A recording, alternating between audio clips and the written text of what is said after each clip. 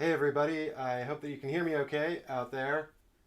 Um, just getting getting some technical issues under control. I'm so sorry I'm late. There was no time zone mix-up, just more fun OBS mix-ups. I'm thinking I might swap over to Streamlabs next time, but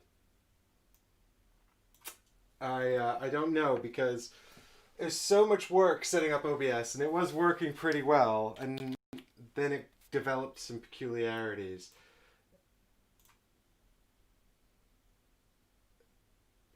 Hey Mark, how you doing? Hey Haggers, how's it going? Thanks so much for joining me, guys. So sorry it's late. Lower mic volume. We can raise the mic volume a little bit.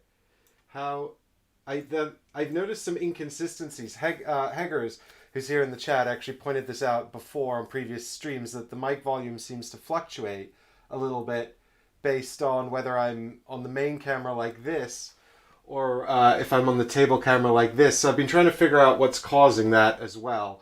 So that's sort of something that I'm working through. The ongoing battle with OBS continues, but I've just raised up the mic volume, so hopefully this is better now. Do let me know. We can continue to adjust. What I don't want is to go into the table camera like I just had, and then it was like so loud. Um, I'm also noticing a small amount of lag on the main camera here as well, which is a bummer. So I'm trying to adjust the audio here. Let me know if it looks relatively synced up to you guys. But I do have the game here, which I'm now setting up. I'm a little late. I do apologize. Oh, I don't need this one yet. But I'm excited to get back into the to get back. Do we have a little Lord of the Rings? Hey, it is here. Oh, good. I was worried that Lord of the Rings might not be here. Sync seems okay. Cool. Cool. Um, here we go. Lord of the Rings. I'm excited. I'm excited for what's happening now. Although I suspect this is going to be a battle mat with the Balrog. If you guys remember where we left off, we just went into Khazad-dûm and we heard drums in the deep or something, and it's all very scary and worrying. So, uh, yeah, Scooter Spade. Scooter Spade says the volume on the main camera is lower than the other camera feeds. This is 100% what I'm experiencing, and I don't know what the cause of it is because all of the views are set up to use the same microphone, which is one that I've got over here. Actually, can you guys see it on camera? You're not supposed to. You can. You can totally see the microphone. Um, usually it's just out of shot, but I was in a hurry today. I think this is the fastest I've ever set up the live streaming setup. So, you know, anyway, the point is that everything should be coming through this microphone, so it should all be equally good. Because there's like when the live stream is set up, there's about 5 microphones plugged into the computer, so I have to be very specific about which ones I want it to use and turn all the other ones off. So it's so peculiar that this could be occurring. It's I'll tell you it's one of those things where because it's all technology, you would imagine that everything would be sort of sensible and consistent and work the same way every time. But the more I work with the live streaming setup and technology and things like that, the more I come to realize that it really is just pure magic, because it's so temperamental and inconsistent, and it shouldn't be. It should be the opposite. So anyway, it's nice to spend a Saturday afternoon heading back out into Middle Earth. I'm excited to see what happens. I'm excited to see what's going to happen to corrupt Gandalf.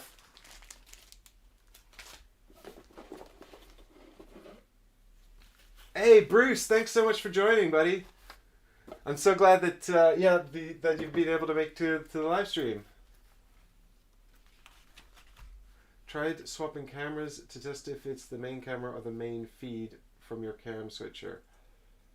Well, the thing is, what I do is I set up these scenes, and each scene has the these different sort of configurations, but it should definitely be. I wonder if it's something to do with these settings. Hold tight, guys. I'm just going to check something on the. It might be something to do with the compressor settings. Hey, did you come for Lord of the Rings and now you're getting live streaming info? Oh, well, guys, this is an exclusive because usually I cut all of this out of the video that winds up on the channel eventually, so you don't normally get to see this. This is pure live streaming exclusive content.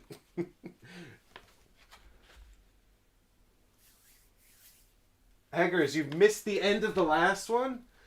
We just encountered this crazy worm thing, monster thing that we'd never seen before, and now and that ran away into the darkness. So that's still out there somewhere. We fought it, but we didn't kill it, and now we've got some Balrog-esque noises coming from the darkness, and we're going on to a battle mat adventure. Bruce, yeah, Australia is certainly the one that's going to be the hardest to sync up, I think, with the live streams.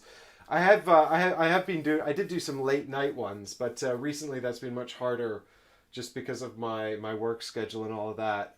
You know, if I could, I'd spend all week streaming. I love doing it.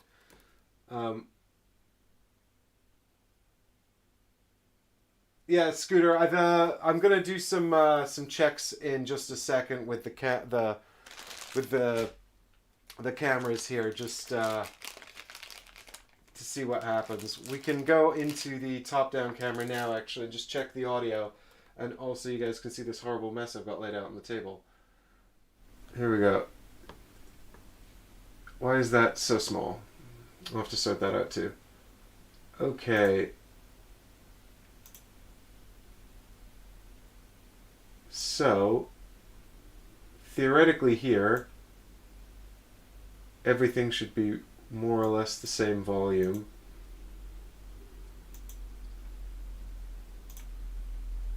Bit louder, but not deafening. So let's just check the filters here, because I wonder if it's this compressor filter I've put on here. It shouldn't change. It hasn't. It doesn't. That's so odd. There's literally, I don't think, any reason why this should be happening, because both scenes only have the same camera setup. It's so peculiar.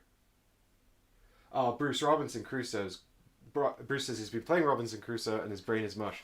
It's good. I really like Robinson Crusoe.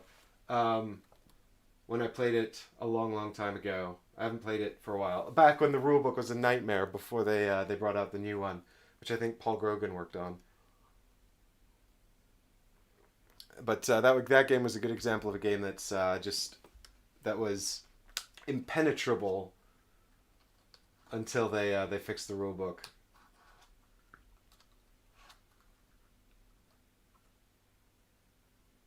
It's like the main camera has, yeah.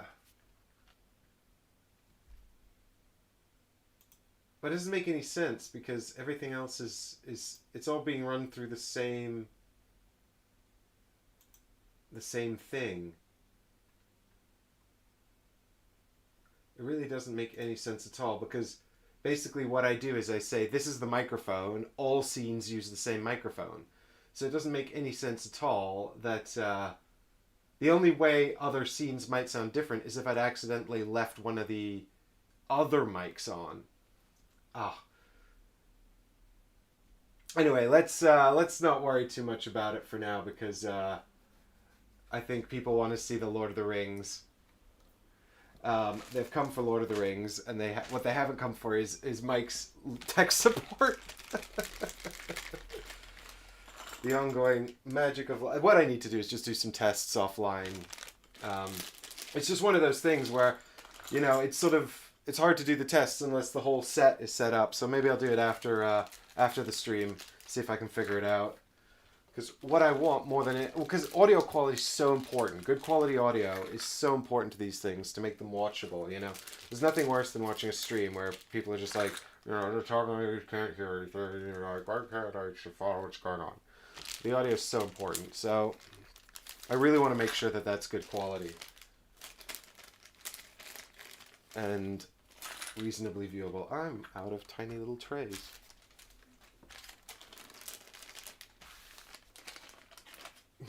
We are here to help. So thanks very much, Scooter Spade.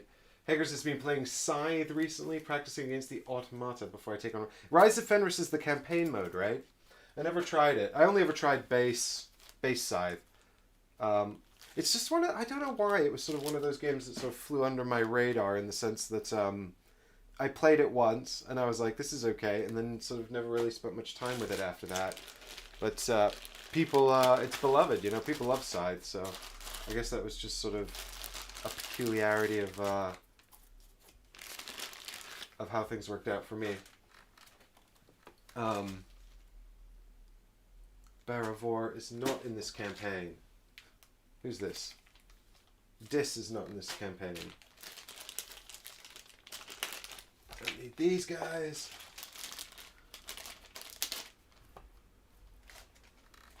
Hey, Scooter Spade. The program that I'm using is OBS, which is Open Broadcast Software. So it's an open live streaming thing. I think it's one of basically two standard live streaming pieces of kit. People use either OBS typically, or they use Streamlabs, which is essentially just another version of OBS.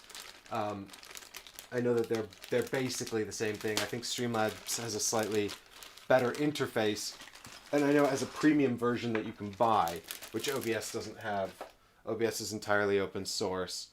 So,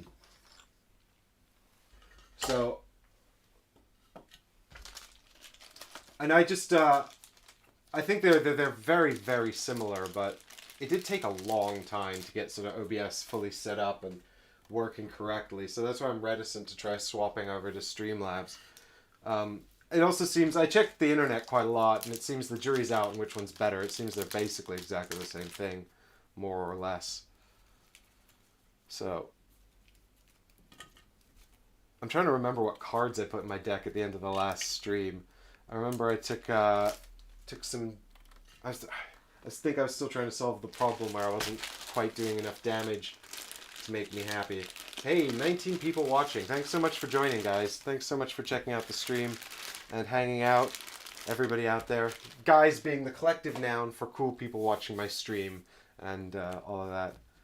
So, thank you so much for joining me on Saturday afternoon and watching me set up Journeys in Middle-earth. Normally I would have done this in advance, but like I said, I was just running a bit late today. So I can only apologize for that. Alright. Mostly here for the banter. The rare occasions when Mike wins. Oi! Oi, hackers! It's probably fair.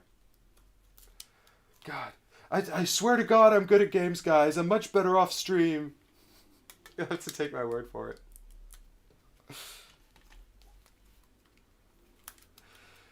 But I would really like to win this campaign, but I don't know if it's going to happen. I'm just not feeling super optimistic.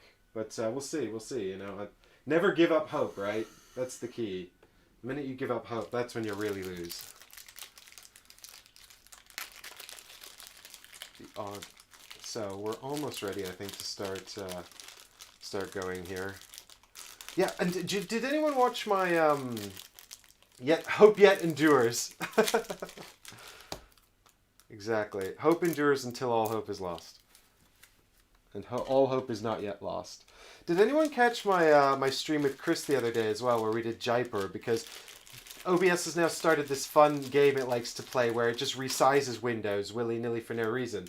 I'm thinking specifically, if you guys take a look at the little Jaime thing here, look at that. That's now just small for no reason. I didn't resize that. I didn't change the size of that. OBS just decided this should be smaller. It's like, geez, thanks OBS. In fact, you guys might lose me for a minute here while I fix this.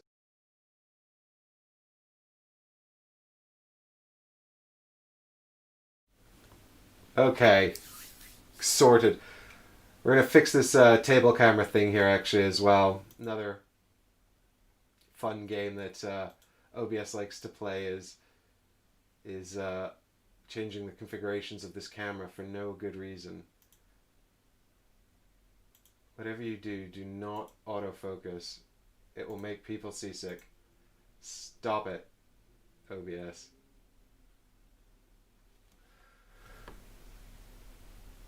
Okay. There we go, look at that. We're almost set up, ready to go. Who's this? Legolas and Arwen. Get out of here, you two. You're not in this story. Right. We don't need these for now. Or these. What's this? Don't need those. Get out of here, cards that I don't need. I will need these because we're about to do a battle map. Pathfinder. We haven't got any of those. Titles. We might need titles. Hopefully we'll unlock some cool new titles. Hunter. Do I have a hunter? I don't have a hunter right now. What I have is Gandalf the... What is Gandalf? I've forgotten now. He's a meddler. That's right. He's a meddler, you guys. Right, so we got Balin. I usually have Balin on this side, don't I? Is the camera weirdly out of focus on this side?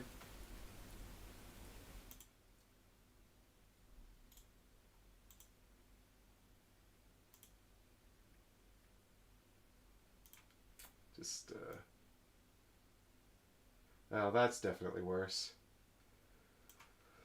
Okay.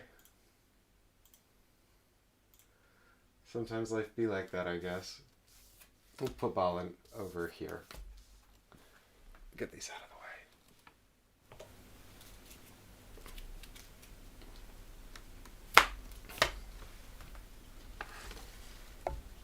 And we're doing a battle mat first, actually, I think. Do I have the battle mat somewhere here? Oh, it's in the other box. Oh. Okay. We're getting there, people. We're getting there.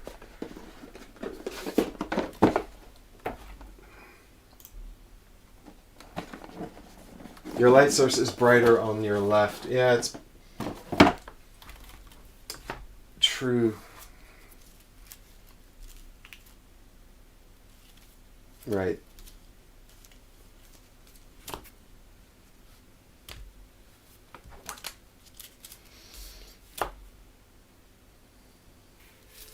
Right, Delver. Might need that later. Equipment. And cards. Meddler. Cards that I don't have. Deck of things for Gandalf. Equipment. Corruption. For evil Gandalf. Uh-oh. Okay, and here we have a battle mat. Alright! We are ready. We are set up. Yeah, it's... Okay, well, okay, give me a minute, guys. I'll see if I can fix this, the light over here, make this a bit brighter.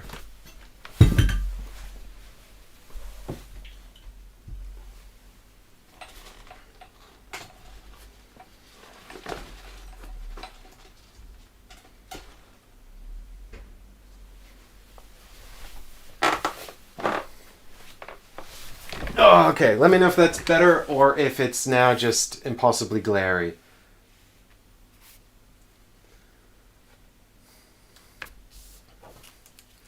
Okay. So, what we're going to do now is come back over here. I'm just going to say, you know, this is where the game starts. We're ready to go back into Jaime. It's episode 3. I think the last time we were playing, we saw some rumors of villains coming out of the deep. So we're going to find out what happens now that we are being chased into Khazad-dûm. Well, we made it into Khazad-dûm last time. We encountered a strange new enemy. And now we're going to... Scooter, chat's just telling me that we're right on time to start, which is, of course, absolutely true. And if you're watching this in the future, you wouldn't know any better, so... But everything's set up. We're ready to go. We've encountered this new enemy, the strange worm creature. So we've got all our heroes set up here, and I think we're pretty much all ready to go. So let's load up the game and see what happens. What do we got here? There we go. So, we're the Beard Bros. That's the one.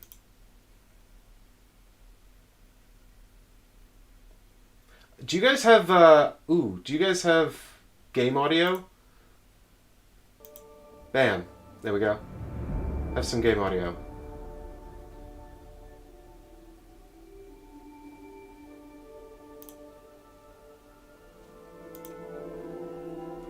Cool. So I think I set everyone up, so I think we're ready to just set off. That's right, isn't it? I still don't have enough lore to upgrade any of my items, which makes me so upset. Everything's still level 1. I'm gonna fight a Balrog with level 1 equipment. This is... we are not changing any roles, so... I think we're just going to embark. Don't forget to prepare your level 1 class ability. Me. I always forget that. Aha! So we are now encountering the worm from before. Ooh, before we get too stuck into this, guys, actually, we've got Gandalf set up here with his thing. I do have this torch, and I'm just wondering whether I should... I'm just wondering whether I should, I'm just wondering whether I should give the torch to Balin or not. You and other heroes in your space ignore darkness. I think Balin's got special Delver abilities, though, doesn't he? So he's probably more impervious to the darkness than Gandalf, so maybe maybe we don't need to worry about that so much. Okay, yes, we will leave the torch on Gandalf. Very good. Everything's set up. With the terrible worm no longer a looming danger, you find yourselves able to better examine the large treasure chamber, replete with shining metals and curious artifacts. Oh yeah, cool. Just give me loads of loot, yeah? Hey Stacy, I wonder if I will get to use the torch this time. Gandalf was like too scared of the darkness in the last one, but he's not as crazy as he was in the last game, so hopefully things will work out okay. Search the wound deck and return entangled to the box. It will not be used during this quest. Okie dokie. That's fine. More than happy to take out wounds. Entangled. There we go. I assume that there's only one.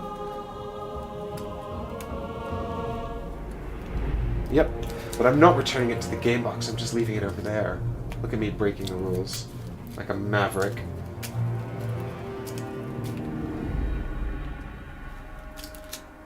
Okay. 2 central columns tower in the middle of the room, holding up the ceiling high above you. Uh-oh, don't knock those over. Place the following terrain. Ah, the walls represent these massive columns. Oh, we're going to run around the columns. Okie dokie. Small Jaime there as well. Give me some terrain. Not rivers, walls.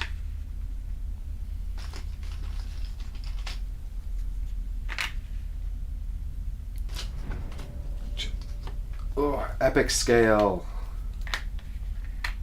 It's just like that scene in Lord of the Rings where they flee Balin's tomb and come out into that giant hall where goblins are crawling all up and down the walls. It's going to be just like that. You listen for the sound of anything else coming to attack you, but Khazad-dûm lies silent.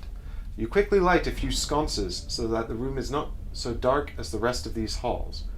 One of the support columns casts its shadow upon you in the flickering light. Place the heroes in the indicated space, which we can do. Bam. Each hero scout string gains 1 inspiration. Cool. Cool, cool, cool. I like how this has started off with me gaining inspiration. Balin, where is your Delver one? There we go. Intrepid. After you gain inspiration, you may discard this to gain an additional inspiration. Scout 1. Well, Stacy, it seems I've lit a bunch of sconces, so now I don't even need my torch.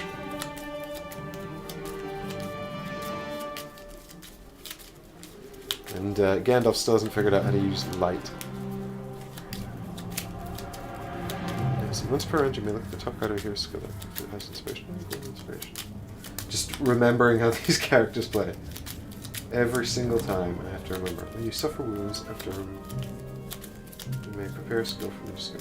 That's right. Balin would actually, I think, do really well with... Oh, Balin, I spoiled it. I spoiled Lord of the Rings for you. But Balin would actually do really well, I think, with the Guardian class. Hager says it's all downhill from here. Stacey, I suspect maybe the sconces will go out. It's entirely reasonable to assume something like that will happen. Let's see if component chem is working okay today. 1, 2, 3. Here we go. Scout and 3 for Balin. We've got... Oh, I seem to have turned it off, and it was on. There we go. So what have we got here?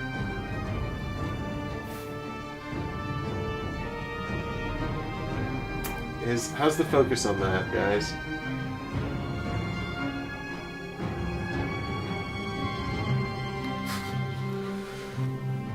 So we've got Raven Companion, which I remember is all about testing wit, making wit better. Misty Mountain, when you scout, you may reveal 1 fewer card to gain an inspiration. I do like that. And Kinship, which is largely not all that useful to me at the moment, because Gandalf is not a dwarf. Little blurry. Yeah, that's what I was thinking. Alright, hang tight, guys, because this might crash the whole stream. Last time I tried to fix this, it crashed the whole stream. But bear with me.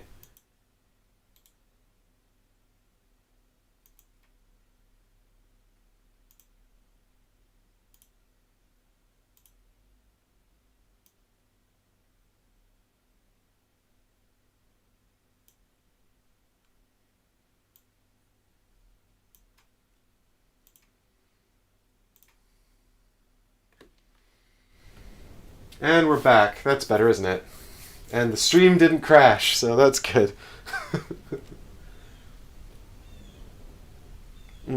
So I think we should probably do Misty Mountains cold because because inspiration is good. That's come on, brain. Jeez, it's Saturday afternoon. Usually I'm not this bad till Sunday. But this one will help us get some inspiration. Although Raven Companion has rest 1 on it, which is really good if... I say really good, I mean it's just the only healing I have, really. But inspiration is more important, so we're doing that. Oh, and then we can put these 2 on the bottom, because they're useless. Bye! Inspiration! Hager's rightly telling me off for jinxing the technological issues on stream.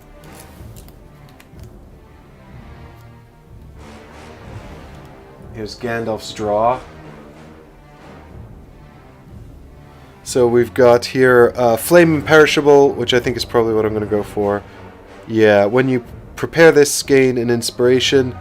When you test, you may discard this to use it as an inspiration. Yeah, I mean, that's also just... Flame Imperishable is just really good because... That was working, wasn't it? Yeah. So Flame Imperishable is just really good because it's useless otherwise. Oh, Uncanny is really good, though.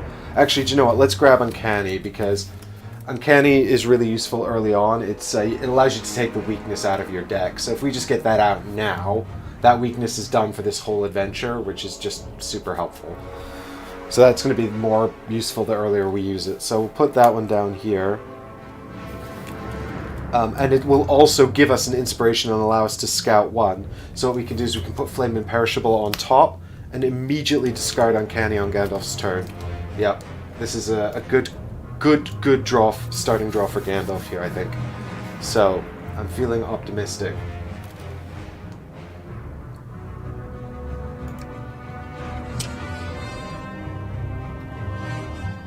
Your grip tightens upon the crown of shadows, the object of your search, though heaps of treasure throughout the room may hold other items of value. Let's put out some search tokens and go. Hey, we're just... Can this adventure just be me finding treasure and having a good time? Do you think that's possible?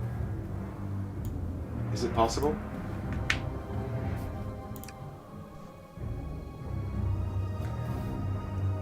A terrible sound comes through the door of the treasure chamber. Turning, you see billowing smoke like claws gripping the edge of the portal. Fire comes next, casting long and ominous shadows through the room. The smoldering flame rises to its full height, and in the smoke and shadow you can discern shapes like wings and horns and glowing, hateful eyes. Durin's Bane, mutters Balin. Place 1 Balrog, as indicated. Ow. Objective updated. Defeat the Balrog. Oh, God, gosh, it couldn't be fun, could it? It couldn't be nice and simple and just pleasant, nice time. There's always got to be something. There's always got to be something. So, in case you're curious, there he is. This is a big scary Balrog coming to get me. And now I have to defeat him. And I'm not even on a bridge, so there's not even any holes I can push him into. Oh no.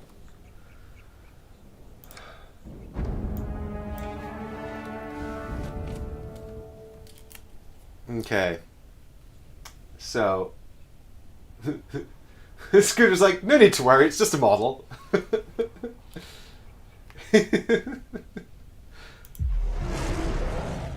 Okay, he's got 18 hit points and 2 magicka. He's Durin's Bane. What does this mean?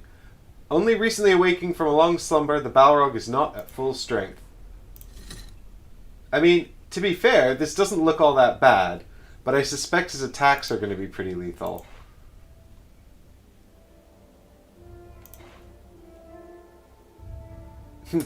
Oh, he's a sleepy Balrog! Oh, he has a banner. He gets a little elite banner here as well. So here's our setup here. So, let's have a look and see what this treasure is. Although probably should just fight the Balrog, because that's the objective and everything. But we got a little token over here. It says, treasures heaped around the room, concealing relics both old and valuable, and as an action we can search it. Is this all the same? It's all the same. Oh, I don't know what to do. I don't know if I should, like, just focus on killing the Balrog, or go get these treasures. I'm also concerned that immediately we've got 4 up here on the threat track, which means something bad is going to happen at the end of the first shadow phase.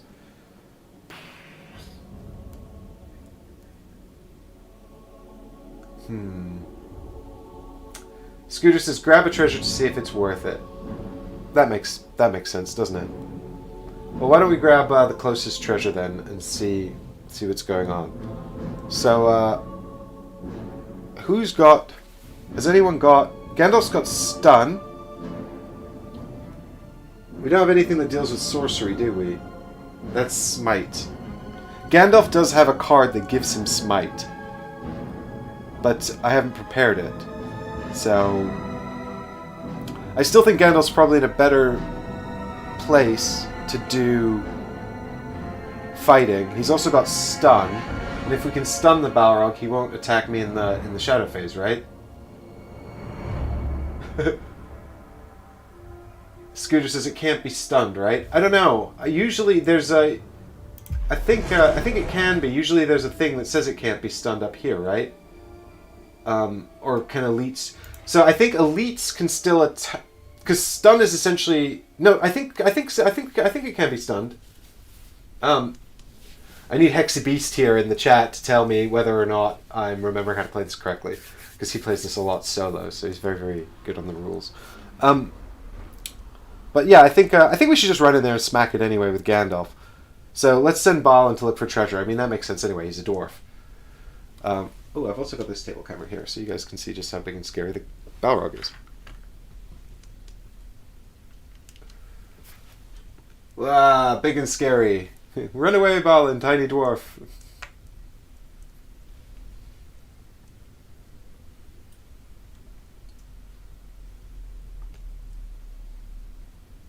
Okie dokie. So, Balin moves into here, and we're going to check out this this treasure token over here. Search! You dig through the pile of treasure, haphazardly tossed into a heap of gold, small gems, and curios. Most of the items are too ungainly to carry with you further, but you find a quaint wooden box with the seal of the Broadbeam clan of the Blue Mountains upon it. It should be useful for protecting valuables, and you slip it into your pack. 2 lore. I mean, that's not terribly unuseful. I'm going to go out into a limb here and suggest that one of these tokens actually has something like an item in it, and the rest are... Oh, was stung grayed out in the Balrog. Yep, there we go. Good. The game is telling me that I cannot do it.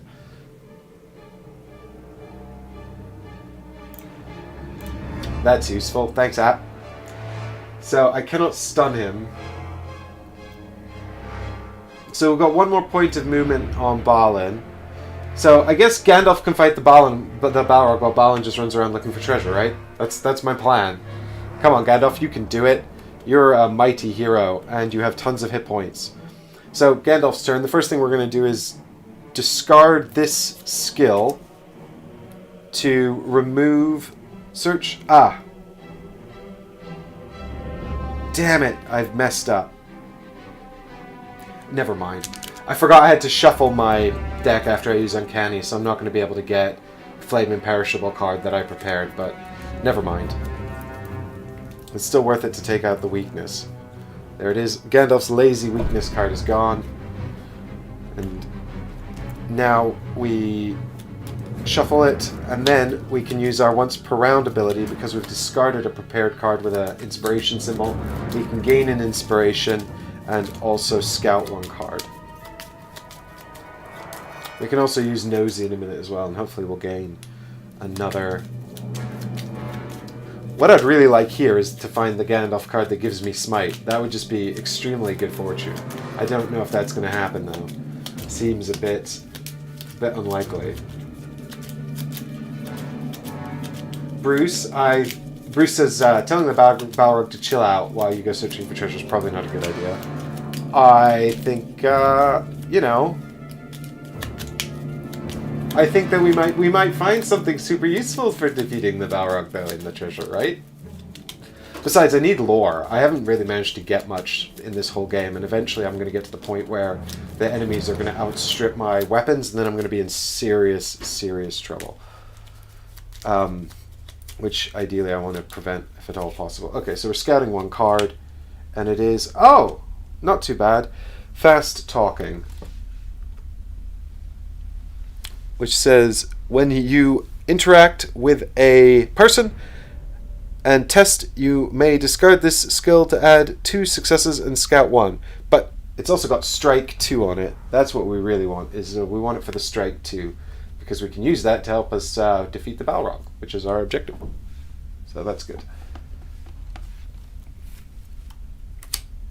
So we can prepare that, and that is useful to do. Okie dokie. And now we can use Nosy.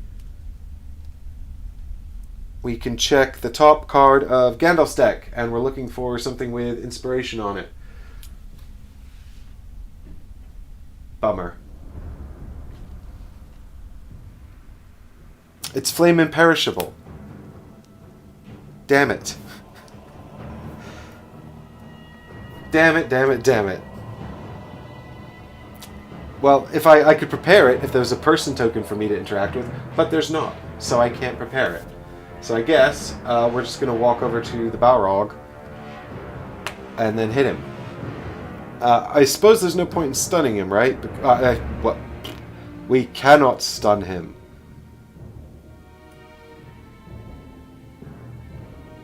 So I guess all we can do is try to smack him really hard in the face. So, let's do a... I really don't like the sword because... And I know I've got a failure right on top as well.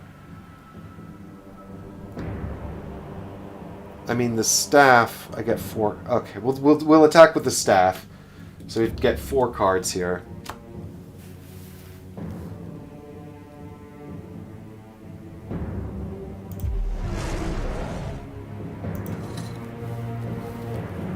And I know one of these is no good. Bam, what do we got? Nothing but inspiration symbols. If only I had that thing. Is it worth giving up all my inspiration to try and do a paltry number of hits? I don't think so, guys. I think it's actually worth just letting this one go. Balrog's going to attack me back, though, which is a real bummer.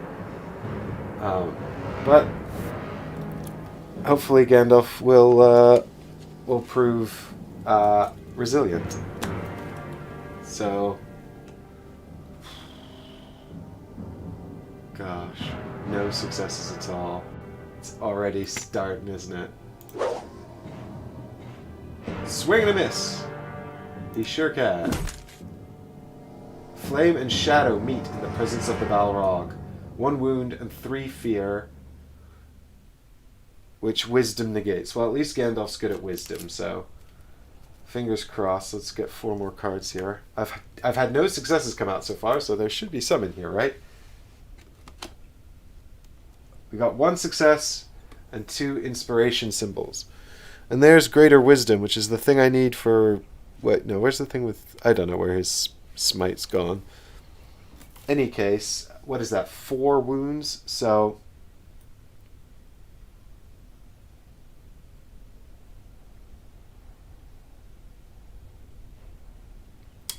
I guess when I... Well, I guess I'll just spend all my inspiration to prevent everything but the wound. I think I'll probably take the wound because the fear I took last time sucked. And also the Balrog seems to do a lot of fear. So I want to avoid that if at all possible. So, yeah. We're going to spend both inspirations. So, they're done. And we're going to take 1 wound card here. Which is this one. Feeble! Suffer 1 face down fear, then flip this card face down. Well, that could be worse, I suppose. At least they're face down. Okay. And now something even worse is going to happen as we head into the Shadow Phase.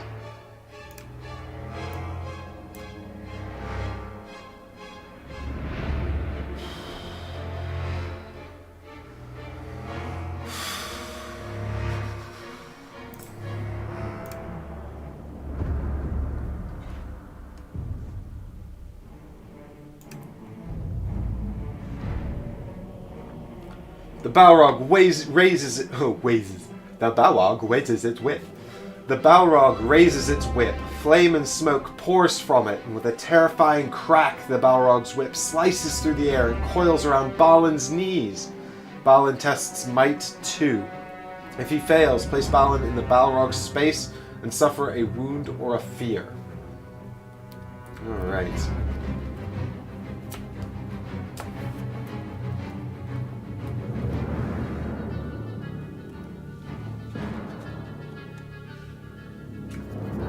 Well, at least I have 1 inspiration, so I shall spend Balin's 1 inspiration here to pass that. Oh, it's agility. Well, that's fine. It's still these 2 off the top, so we're okay.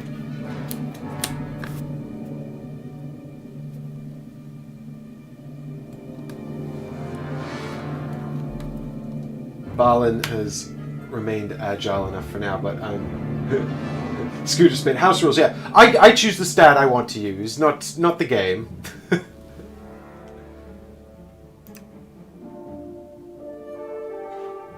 Okay, so basically this is just... So he didn't attack because he'd already attacked Gandalf, right? Yeah. That's right. I remember how this game works.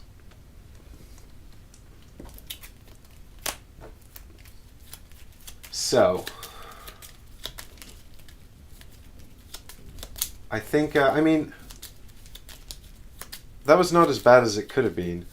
But I don't like this idea of Gandalf getting smacked twice by the Balrog every round. But I don't really know what else he can do with his turns anyway. Other than just... Elite enemies suck, man. Just give me the easy to kill ones. Couldn't it have been goblins?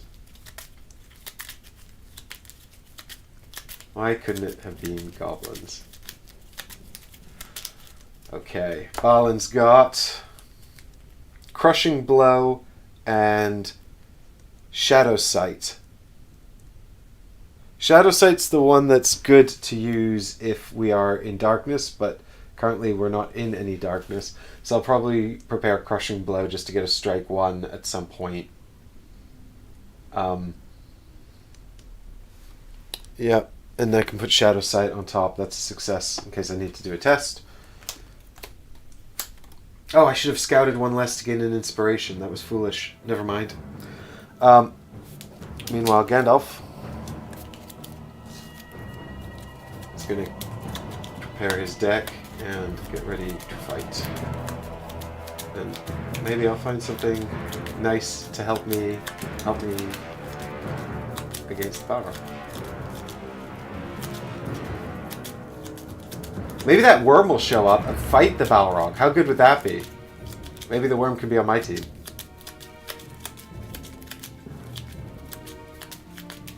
I would love that. Friendly attack worm helping me out. Alright, Gandalf, what do we got here?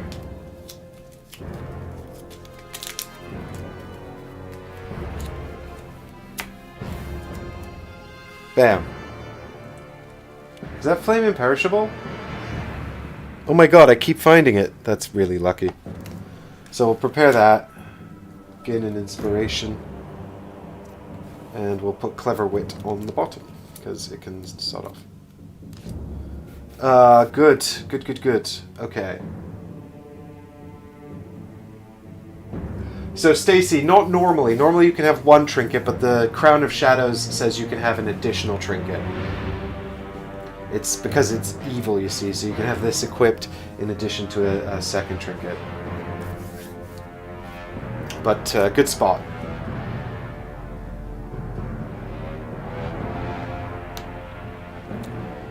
Well, Scooter, so the reason I didn't put Clever Wit on top of Gandalf's deck to trigger his nosy ability is because I'm thinking that I'm about to do a combat check, and what I mean, I suppose if I did that, I would generate an automatic success. But... yeah, okay, fine, you're right, I'll do it. I had a logical reason for not doing it, but you made me think about it, and I realized it's not all that logical. Okay, so, let's start with Balin, though. I want to find some more treasure, please. So we're going to go into here and check out what this token is.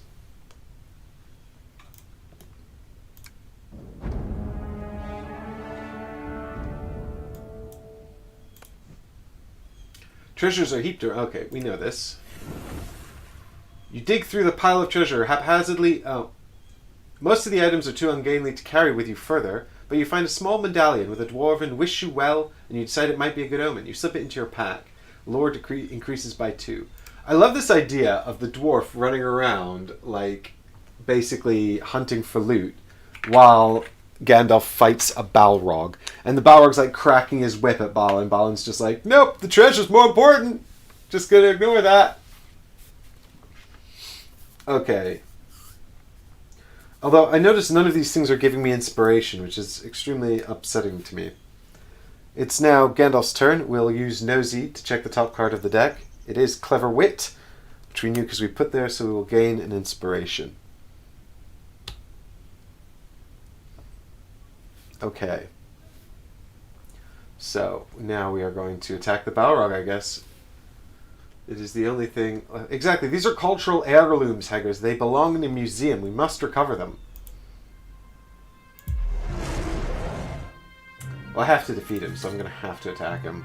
Ugh, I really am not feeling super confident about this. Do I use the sword?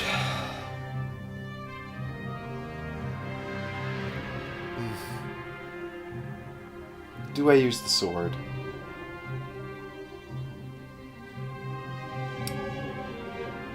The thing about the sword is that it's might based, and one success is 2 hits, which is the same as the walking stick.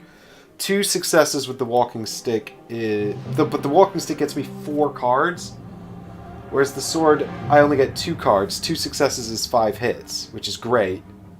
2 successes on the walking stick is still only 2 hits. I'd need 3 successes with the walking stick.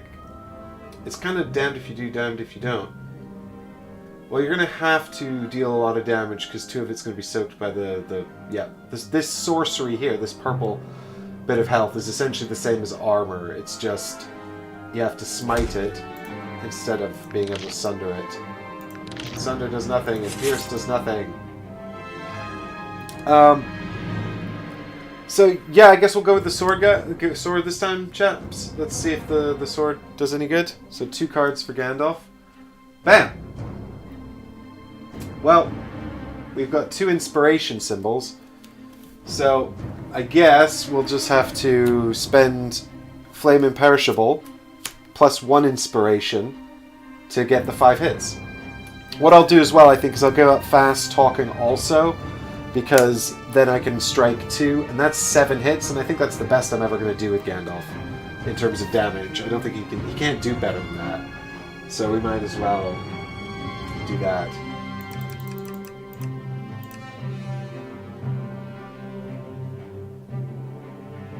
Yep.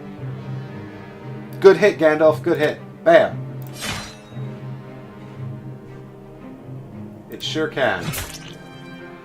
Okay, what are we on here? Wisdom negates again. Well, at least Gandalf's... I mean, both of my characters are quite wise, but Gandalf's very wise. Which is obviously why he's attacking a Balrog in close combat. Alright, I see 2 successes, which I like. So I think I'm going to give up my last inspiration here. There is another success there. My last inspiration here. Or I could use the Crown of Shadows to ignore all the damage. No, I think we'll save... I think I'd rather put damage on him. So we'll spend my final inspiration. And that gives us 3. So we'll ignore the fear again and take a wound. Because he does more fear. And the wound is... Uh-oh. Sudden sickness. Discard all of your inspiration, then discard this card. Ha! Joke's on you, game. I don't have any inspiration. Otherwise, that might suck.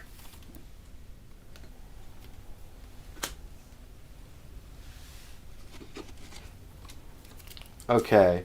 So Gandalf's still got an action. He's not looking particularly good. But what I could do is...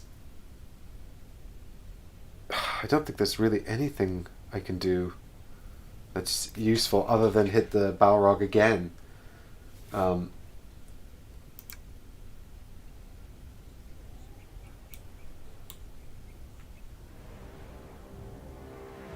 Yeah. I mean, I'm going to take a ton of damage because I don't have anything to protect me other than the Crown of Shadows. There's no way I'm going to get another 5 hits with the sword, so it'd probably have to be walking stick. I don't know how many more successes I have. I don't think... this is really bad. But I guess I just have to do it, right? I just have to hit the Balrog again. So, let's do it. I'll hit it with the walking stick this time, because I don't have any inspiration, so I'm just feeling like an attack with the sword is probably not going to do much. Whereas if I get really lucky with the successes in the 4 cards, I might... but 3 successes?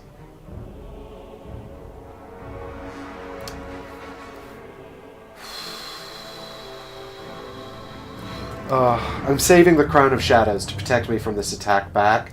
I'm hoping that maybe Balin can come in after... next... I don't know. Let's, I mean, I'm not going to... At least he's not going to attack again in the Shadow phase, which is good. And because the threat meter's up on 12, we're not going to get anything too bad happening. So, okay, we'll do the sword. Yes, sword. Bam. No successes. I knew it'd be a waste. I don't know why I bothered. But, well, it's, I guess because it's... What else am I going to do? Well, Scooter Spade, the problem with the fact that there's still one more treasure. Balin's got to get the treasure, man.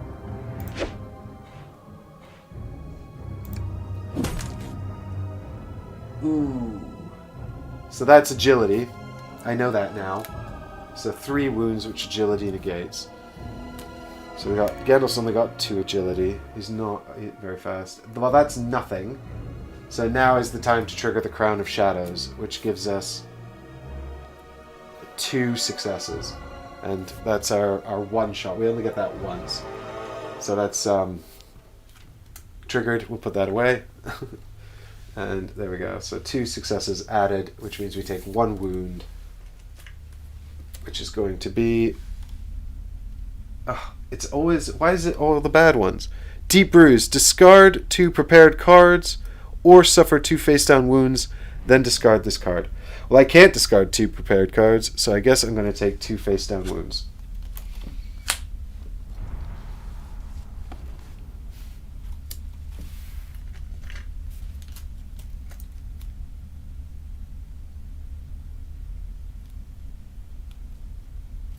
Oh, I see what you're saying, Scooter. The thing is, if I'd moved away, I suppose that... Well, yeah, but Balin's not going to have the actions to check the treasure and hit the Balrog if the Balrog's in that space. And actually, I can't check the treasure if the Balrog's in that space, because if you use a token in a space with an enemy, they get an attack of opportunity. Gandalf's taken 3 wounds, which isn't great, but I'm sure it'll be fine. Yeah, Scooter, but I believe that exhaustion on elite enemies only prevents them from attacking in the shadow phase. I don't think it prevents attacks of... counterattacks like that, or attacks of opportunity. I might be wrong about the latter, though. I'll have to check that in the rules. But I've made my bed now, so that's resolved. And it's time for the shadow phase. But I appreciate chat, your Scooter and chat. I appreciate your input and thoughts, because, you know, maybe we can crowdsource a success out of this. Okay, rally phase. Scout 2. So, let's have a look and see what we've got going on here. I want Gandalf to get some good stuff here, guys. We really need some inspiration. Gandalf's a bit rubbish without his inspiration, and he should have plenty of means of getting it.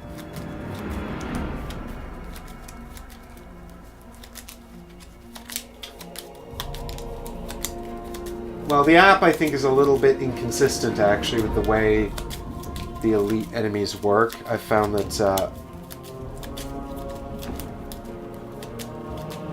to be the case. What I can do is just quickly check in the rule book, which I have to hand, I think.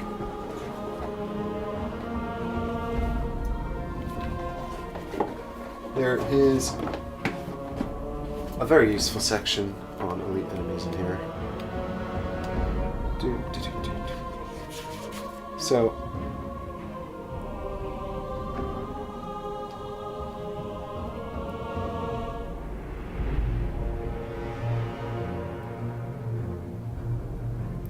it seems not to be the case. It says here, elite enemy groups can counterattack heroes even if they're exhausted. But it doesn't say that they can... It doesn't say that they can do the... What is it called? And it's not an attack of opportunity, is it? It's called a something else. I'll just check here on the app real quick.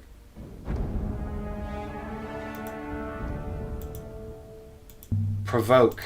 Thank you, Scooter. That's right. Provoke. I'll just double check under provoke to make sure it doesn't say something like enemies can always be provoked. Provoking enemies.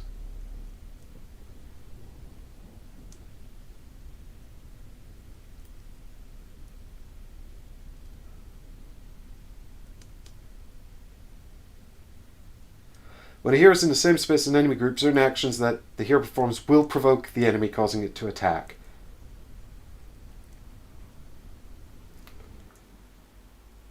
It doesn't say here that exhausted enemies can't be provoked. But we'll just check under exhaustion as well, just to be sure.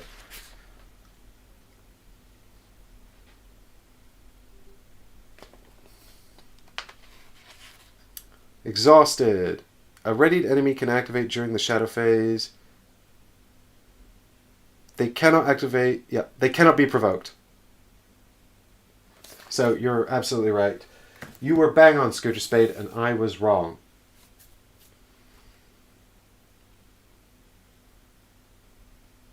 So I think, yeah, we'll try that plan this time. What we'll do is we'll get Balin to check the treasure, and then Gandalf can hit the Balrog and move in with Balin. Hopefully the Balrog will follow us in there. Although he won't activate, actually. Wait a minute. If he's exhausted, he won't activate anyway.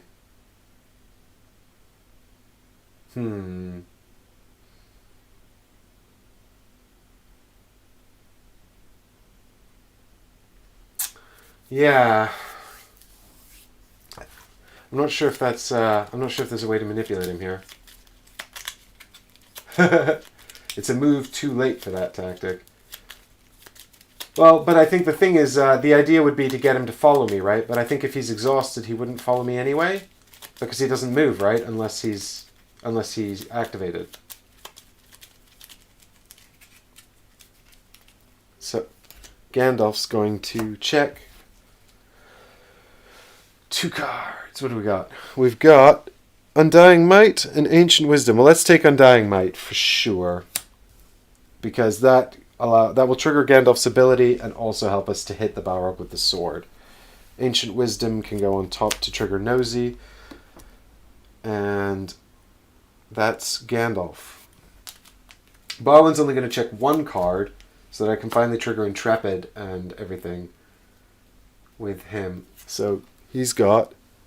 What's this? Shadow Sight. Well, it's got Sprint 1 on it. And it says, when you're in darkness, do something useful. But we're not in darkness, so I think I'll put this success on the top of my deck. Maybe I should prepare it for Sprint 1. Do I really need Sprint 1? Do I really want to take a success out of my deck? I don't think so.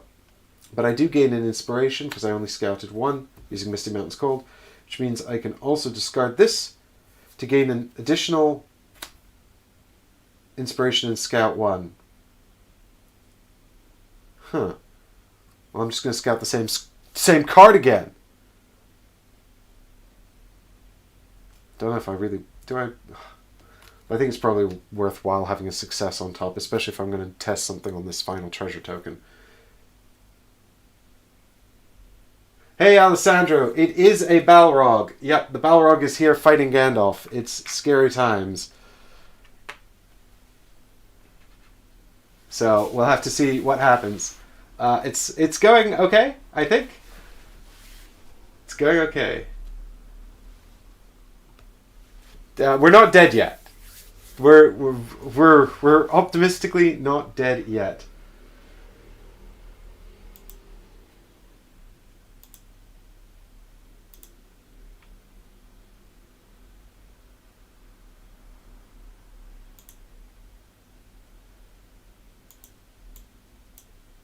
Is it just me, or did the music from the app turn off?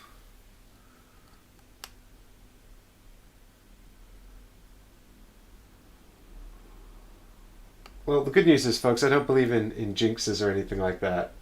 So I think we're going to be okay.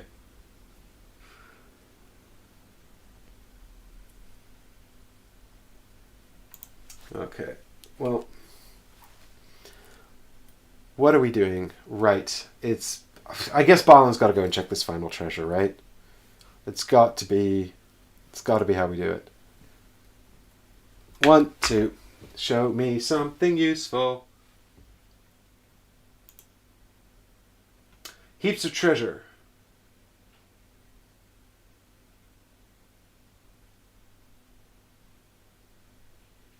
Yeah, Stacey, it might be a good idea actually to do that. So we could scout the success from earlier and then we can prepare it. I'll do that before I check this because let's just hope that there's no test in here that we have to do. You dig through the treasure, moving aside many coins. You did not come here to take... You dig through the pile of treasure, moving aside many coins too heavy to be worth carrying with you, considering their relative value. You did not come here to take riches back with you. Your hand falls on the cover of an aged book, and flipping through the pages, you find that it may hold useful knowledge. You have gained tome! You or a nearby hero may immediately equip it. Yes, 1 tome, please. I knew there'd be an item in here somewhere. I knew it.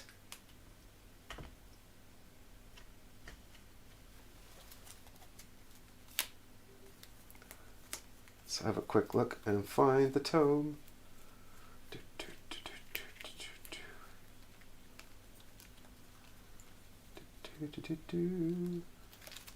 It's not in this stack of things.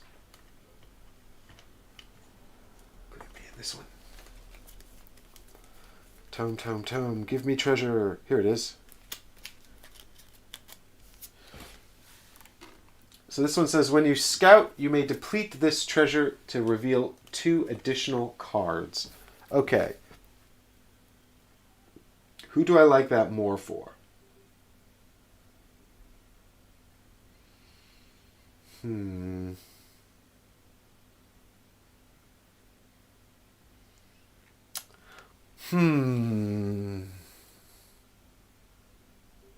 think I want that on Gandalf, and I'll tell you why, because I'm pretty sure he has a card that gives him Smite, and I'd like to find it to help me defeat the Balrog. So I'll give it to Gandalf for now, but we can always change that up later. I mean, he's already got too many trinkets, greedy bugger.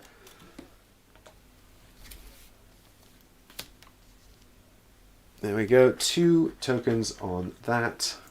Good work, Balin. So Balin will give up Shadow Sight here to move into the space with the Balrog. Rah! Now it's everybody fighting the Balrog. We found all the treasure, and now all we have to do is defeat the Balrog. It'll be easy. I'm confident.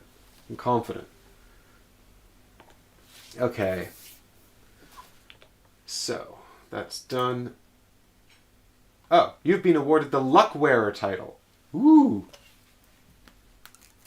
A nice surprise. What is Luck Wearer? Here it is. After you deplete a trinket, you may remove this skill from the adventure to gain a boon of your choice, and then play a depletion token on that trinket. Aha! So I guess I should really decide who should have this title. Well, probably Gandalf, right? Because he's got the Crown of Shadows, and whoever has the Crown of Shadows, like, that's really powerful. So a couple of uses out of that would be really, really good. Gandalf's going to become so corrupt, people. It's really bad. What is it? Is it if it's when he would take a 4th corruption token, I lose the adventure? I have to make sure that doesn't happen, I think. But let's go ahead and give that to Gandalf. You've been awarded the Treasure Seeker title. Another time. This has never happened before in my whole life. Treasure Seeker. I hope it's useful. At the start of your turn, you may remove this skill from the adventure to place your hero in a space with a search token and interact with it without provoking attacks. Oh, that's interesting.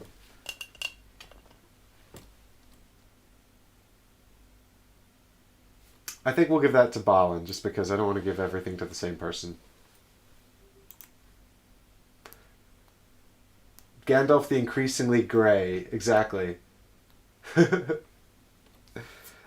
it say I could immediately prepare the titles? I think it said, did it say that, or am I making that up? Here's the Treasure Seeker title, by the way, if you want to take a look at it. Doesn't it usually say you can immediately prepare them? Did I make that up?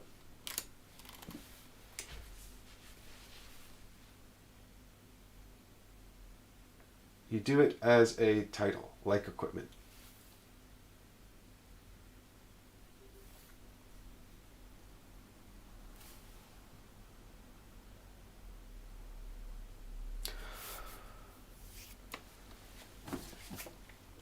It didn't say. Or I didn't read it properly. As usual, I got too excited about having all these lovely new cards, and then I didn't read it properly.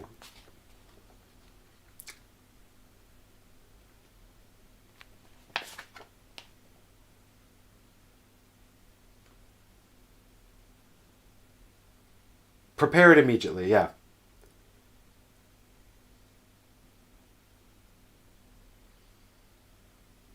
Yep. When you gain a title, you immediately prepare it. So Gandalf will immediately prepare Luckwearer, and we can immediately prepare Treasure Seeker onto Balin there. So that's good. We've got some good stuff there. And Gandalf can gain a boon, which is good because we have to hit the Balrog now. Okay. So Gandalf's turn. Time to hit the Balrog. I guess we attack with the...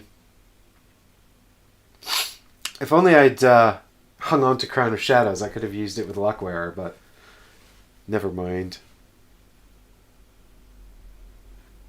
We've got to hit the Balrog with our sword, I suppose. That's all we can do. Still no music, huh? No dramatic... That should... Where's the sound?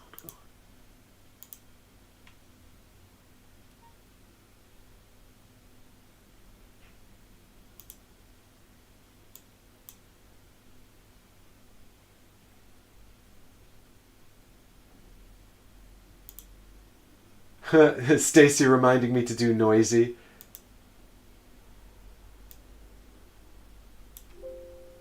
Thanks, Stacy. Much appreciated. Okay. I think is it my headset that's gone? I don't know what's happened or where the music's gone, but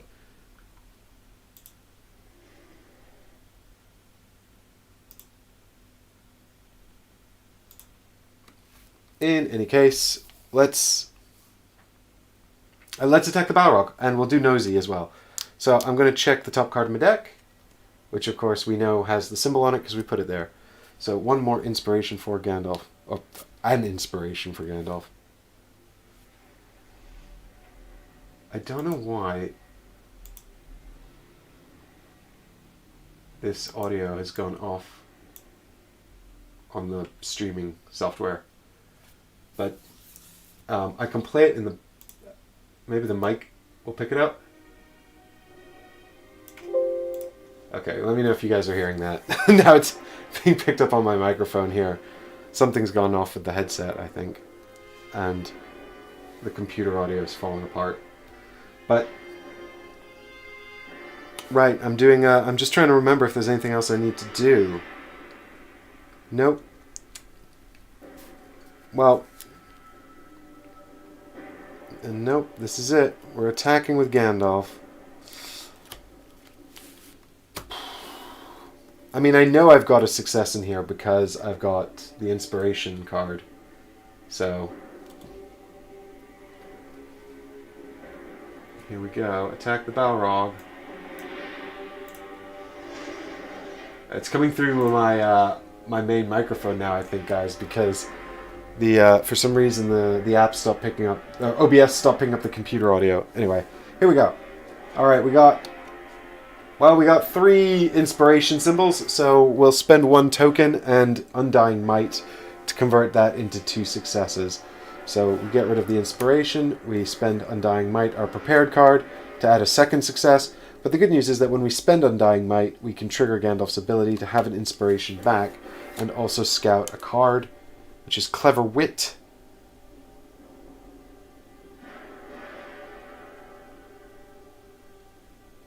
Which I guess we will put on the bottom because I'd like to find more successes. And then we can do 5 damage to the Balrog, which is, something.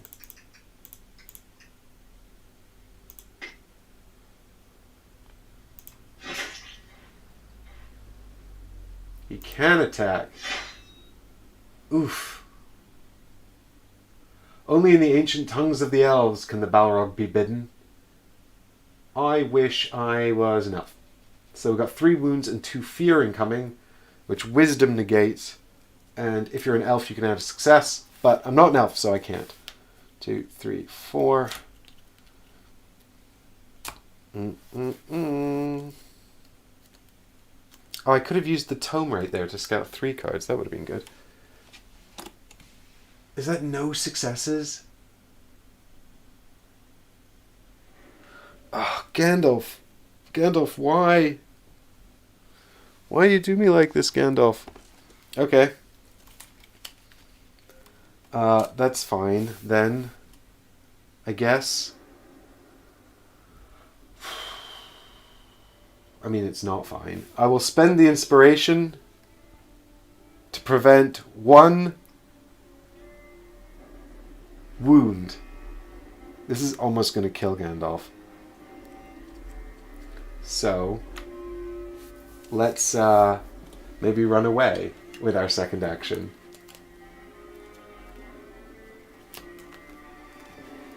A last stand. The only time I've done a last stand,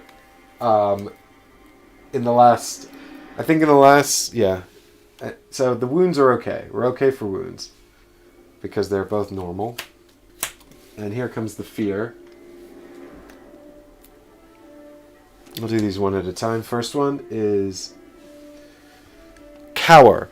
Keep this card face up. When you are attacked, reveal 1 fewer card.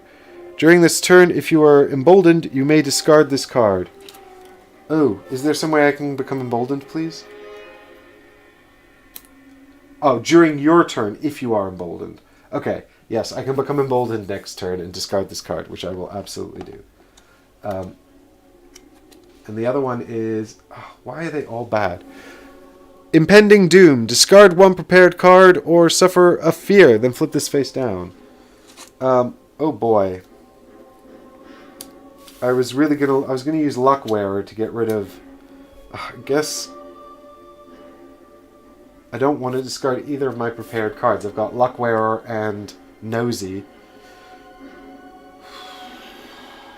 I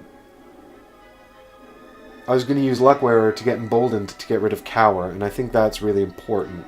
So I guess I have to get rid of Nosy, even though it's really good. But Cower is going to reduce my defense on all future attacks by 1 card. So I guess I get rid of Nosy. I don't think I can afford to do another attack. Oh, I could keep both of them and suffer 1 fear. But there's a risk that it gives me another wound and kills me. But then I'll do the impending... I don't want to risk it. The thing is, Scooter says there's a chance I'll get some successes on my next draw, which is possible. But the thing is, I'm 1 hit point away from dying, so... I wonder if maybe I shouldn't just run away and let Balin, who's on full hit points, deal with the Balrog. I mean, the Balrog might still attack me anyway. We're going to get some kind of bad event coming in the next Shadow phase. But he might not attack me.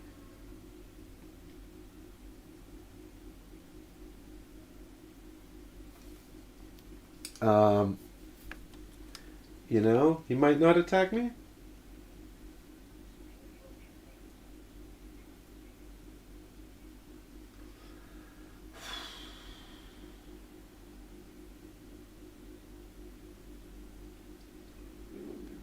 Yeah, Scooter, so what's going to happen, guys, is if Gandalf takes 1 more damage, I'll go into what's called a last stand, where I'll have to do a test. If I pass the test, all the damage will go away, and Gandalf will be marked as having done one last stand. If I don't pass the test, then I fail this particular situation. It just feels like a big risk. Every time I've done a last stand in the past, or almost, I think I have actually done one on stream that I passed, but I've also done them willy-nilly and failed, which is a real shame. So I want to try and avoid that if I can, I think. So the thing is, if I do, I don't know where my successes are, but if I do an attack and I get all my successes, then I'm going to get hit back and killed for sure. I mean, presumably I could block all the wounds out, but I'm going to get one less card because of Cower. I think Gandalf might just take a breather. He's going to go 1-2 over to here and just take a breather for the time being. Maybe we can use Tomb to get some find a rest card. Balin can fight the Balrog for a little while. It's his turn anyway.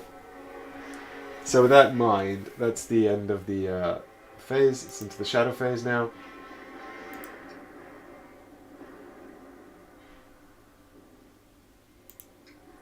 Here comes the Balrog attack.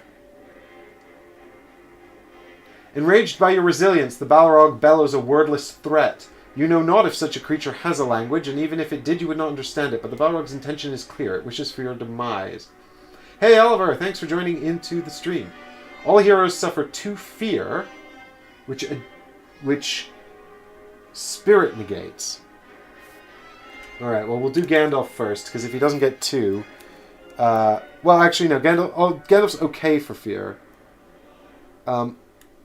It's cowers when you attack. Oh, I thought it was when you are attacked. Well, that's fine. We need to get rid of Cower, or else Gandalf's never going to hit anything ever again, because his attacks are already rubbish. So here we go. This is Gandalf's Spirit defense against the Balrog. There are the successes.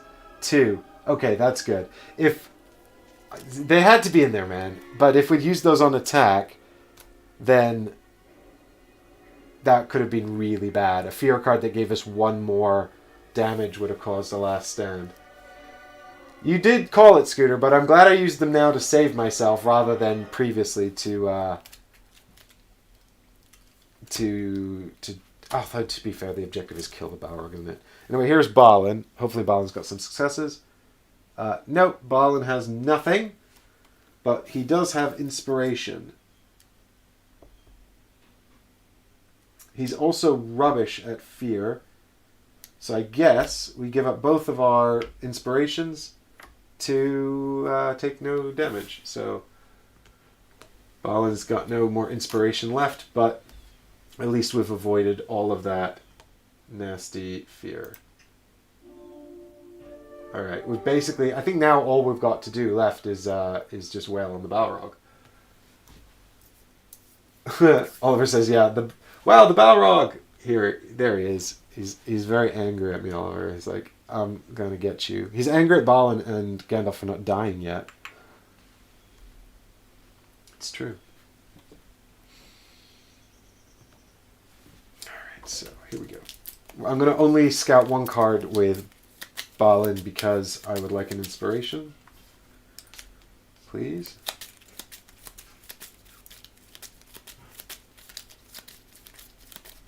That would have been quite a good combo with Tome, but I'm glad that Gandalf's got it. I'm going to use Luckwearer now to combo to get emboldened, get rid of Cower, and then I guess Gandalf can come back into the fight once he's emboldened. Hopefully he won't die. But I really need to hope that with Tome I can prepare a card with Rest on it, so I can get rid of a couple of these, and then I'm going to be able to take 1 more hit maybe.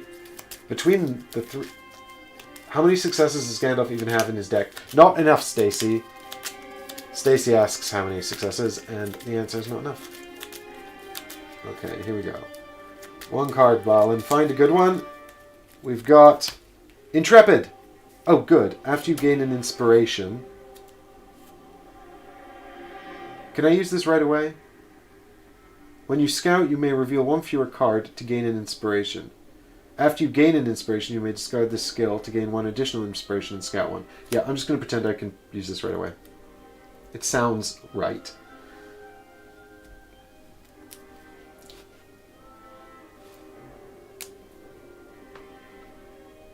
agility.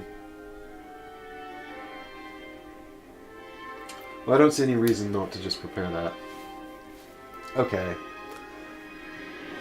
Gandalf.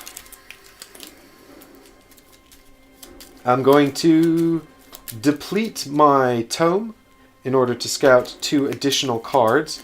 And then I'm going to use Luck Wearer, discard that, to return the token and gain Emboldened as a boon, which means I lose Cower, which is good.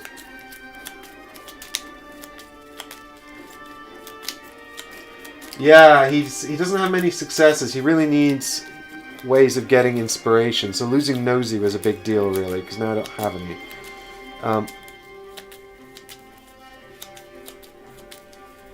Okay, so I can reveal 4 cards here with Gandalf. So we're looking for something with rest on it, ideally. 1, 2, 3, 4. Well, we've got Dazzling Flash, which when we prepare it, will allow us to add Smite to our attack. So, that's good.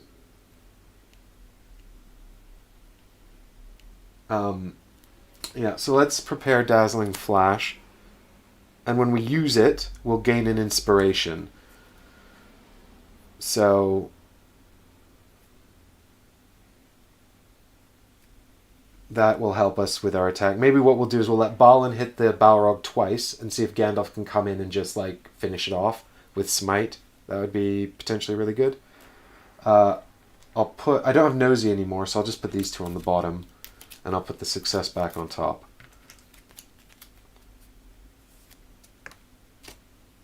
And we can also trigger the tome with Gandalf's ability, and hopefully we'll get some good stuff going that way. Yeah, Elena would probably be a good combo with Gandalf, but I chose Gandalf, and Twitter chose Balin, and by Twitter I mean Evil Ed, because he was the only one that responded to my Twitter. So we basically just picked characters we liked instead of characters that would work well together. But I like a challenge, so this is fine. All right, Balin's going first, and we're smacking the Balrog. That's all we got left to do.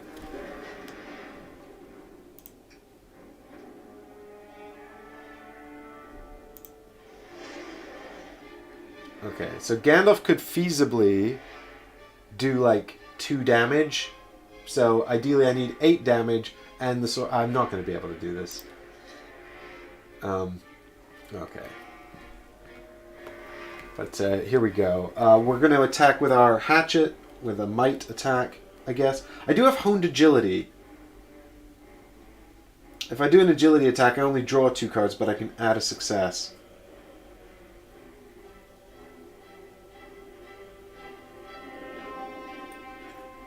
I've got all these cool things to add Sunder, which is completely useless. Yeah, okay, let's do actually an agility attack.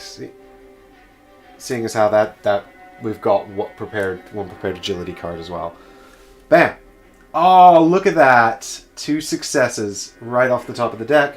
Add 1 more with the prepared agility card for 3 successes, which is 5 hits. Good hit, Balin. Oh, and we can add strike 1 with crushing blow, so we might as well do that.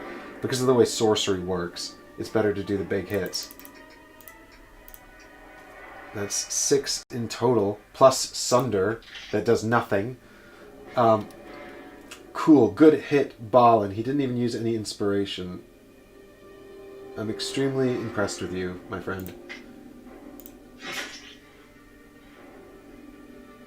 It sure can. Ugh. After this attack, suffer 1 additional wound. So might is 3.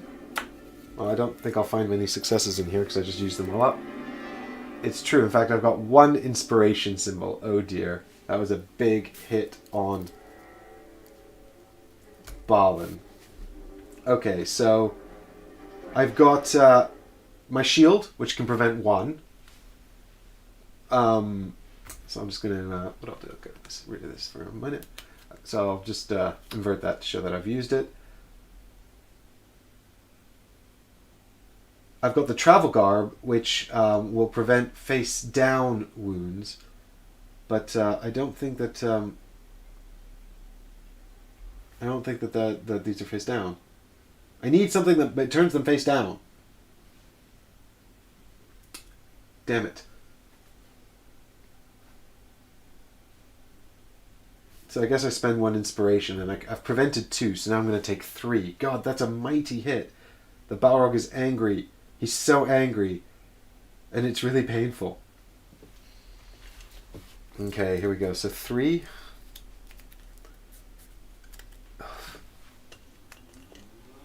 Oh, God. Alright, first one is... Exhaustion. Keep this card face up in front of you. When you scout during the rally phase, you cannot place cards back on top of your deck. Okay, that sucks. Laceration. Flip 1 wound face up, then flip this card face down. Well, I don't have any to flip face up, so at least there's that.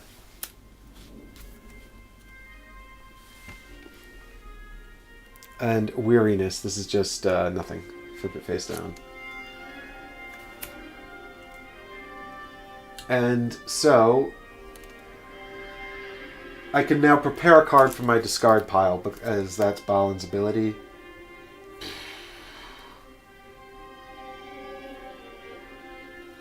I'm tempted to prepare Honed Agility again, just to see if I can get... I mean, the thing is, it's so upsetting because I have so little big hits. Like, if I don't get 3 hits with the hatchet, then I won't do...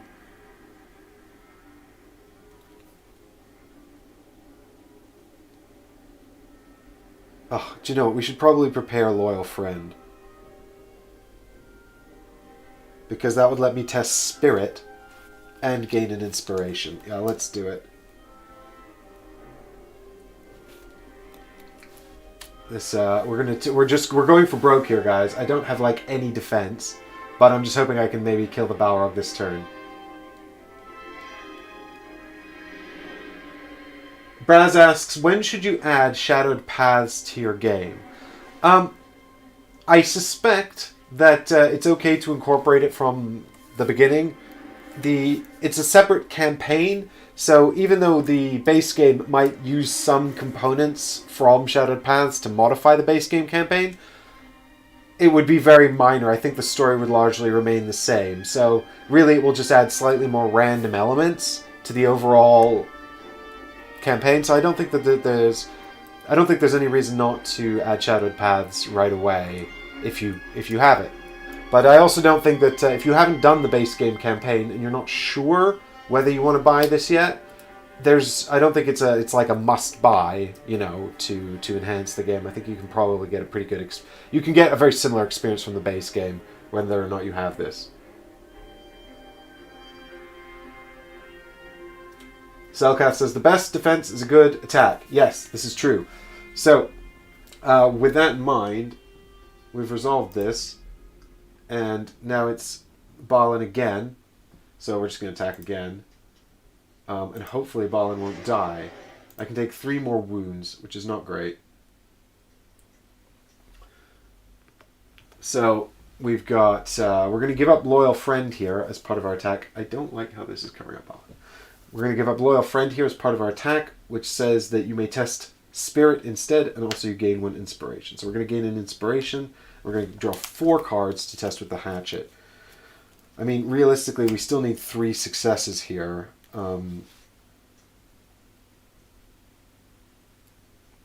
But I don't think that's going to happen. Well, okay, so we can get up to 3 successes, because we have 2 inspiration, which will be 5 hits, which will bring him down to 3, which maybe Gandalf can finish off, but it will leave us nothing to defend against him with. We'll literally suffer all of the damage, and I suspect there's no more successes in here either. So we'll probably have to do a last stand with Balin.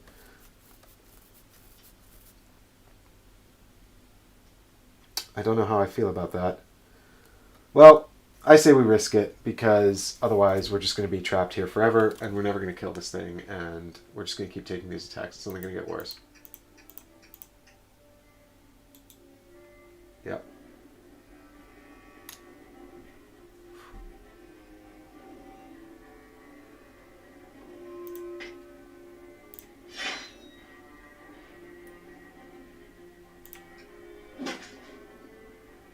It's the same again. God, I was really hoping it would be different.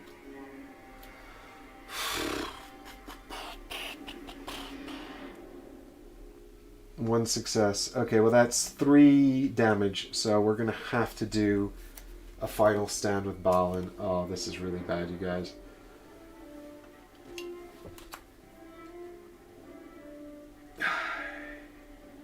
Ay, ay, ay.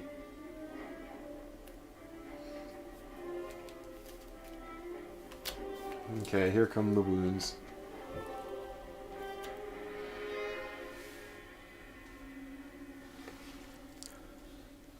Deplete one of your trinkets and discard 1 prepared card, then discard this card. Okay, well, I can deal with that because I don't have any trinkets and it is discarded. So I will have to... I'll give up Treasure Seeker, which is fine. I'm okay with losing that. So actually, provided none of these give us an additional wound, we won't have to do a final stand.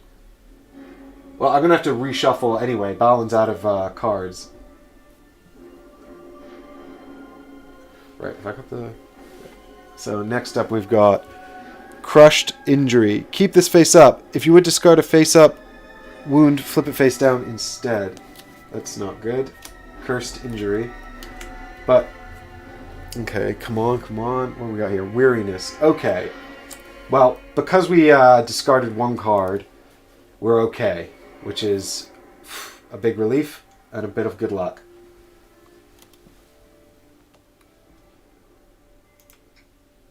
So, now it's Gandalf's turn.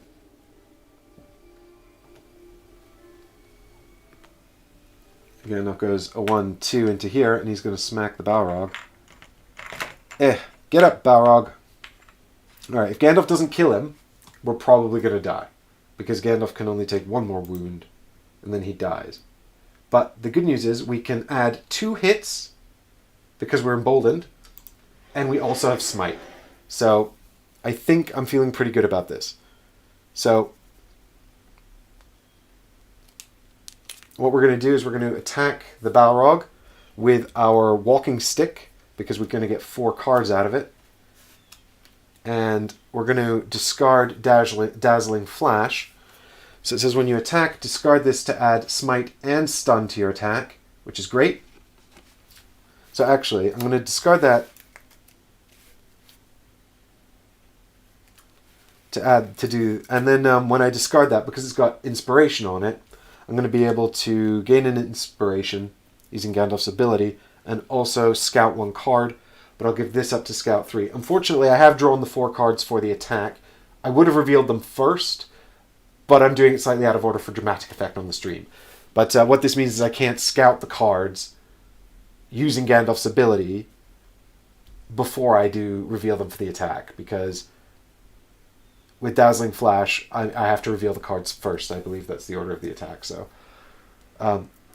this is really just going to help me to prepare a card now, and if I get something with Smite on it, something with Strike on it, or something like that, I might be able to use that to help me.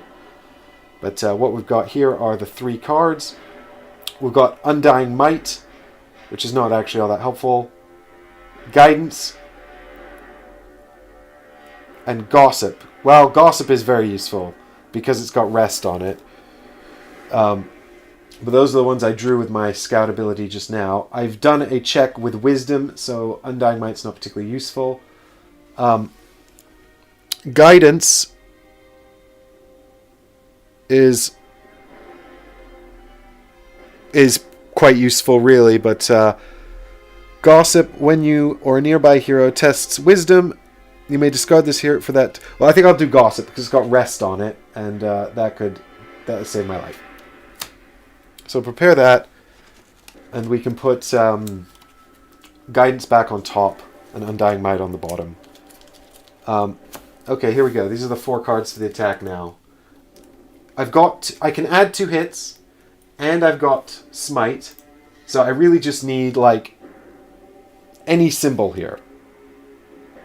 Any symbol here, and we've done it.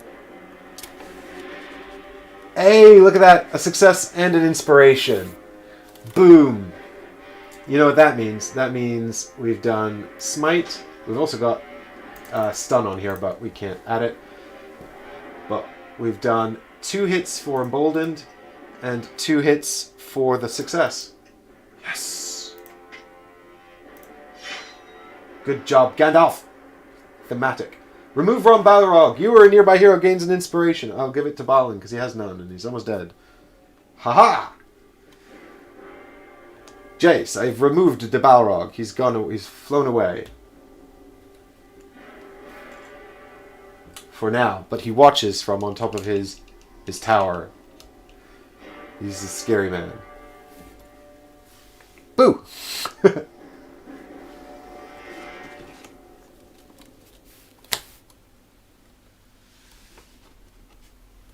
Okay, what happens next?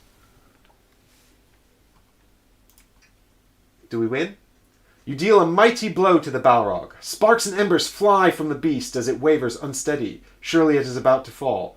Each hero gains 1 inspiration and discards 1 fear. Oh, it's going to come back like... It's going to enrage, and then I'm going to have to do this again, right? Hey, thanks, Mark. I appreciate your kind words. Gandalf gets rid of a fear.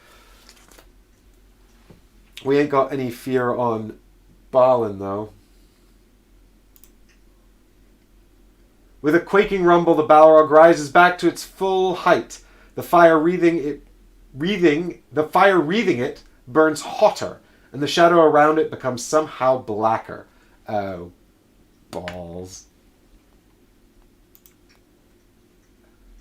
The Balrog's furious bellow seems to shake the room around you. Bits of stone flake and fall from the towering support columns. It still supports the vaulted ceiling above, but it is disconcertingly fragile.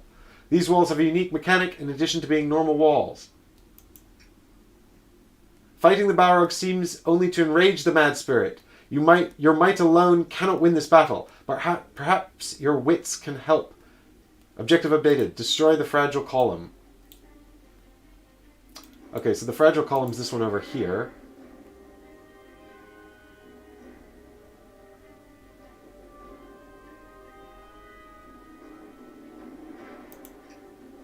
But I think that's it, isn't it? That was all my actions. So I guess it's now the shadow phase.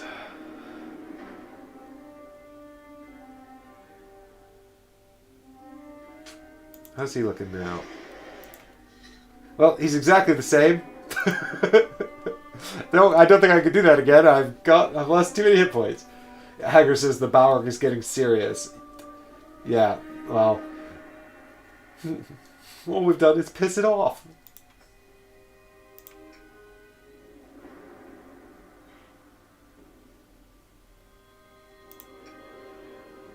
Okay, so we're going to get a badness next phase. So I think... it looks as though I have to destroy all 4 of these walls, right?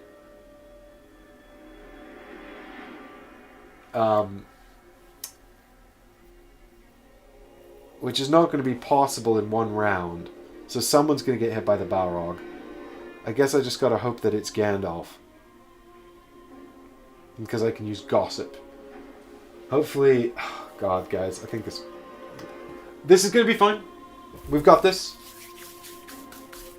I'm going to give up a trinket here with Gandalf to scout more. Am I? Actually, I might save it for his ability.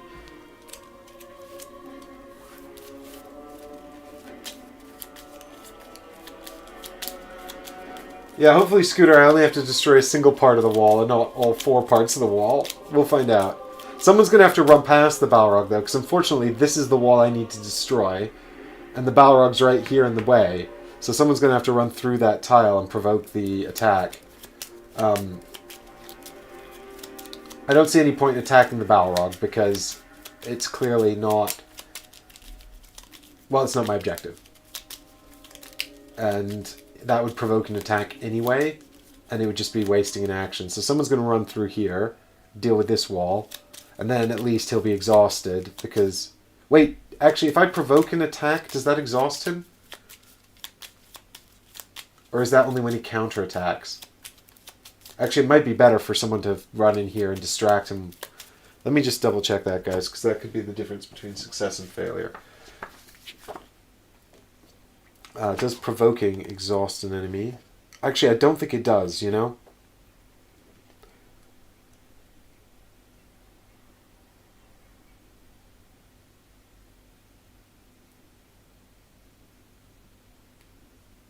Maybe it says under counter-attacking that afterwards they become exhausted. This is super important because I can't really afford to take too many more attacks, counter-attacks.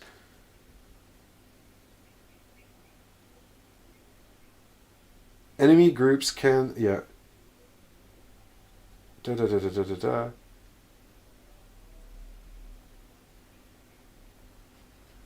It doesn't say specifically.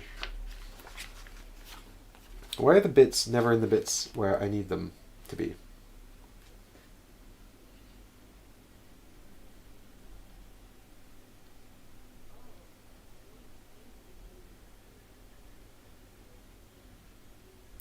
It doesn't say anywhere here when they exhaust. I just know from playing the game that they exhaust after a counterattack. But I have a funny feeling they don't exhaust from provoking. So I guess Gandalf's going to have to take one for the team again. Well, let's see what he's got going on then, shall we? If we can prepare a skill with inspiration on it, that would be great. Yeah, I don't think it exhausts them either, Stacey. I'm having had a look at the book, so I think probably Gandalf runs in here, attacks him, and then that will exhaust him. Then maybe Gandalf can head over here, and that will also allow Balin to run through there and hit the wall. Gandalf's got Rest 2, which I can use now to heal 2 of these wounds, so Gandalf should be in a pretty good place to take one more hit, and take one for the team. So here we go with our double scout here for Gandalf. Hopefully we've got something with inspiration on it. We've got agility and unyielding spirit. Agility is not useful to Gandalf because he doesn't have an attack with it, so we'll prepare unyielding spirit, I suppose. Although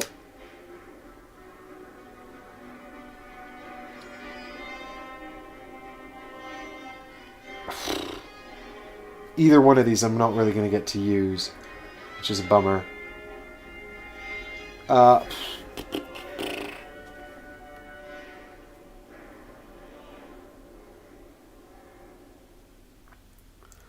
We'll prepare the agility just in case it helps with the Balrog attack. It's probably more likely to help with the Balrog attack than spirit. My spirit's higher anyway. I'll put that one on the bottom. You know, it's a shame though. It would have been nice to get something might or wisdom based there. Okay, and then Balin is going to reset his deck, and he's just going to scout one card so that he can have an inspiration.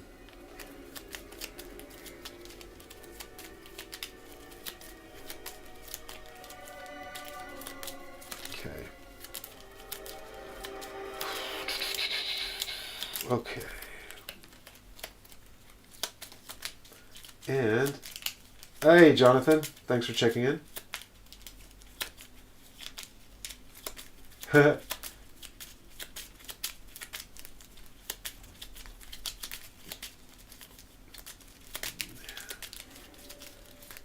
dun, dun, dun, dun, dun, dun, dun. So we've got kinship. Right, well we can bottom deck that, and we can have an inspiration. Cool. In fact, I can't put it back on top anyway, because I'm exhausted. So we're going to start with Gandalf. And we're going to give up Rest to get rid of 2 wounds. Because we are bleeding out. Okay. And next, we're going to walk into here and smack the Balrog, I guess. Because we need to exhaust him.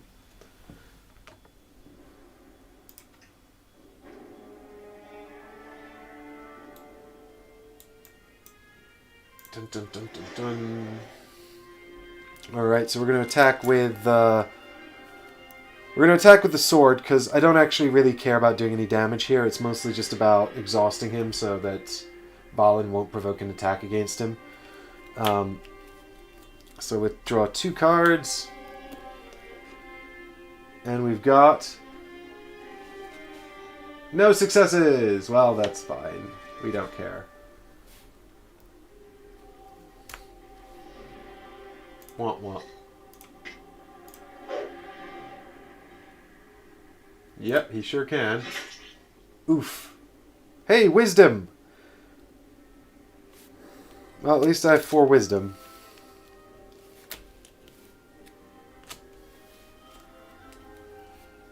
Five damage. It's so painful. I wish I was an elf.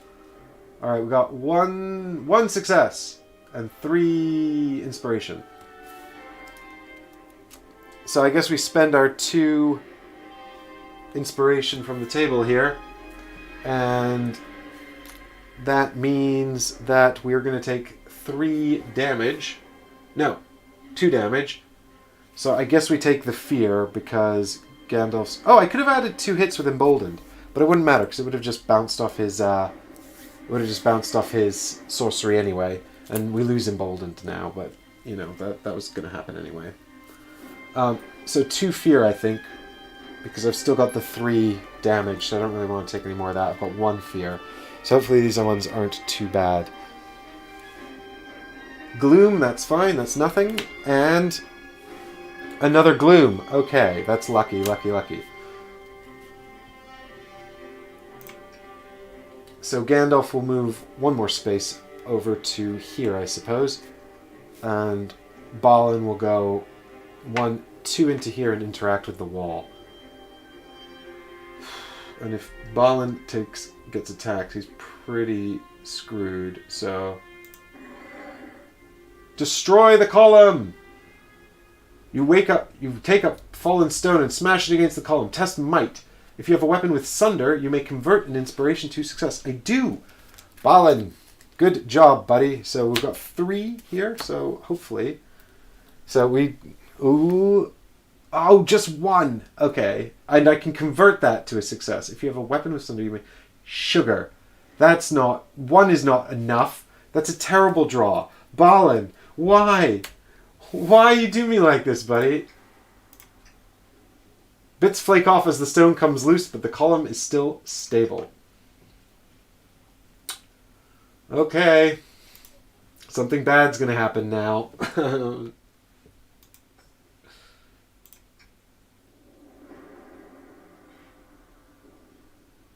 Yep. Fire and acrid smoke curl through the air around the terrifying spirit. You hear the heat blisters your skin and chokes your lungs. Each hero in the Balrog's space... well, we're not in his space. So each hero in an adjacent space suffers 2 fear, which spirit negates. Okay. Well, we're both adjacent. So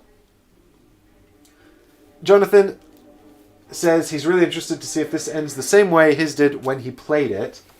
But I would point out that this is... I've only got 1 more turn, so I might just fail. And I don't know how yours turned out. Anyway, this is for Gandalf. Okay, well, we got no inspiration, so Gandalf takes 2 fear. Should have prepared that spirit or whatever.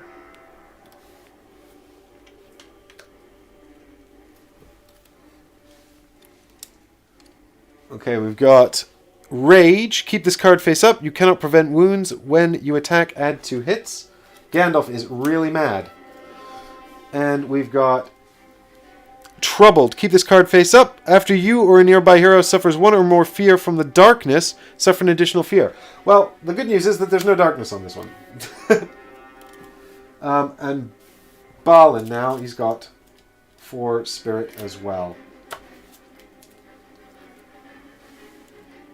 And 2 successes, so he's fine. Cool.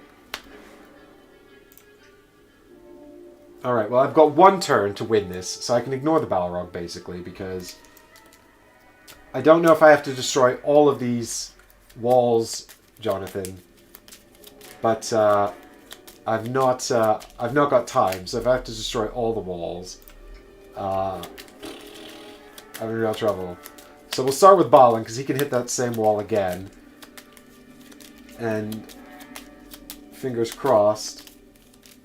So I don't really need another inspiration with him, because he's actually maxed out on inspiration now. So I'll just scout 2 cards. And hope for the best. Alright. So, here we are, scouting 2 cards with Balin. Oh, Jonathan, don't worry. We'll keep the drama. We'll keep the drama and see what happens. Jonathan's offering me hints. Alright, Balin's got his weakness and a success. He cannot put cards back on top of his deck, which sucks because he's exhausted. So I might as well prepare Loyal Friend, because that could make my attack better. Although I'm not actually doing an attack. So I guess that's just a bummer. And I guess I'll put, of course, my weakness on the bottom. Right. And then Gandalf, who shall spend his tome thing to scout 4, I suppose, because why not? I was hoping to trigger that with his special ability last round, but I didn't actually get to spend Honed Agility, because it never came up, so I couldn't use it. Ooh. Okay.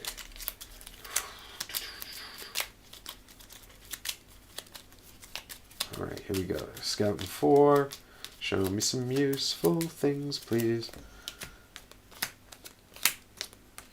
Okay.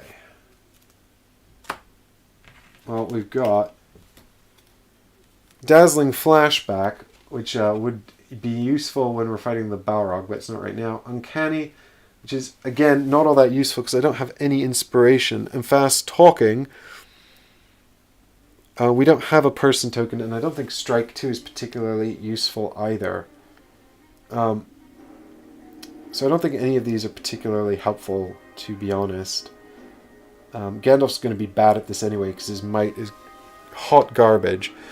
So I might as well prepare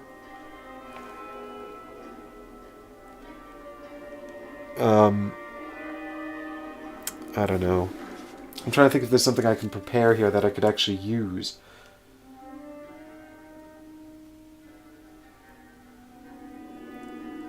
Can I prepare Uncanny, which allows me to search my deck for a weakness, knowing full well that I'm just going to spend it to trigger Gandalf's ability and not actually find the weakness because I already took it out? That's pretty gamey. That's pretty cheesy, isn't it? Well, I'll prepare it anyway, and then we'll just do that. I'm going to put the rest of these on the bottom and put the success back on top because... Okay. Now, really, I just need Balin to succeed here, so let's just start with Balin.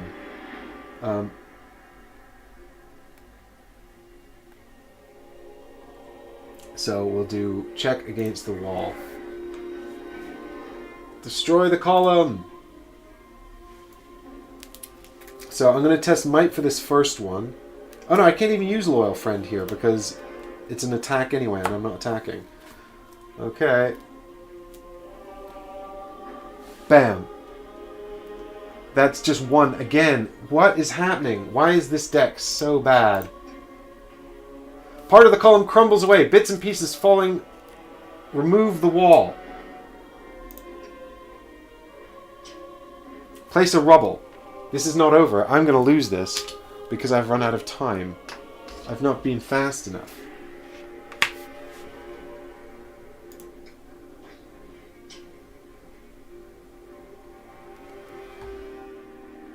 The fallen rocks cover the ground, making the way treacherous to cross without extreme care. Place a dangerous terrain token.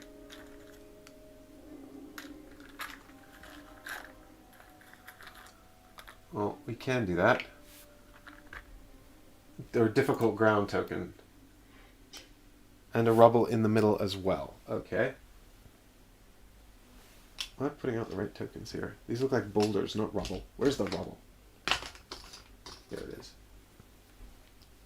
I'm placing boulders instead of rubble like a silly Billy. Okay. And that is now also difficult terrain. I don't think I'm going to do this, guys. I think I've run out of time. And there we go. Okay, so I've sorted the board out.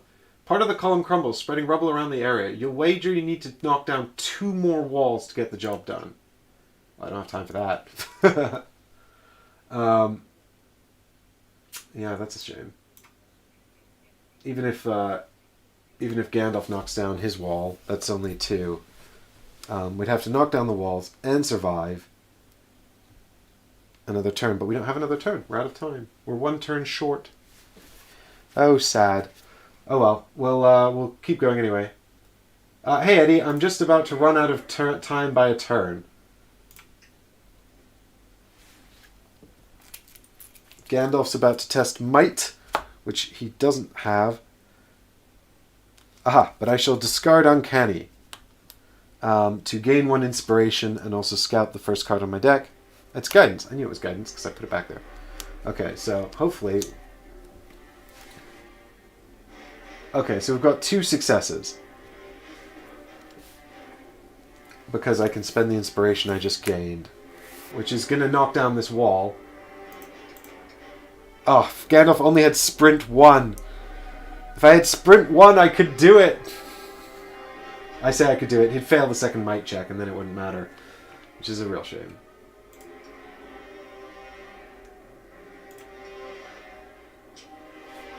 One rubble.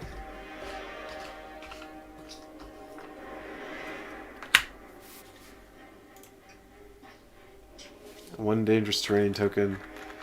Ay.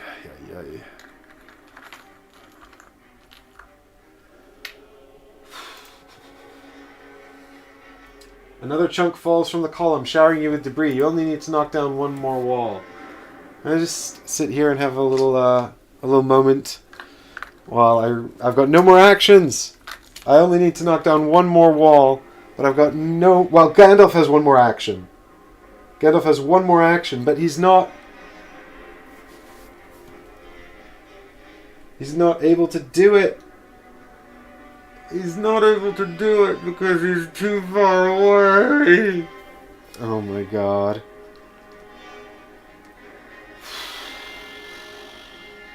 Maybe I can discard Honed Agility to make a quick run for the other wall. Can I toss the dwarf? My final action, toss the dwarf at the wall? Oh, I'm so bummed out, you guys. Never mind. It was so close as well. It was going to be good, and now it's all going to be bad.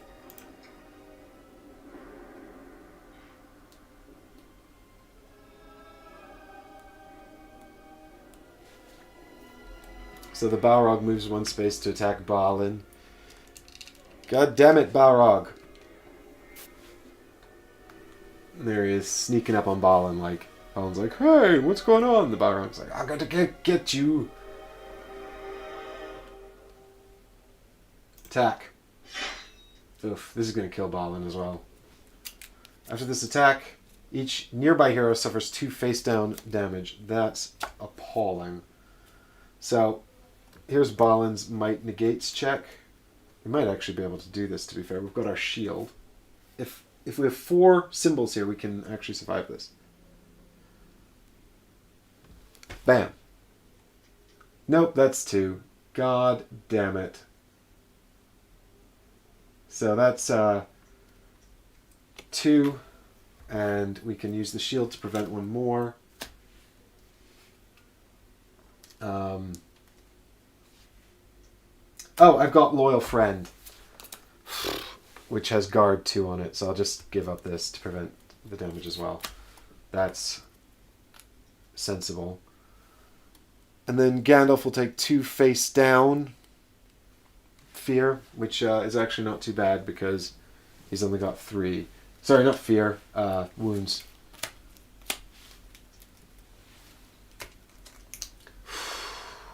But it still doesn't matter because we're going to lose.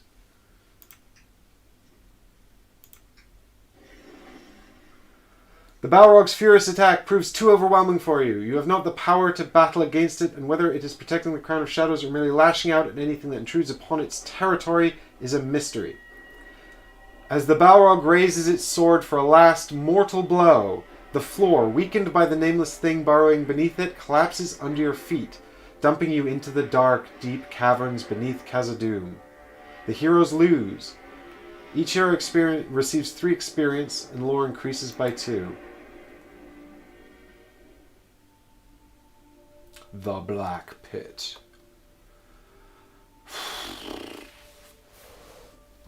Oh, guys, I need a moment here. I need a moment. What is going on here, camera? Come on. Ah. I already have the crown, Hexabeast.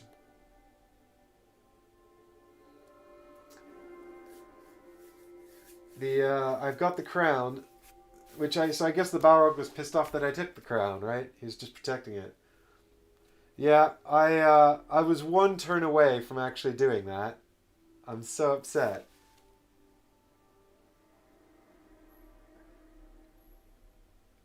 I'm so upset. But I guess that's the way it is sometimes, you know? Now we're going to fight the worm underground. I mean, everyone was seriously hurt in that one. But you know... Stacy says, next chapter, you can use the torch. In the Black Pit? Yep, you're probably right. I'll finally get to use my torch. We can give Balin the tome so he can use it with Misty Mountain's cold and be a bit less troubled by that. Yeah, I suppose it's probably better to fail like that than it is to take a last stand. I think I've taken 1 last stand in this adventure. I can't remember. If you guys have seen the other episodes, you'll have to remind me. Well, I don't know if I'm going to get to upgrade some items now. Let's have a quick look here. Because I got quite a lot of lore in that one, which I desperately need.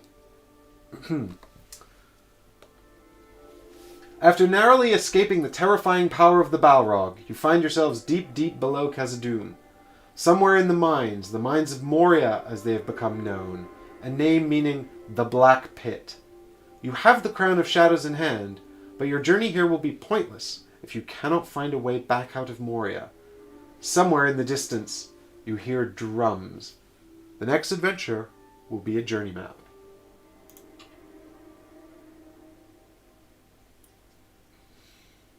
Items. Yes! Upgrades! Thank God for the upgrades. None of these. I've only got basic torch. I need a lot more lore before I can upgrade that, but at least I can upgrade these other ones. So this is going to be helpful in the next game. I'm still bummed out by that, guys. It was so close. I don't know what difference it would have made if I had collapsed the column. Obviously, the way this is set up, the adventure still continues.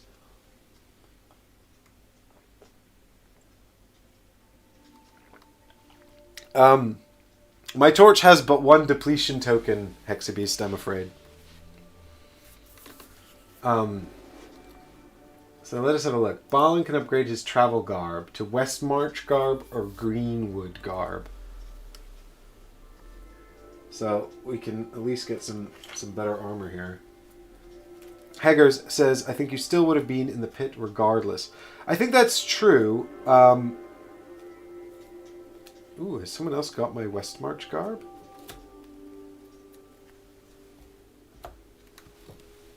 Maybe Legolas is using it in my other game. Or Aragorn, perhaps. But yeah, I think I would have wound up in the pit, but I'm sure it sort of makes things...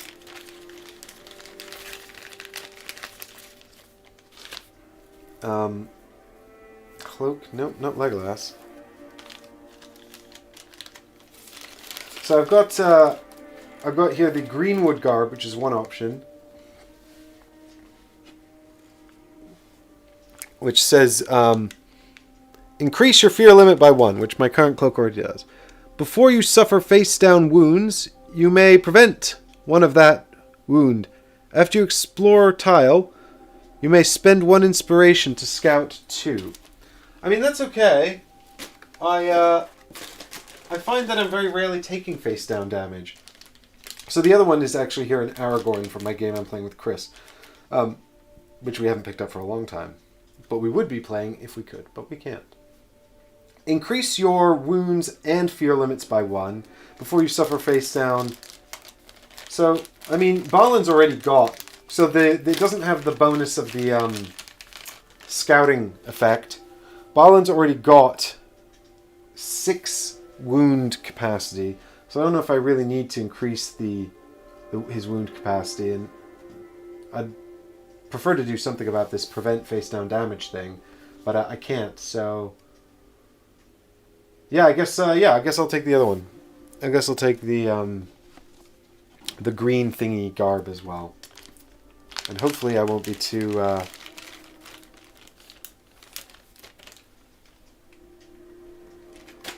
Hopefully I won't be too...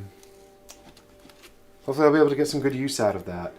I mean, it could combo with Misty Mountains Cold quite well, the song that Balin's got, because every time he scouts, he could potentially gain an inspiration, which could be really good. So, Greenwood Garb. There we go. Confirm. Get out of here, Travel Garb. You suck. Alright, thankfully the hatchet's finally getting an upgrade. Well, no choice here, just to the Wanderer's hatchet. So let's find this guy and see if it's any good. Hopefully an improvement upon the one I've got. Well, it will be, obviously. Before you attack, you may spend 1 inspiration to give this item ranged. Interesting. So we can spend an inspiration to make the hatchet ranged. It's also got 1 additional hit on the 2-hit function. So slightly more damaged can become ranged. I like that. I like ranged. Ranged is cool. Ranged is very, very useful. And if we combo the Greenwood Garb with Misty Mountains Cold, we should have a lot of inspiration as well. So that's a positive. That's a nice positive gain. Cool. Cool, cool. Now, hopefully, when I upgrade the shield, I can get something that maybe allows me to improve my... Maybe I can make reinforced shield. Okay, let's find out what that does. I'm hoping something that can flip wounds face down, so that I can then get rid of them with my cloak, which currently has, I think, prevented no damage at all. Maybe one time, I can't remember. But it's not been particularly useful, in my opinion, in terms of preventing damage. It makes me think I should have started with something else, but... Alright, where is... Reinforced Shield. Once per round, when you suffer any amount of wounds, you may prevent 1 wound and prepare a skill with Guard from your discard pile. Well, at least I have a skill with Guard, albeit only 1. But,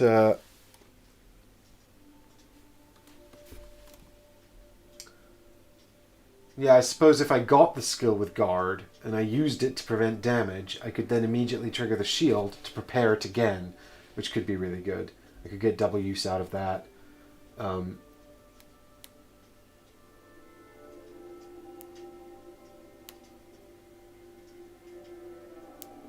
Scooter says maybe it's time to multitask. Yeah, maybe. I'm just thinking I probably don't want to multitask right now because... but I'm thinking I might make Balin into a Guardian at some point. That could be really good. But for the time being, I think I'll probably stick with...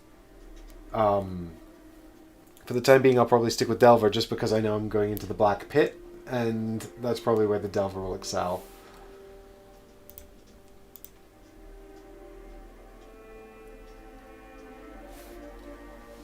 Alright, so that's done. We've got the reinforced shield. The regular shield can go back in the deck. Alright, and we get to upgrade the walking stick to Trusted Walking Stick. Aha! We've been through a lot, you and me, walking stick. So, where is... Our walking stick upgrade.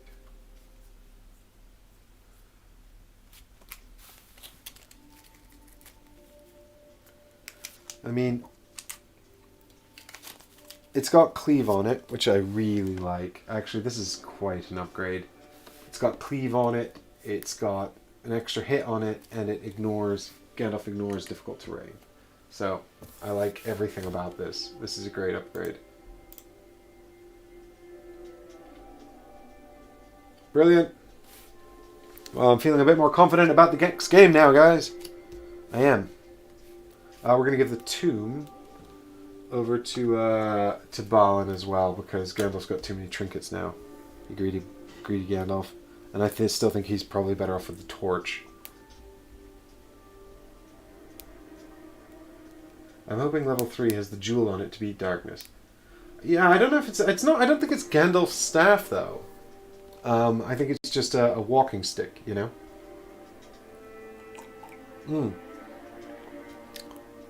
So I'm just sitting here thinking about whether or not we do one more adventure today, or if I call the end to the stream here, because I don't know how long this next one's going to be, and nor does Jonathan, because he hasn't done it yet. So I'm just, while I have a think about that, let's go and spend some experience points. So, I seem to remember being largely underwhelmed by these ones, actually. Meddler, Gandalf. Okay, here we go. So we've got Gossip and Fast Talker at the moment. Oh, you guys can't see. There we go.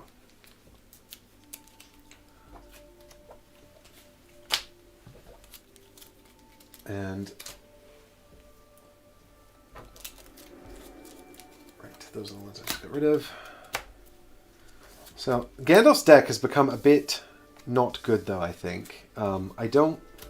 How many actual successes does he have? Yeah, he's only got 2 successes, so he needs inspiration to be like at all good, which is really, really crazy. So we've got Fast Talking in there, which was actually super useful because of the strike 2 on it, which came in useful. We've got Gossip as well, which was useful because of the rest. Both of those actually came in really handy, so they were good choices. Nosy obviously works really well with his particular setup because we need that inspiration, but really it just turns whatever card we prepared with Nosy on it into a success.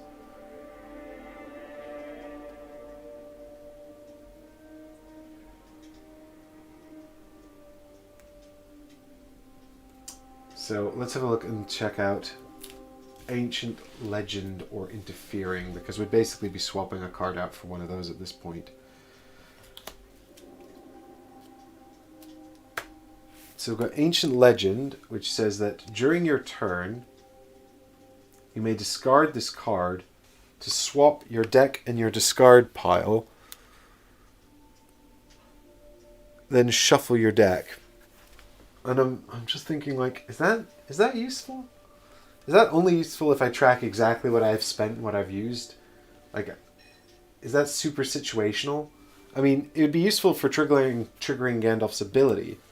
So Gandalf has, you know, his ability, which we've been going over, but he can discard a prepared card with an inspiration symbol to gain an inspiration and do a thing. Well, it's when he uses it, right? And so this can be used to trigger that, which is okay. But I just don't know about this ability, swap your deck and your discard pile. Like, it just doesn't seem all that useful to me, to be honest. Unless I've paid meticulous attention to what's in my discard pile. Yeah, true Scooter. On rounds where I've got both my successes and my discard, this could be helpful. But it just seems very situational. What's the other one? When a nearby hero interacts and would test, you may discard this to perform the test instead and sprint 1. Well, I certainly could have used that sprint 1 in the last one. The problem with Gandalf and Balin is they actually have very similar stats, so I can't think of a lot of instances where it'd be useful for Gandalf to take over.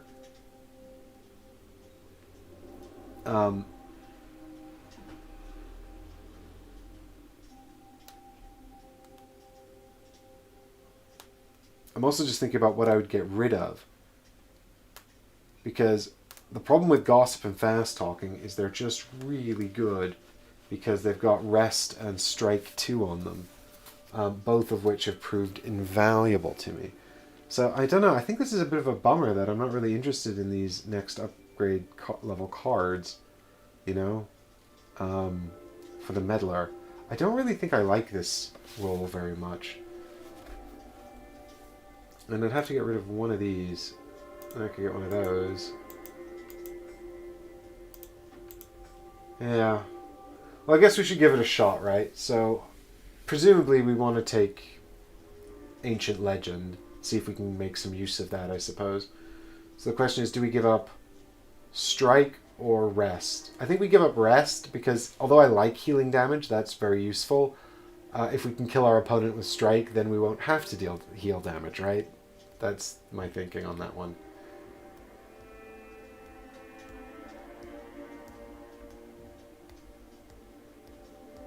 Scooter says you also get another Fade Leaf in deck, which allows for more inspiration from Nosy, which is true. I've not heard them called that before, Fade Leaf. I guess is that a actual Tolkien term? That's cool. I like that. Gandalf should always explore for the inspiration. No, because Balin's got the garb now. He's got the Greenwood garb. So there. Also, battle maps don't have exploration, Hexy. No, Scooter, that was cool. I like Tolkien thingies. Of course, 1 point away from getting a 12 card with a success. Stacy, are there 12? I don't think the Meddler has successes on their 12. Oh, they do. Okay, yes, that's true. Oh, there's a couple of really good 12-point cards. Wait. These are both incredible, actually. Wait, get out of here, you guys. Look at these. Hidden Plans and Flattery are both awesome. So, Hidden Plans lets you scout like 4 cards and prepare 3 of them. So that's really good if you need to get a whole bunch prepared. And Flattery lets you prepare a card from the discard pile and get an inspiration, and also lets a nearby hero do it too. Those are both great. So hopefully Gandalf will come into his own before I fail too hard and lose the campaign. And yeah, we got the 16-point cards as well. This is awesome.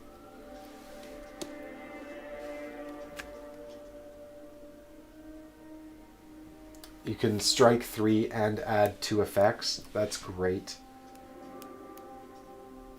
So, Jonathan says, Gandalf sucks on the battle map. Well, actually, Gandalf was... He was actually really good in that one I just did. To be fair to Gandalf. Like, for all my complaints. Yeah, he did come... I suppose if he'd been slightly more effective, I might have had that one more turn I needed to win. But all things considered, I think he did pretty well, actually. So, yeah, I think we'll take out... so we'll keep the Strike 2. So we'll keep Fast Talking. And we'll take Ancient Legend and see what happens, I think. See if we can use it to good effect. I don't know how I feel about titles. I often find titles kind of clog up your deck and are often not super useful. I think the Luck Wearer is good for Gandalf in this one because of the Crown of Shadows, but generally speaking, I find them a bit underwhelming. So there's the Meddler cards. Let's check out...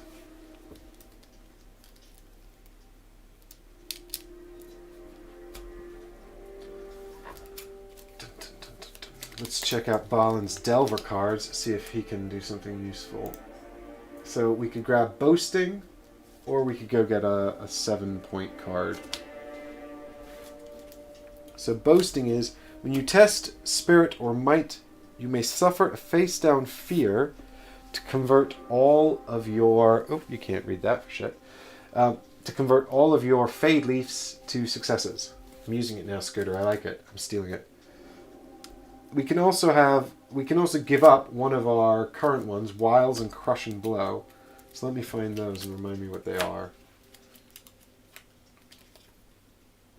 I just flipped over Balin's deck from the last turn, and both his successes are on the bottom.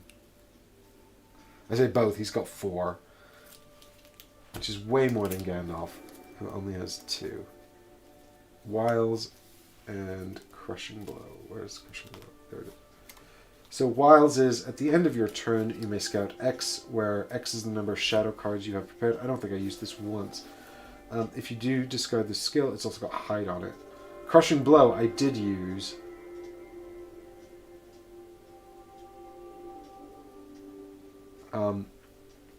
Which is the one with Strike 1 and that adds Sunder on it. So those are the 3 cost cards for the Delver there. Now what we've got here is we can get one of our 7-point cards if we give up Wiles or Crushing Blow. So I'm not particularly interested in boasting. I think it's okay. It could really save you in a pinch. But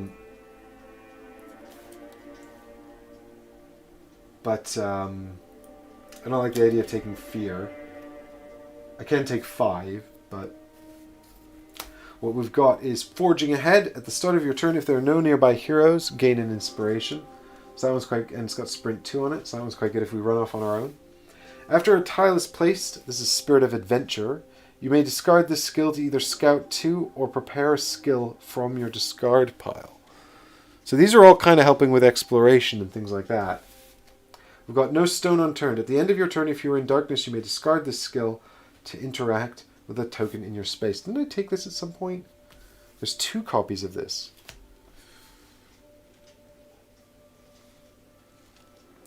So, obviously, taking an extra action is always really, really good.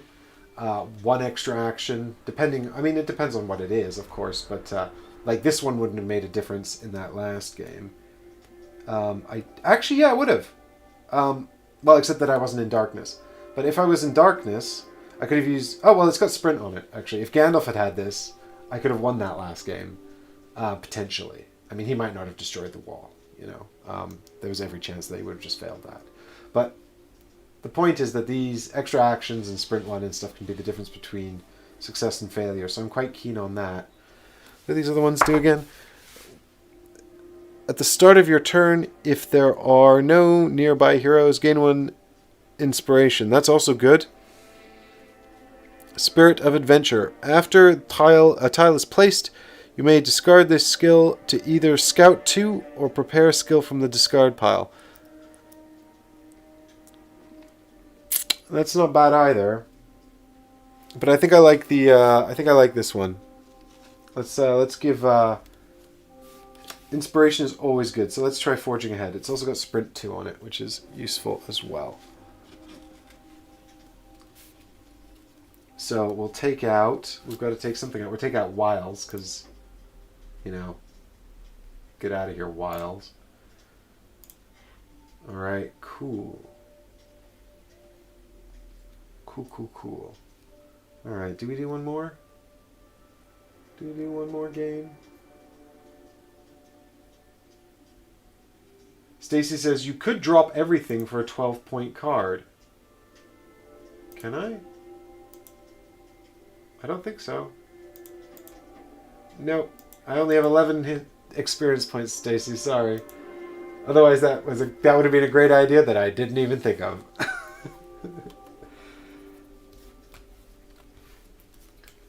Oh, we got 15 people watching. If you want to see one more game, if you think you're going to stick around and watch one more game, give me a thumbs up in chat. Can you do that? Is there a thumbs up thingy? I don't know. Give me an emote in chat if you think you'll watch one more game. While I got one from Eddie. Jonathan says he'll have to go because of spoilers. That's fair enough. Scooter says there's a dab. He's up for one more game. Dab for games. Haggers is going to hang out for another one as well. That's cool. That's cool.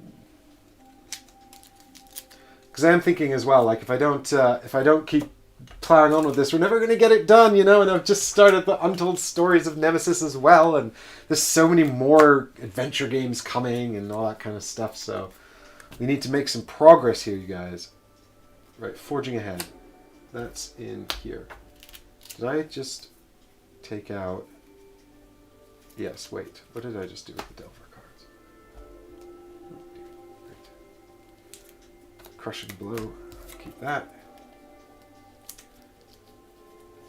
No worries, Jonathan. Thanks for checking in on the stream.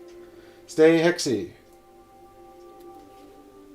That's Jonathan's sign-off, by the way, if anyone's wondering why I've suddenly started saying that. Jonathan's got his own channel, Hexybeast, that you can check out, where he does solo game reviews and unboxings and things like that. So, that's Balin's deck sorted out. We got my damage deck sorting out here, too. I'm just cleaning up the table a bit here, folks.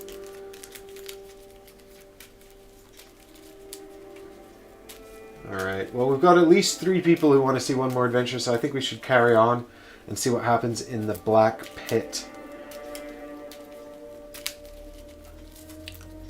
So, fingers crossed.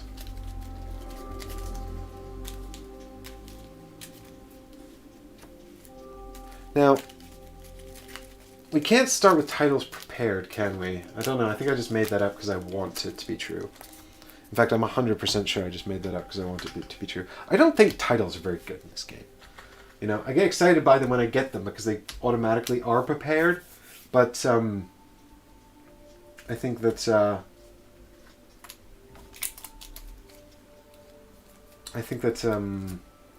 the fact that they have no successes on them, some of them don't even have a thing on them. It's kind of a bummer.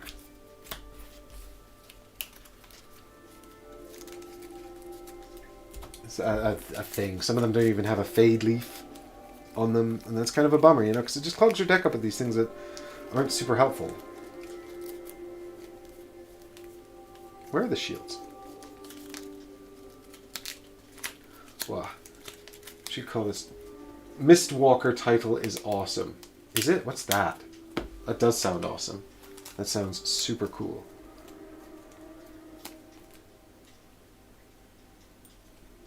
I had the Stone Talker one in another game. That was really good. Mistwalker. After a hero explores a tile, remove this skill from the adventure to place the hero on any space of that tile. Oh, that is pretty useful. And it has a fade leaf on it. So that's actually pretty cool. Also, it's got a cool name. I like that name. That's neat. There's probably some really cool titles in here, actually. Stormcrow. At the start of your turn, you may remove this skill from the adventure to place your hero in a space with a threat token and interact with it. That's okay. Clue Finder. Barrel Rider. Wow, cool. Well, let's not go through all of these now, because we'll spoil the surprise for later, and that would be a shame. Don't want to do that. So, goodbye for now, Balrog. I'm assuming I'm not going to need you in the next game. I definitely 100% don't need you in the next game. For sure. For sure. Ain't no way this Balrog's coming back. It can't possibly be true.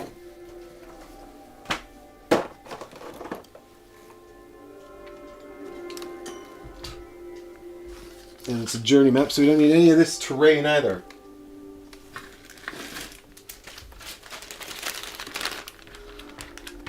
One wall away, guys. One wall. Scooter, the Balrog will never come back. That's the end of it forever. I'm definitely never going to see it again. Can't possibly come back.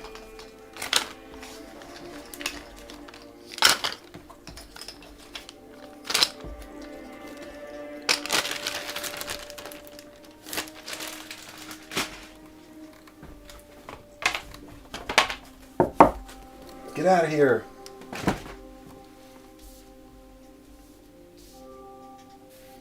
I'm going to see if I can set this up a little bit better so that you guys can actually see.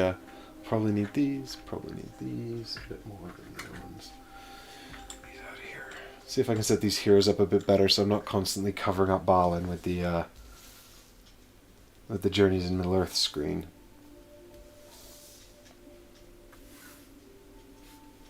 Alright, I already gave these a shuffle.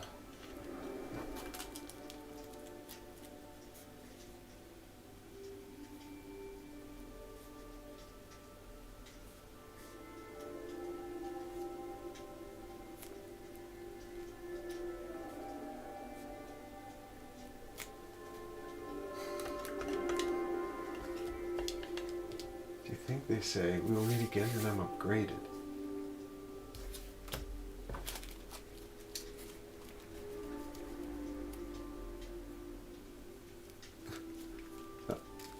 We're gonna say to the... Well, the problem with the Balrog... So Stacy says that we might meet again when we'll fight it again when we're upgraded, when we've upgraded our equipment and all of that, but... By that time, he might be more awake and with it. He's had his coffee, he's woken up, and he's, going to make my life miserable.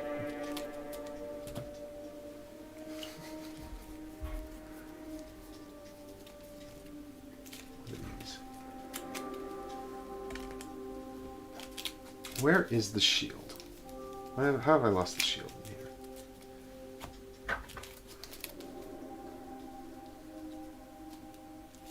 Shield, shield, shield.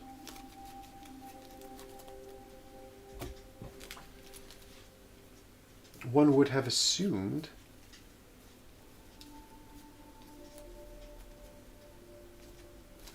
the shield would be in this deck. So it was in the last one that you check, isn't it? There it is. Alright. Well, at least we've finally got a weapon with cleave as well. Cleave is super duper useful. And I've definitely been missing having it. So...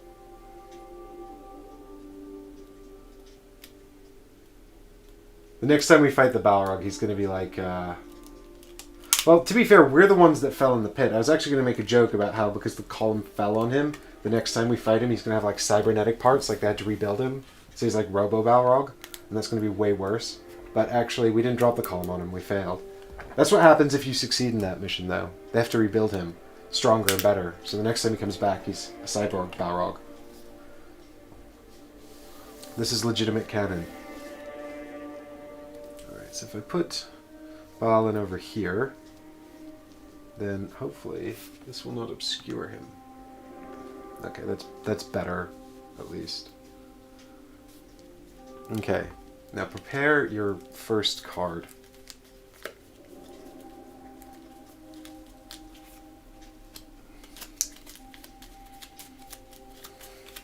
And get ready. The $6 million Balrog. Mecha Balrog. I like Mecha Balrog. Not when I'm fighting him. I'm not going to like him when I'm fighting him. Gandalf needs a spell that turns him into... Oh god, what is the name of his people? The Maiar? I need, like, but he needs a spell that turns him into, like, Godzilla Maiar. Then we can have, Godzilla Maiar versus Mecha Balrog. I would watch that movie. Did you know that the original script for the Two Towers, the lake Gandalf and the Balrog plunge into is supposed to be filled with watchers in the lake, the squid monster, from the gates of Moria?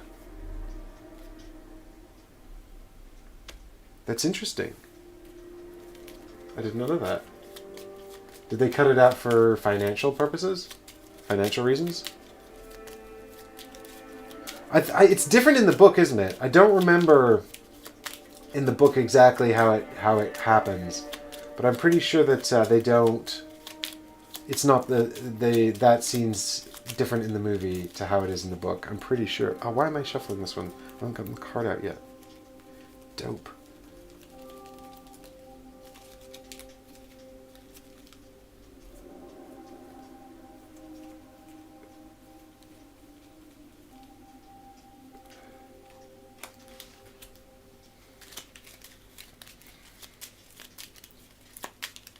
And that sounds like it'd be enough to I mean, they flee away from the single watcher, so that would be enough to do anyone in, I think.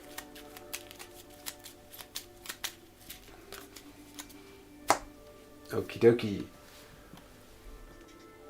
We are ready to continue.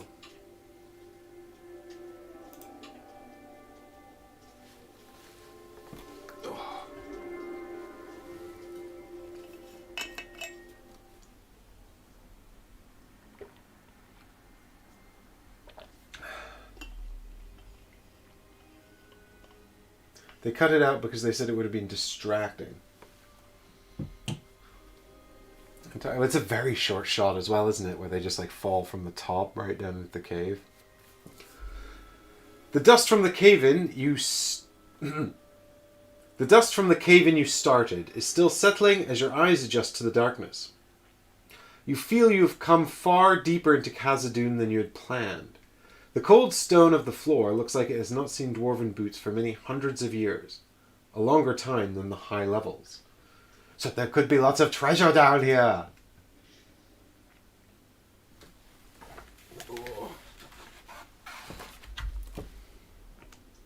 Treasure left behind by the... how's this map set up? How do I rotate it? Rotate it. So it's going to be a long map with a bit on the end. If I set my map up like this... like this? Is this probably the best way to do it? That's probably the best way to do it. 2-7.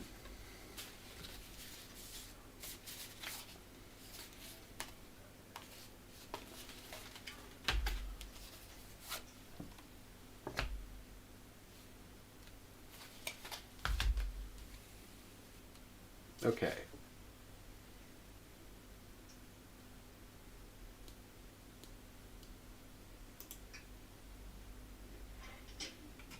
An old scroll left here is mouldering, but the ink is still legible.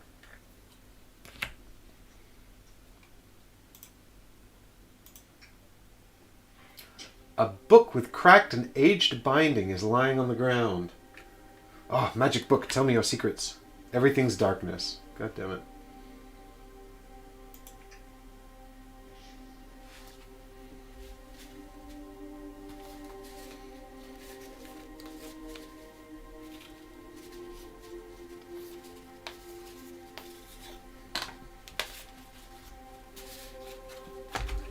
I do like how the app shows you where all the tiles will go. It is always awkward when you have to rotate the entire map. Yes, Sock, I do like that as well. I think I've mentioned that a few times actually, how much I appreciate that.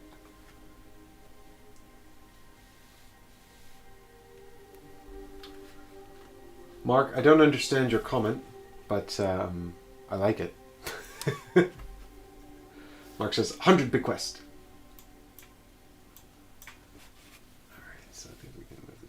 A bit more.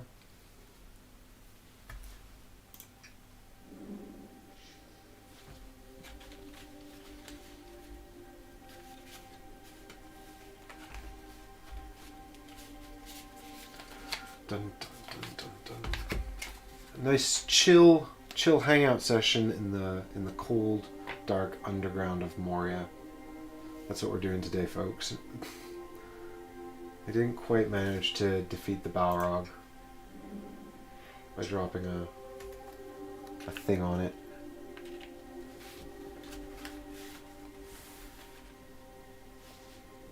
Okay. You quickly determine that there is no going back the way you came. What is worse, you notice that some of your party is not here. You can only hope that they were not caught in the cave-in. Place one of the heroes in this space. Oh. Well, we'll start with Balin because he's better at dealing with darkness than Gandalf.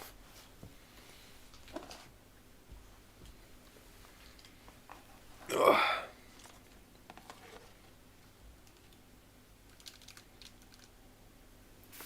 We got our Balin cam here. Poor Balin's all alone in the darkness. Like, hey, you guys. Oh, now I think we're going to put out Gandalf in another area.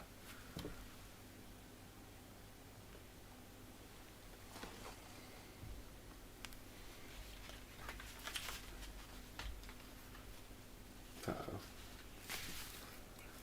Uh-oh. Mayhaps if I had escaped the other one, I would have started together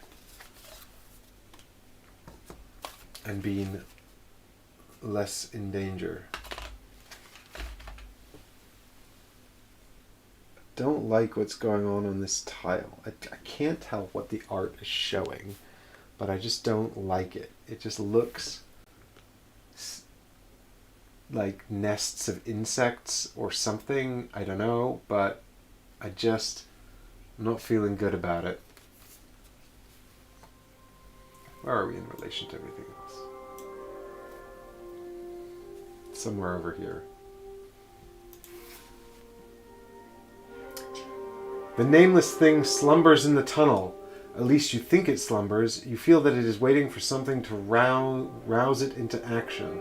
Its hide is littered with old weapons that failed to slay it, and there is even a dwarven shield impaled upon a spine. Uh-oh.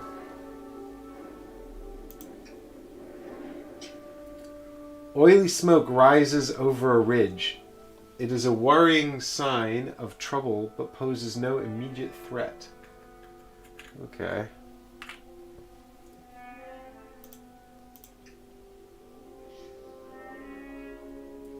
Well, that looks just as bad as the other one.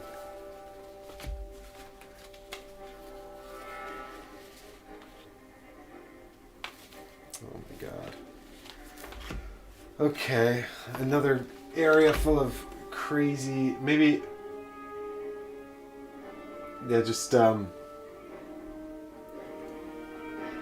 areas full of trash here, or in this case radioactive fungus, I presume. I can only imagine. Alright, so this one is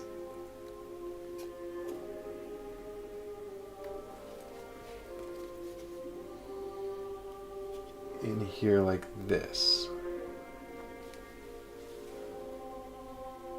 I think these are probably more like that. Mind expanding fungi. Yeah, let's just, get to this tile and just take some mushrooms.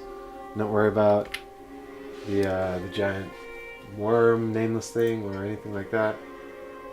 In the darkness, the stone is cold and quiet. You rise to your feet and find that someone of your party is missing. You hope they survived the cave-in, but you fear the worst. Okay, so Gandalf's over there by the giant worm. It's probably fine.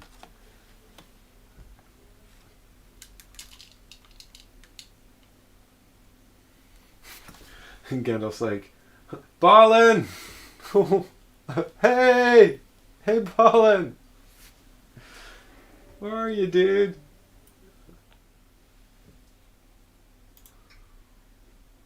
The cave-in has separated your party. Hopefully you can find a way to reconnect. Each hero scouts 3.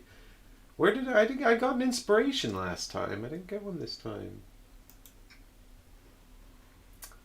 At least you still have the Crown of Shadows you traveled here to acquire. It seems to tremble in your hands. One hero must equip it and gains 2 inspiration. Well, that's good because Gandalf has it. He still has it.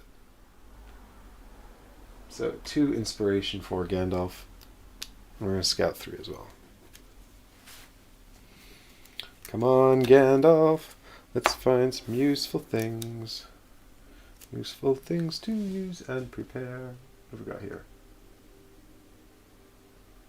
Ooh, all useful things. But flame imperishable, I just feel like you can't really ever go wrong with that.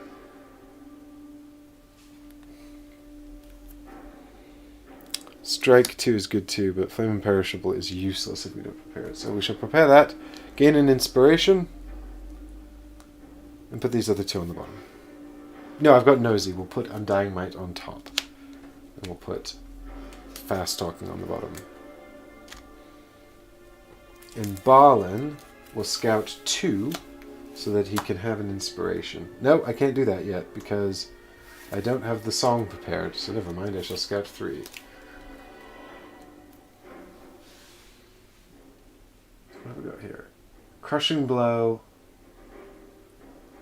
Well, I think it's got to be second sight, right? Because that says test if you're in dark. When you test, yeah. So it's second sight is the one that gives us a bonus when we're in darkness. So we have to prepare this, I think. So we'll prepare that. We'll put Loyal Friend on top because it's got a success on it, and Crushing Blow on the bottom because it's useless unless it's prepared. Okay. In the dark, a stout form shimmers. You recognize Eitri the dwarf who stole from you, lingering near the edge of a corridor, but he is ethereal. A ghost?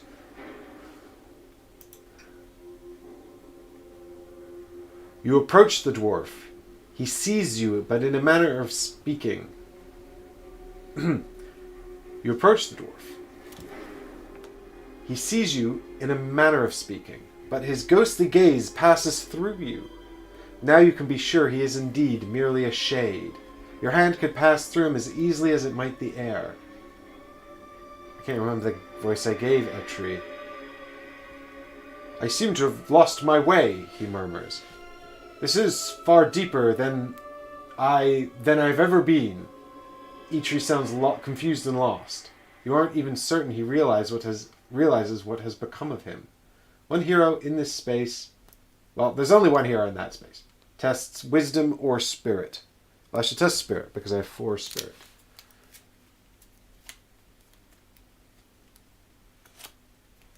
Selkath, obviously Gandalf puts the crown over the hat because he can't take off the hat. Hey, look at that. 2 successes straight up. Good job, Balin. Nailed it. You explain the situation. As you do, Eitri's face starts to settle into something more steady and more understanding. I see, he says finally and grimly. I am dead, and yet still here, bound to this dark and perilous pit. Mother always told me I'd regret coming to a bad end. You explain how you got down here and that you were looking for a way out. We are deep in the old mines. This place is why the elves call this Moria, the Black Pit. But perhaps there is a way. He eyes you with the same slyness you saw in his eyes on your first meeting. Something in me would linger in this dark place. Perhaps, if I help you, I can clear that darkness. I vow this to you. You will make it from here alive with any help I may give you. Gain 1 inspiration. Good, because I don't have any.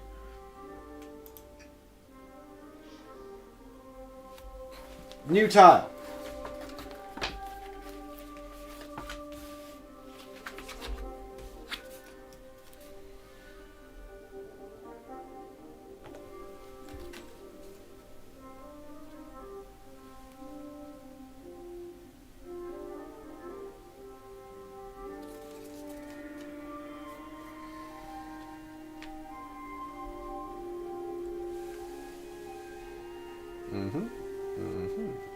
There we go. All connected up now. Thanks, Eitri, for the heads up.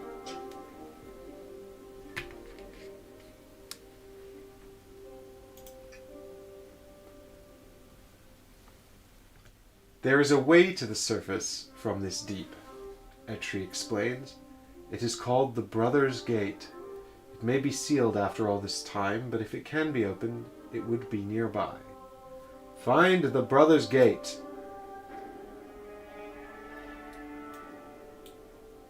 Okay, no problem. I'll just find the Brothers' Gate. Easy peasy. That will be easy to do. Okay.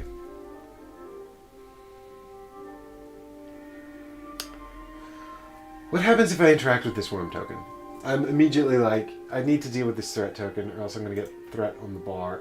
The nameless thing slumbers in the tunnel. At least you think it slumbers. You feel that it is waiting for something to rouse it into action. Ugh.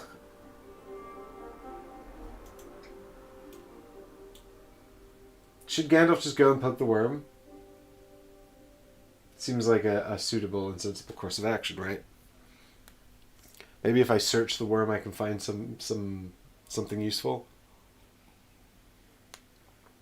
What's this other thing in Gandalf's space? Oily smoke rises over a ridge. It is a worrying sign of trouble, but poses no immediately threat. Scooter says 2 threat per character, 1 per threat, and 1 per exploration token. So at the moment, I'm going to generate 4, 5, 6, 7, 8, 9. Okay, well, I don't know if there's much I can do about that. I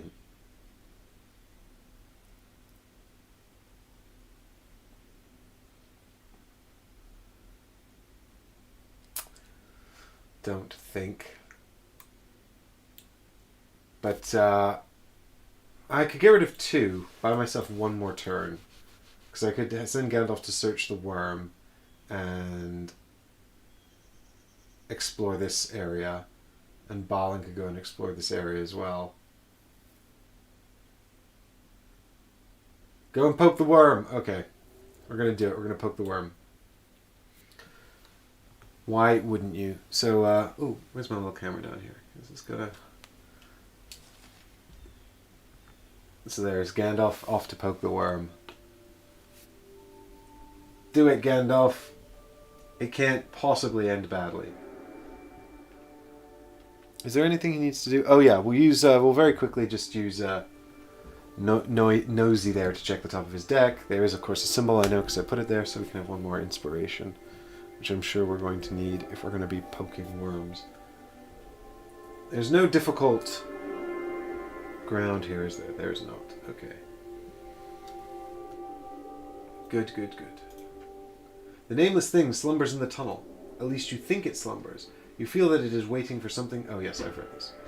Search it! You step lightly so as not to alert the beast. Try to quietly retrieve the dwarven shield, or attack the nameless thing!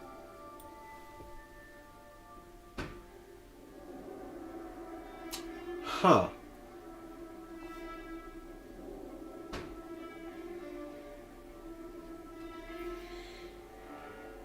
No, I feel like trying to retrieve the shield will probably be an agility check.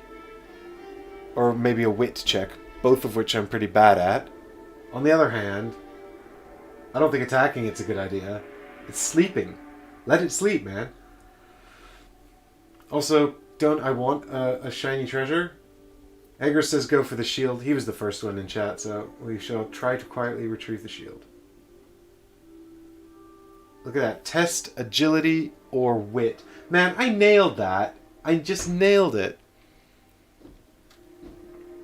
Well, we can always use the Crown of Shadows. You creep toward the massive worm. You do not know if such monsters can hear, but you take no chances and stay quiet. I don't think Gandalf can become hidden. I think I got rid of the one that hides him. In any case, let's see what we got here. So we can make it 2 successes, and I think we probably should. So I'm going to spend 2 inspiration to create 2 successes. Uh-oh. You approach as quietly as you are able, watching where you step for anything that might make a sound if you aren't careful. Regrettably, you are so focused on watching your own feet that you do not notice a brittle stalactite hanging from the cave ceiling. You strike your forehead against it painfully and let out a surprised yelp. The nameless thing rears up and bellows. Discard the threat token. Well, the good news is I got rid of the threat token. The nameless thing rears up and roars, shaking the ground. Place 1 nameless thing as indicated. This is the eldest worm. Hair's fail. Yeah. Don't rub it in. I feel ashamed. I'm embarrassed.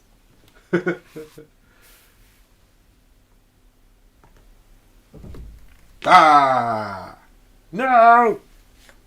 Hey, at least we got rid of the threat token, right? Wasn't that the main objective?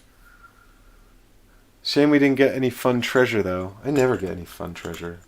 This game is so mean to me, you guys. Why is the game so mean to me?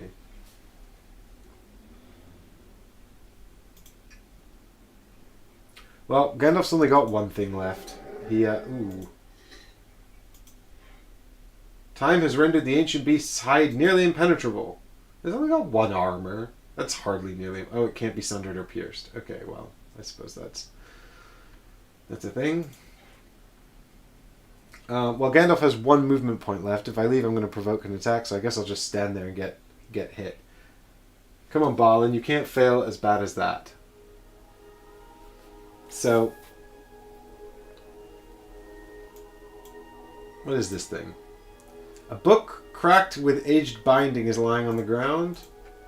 An old scroll is left here moldering, but its ink is still legible. What do you think, team? Scroll or book? Scroll or book?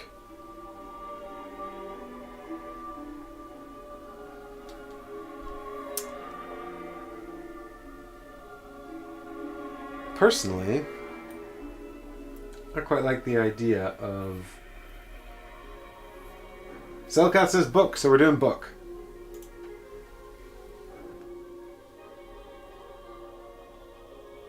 This is going to be a wit check, I think.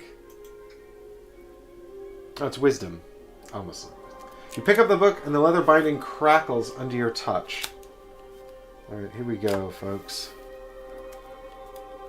I am in darkness, so I will get one free inspiration on this as well.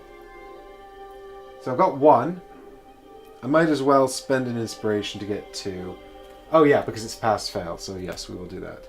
So we spend our one inspiration here to get 2 successes. Pass. You page through it, pleased to discover it is well written and has lovely illustrations. You read for a while, learning about some local myths. Lore increases by 1. Well, lore is always good. I think for our second action here, we're just going to have to move 2 over to here and explore this tile because then I can get some more inspiration and also reduce that threat by 1 more. So we shall explore the tile. I mean, we could... Yeah, we have to explore this one. No, we could wind up in here or here. Let's move into here, though, actually. Oh, yeah, we can't move into here anyway, because it's... Oops. We can't move into this space because it's blocked. I'm an idiot.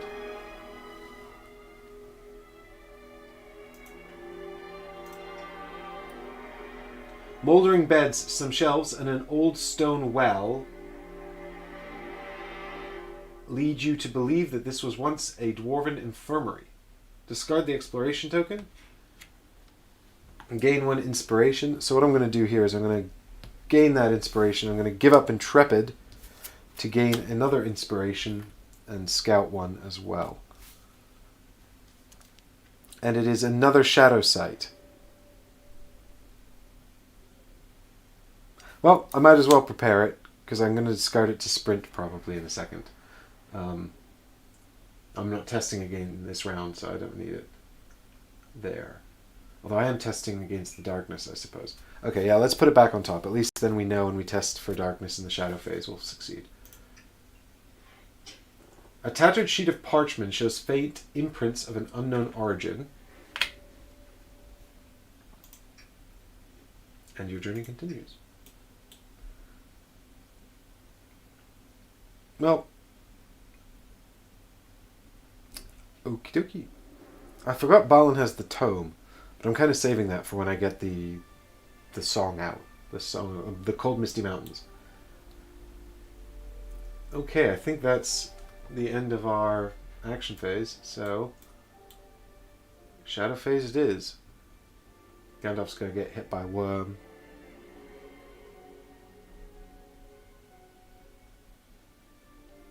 Bummer.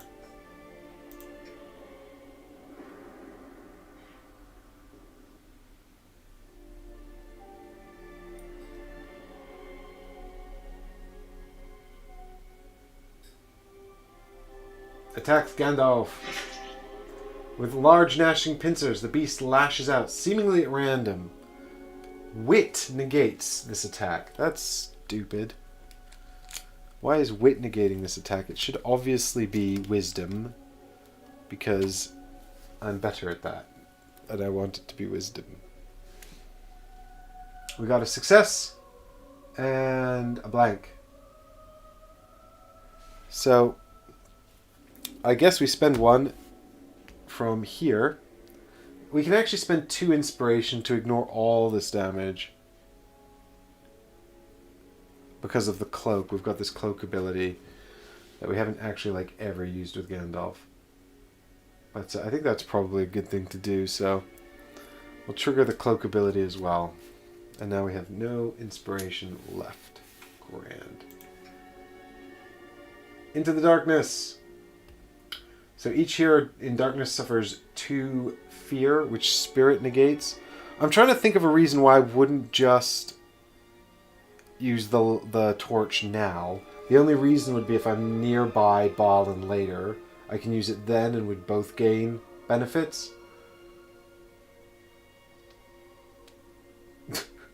Selkath says, when I was reading the book earlier, Chapter 1 of Local Myths. Rumor has it the Pit of Moria contains a dangerous elder worm with impenetrable armor. It's like, God damn it, book!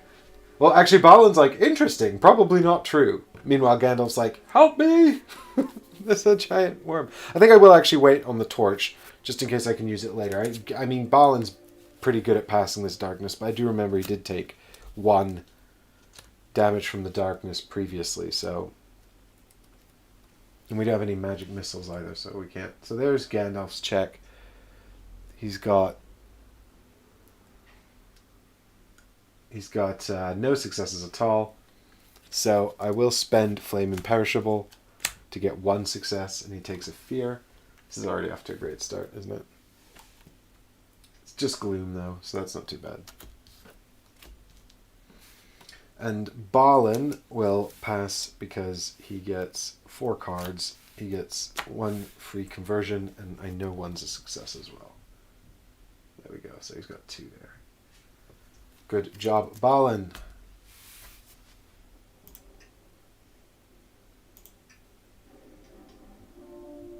Okay, rally phase.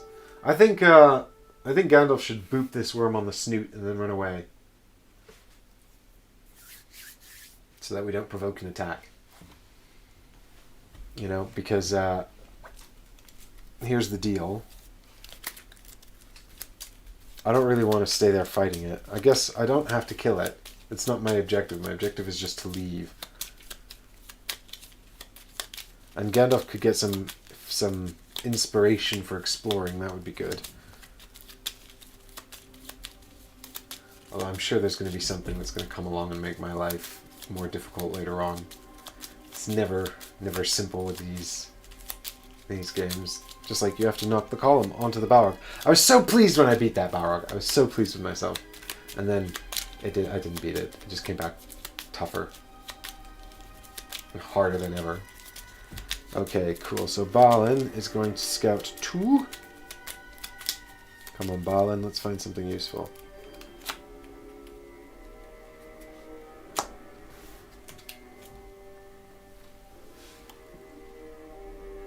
What do we got here? Intrepid and Ancient Wisdom. We might as well prepare Intrepid, and we can put Ancient Wisdom on the bottom. Who needs Ancient Wisdom? Not me, that's for sure.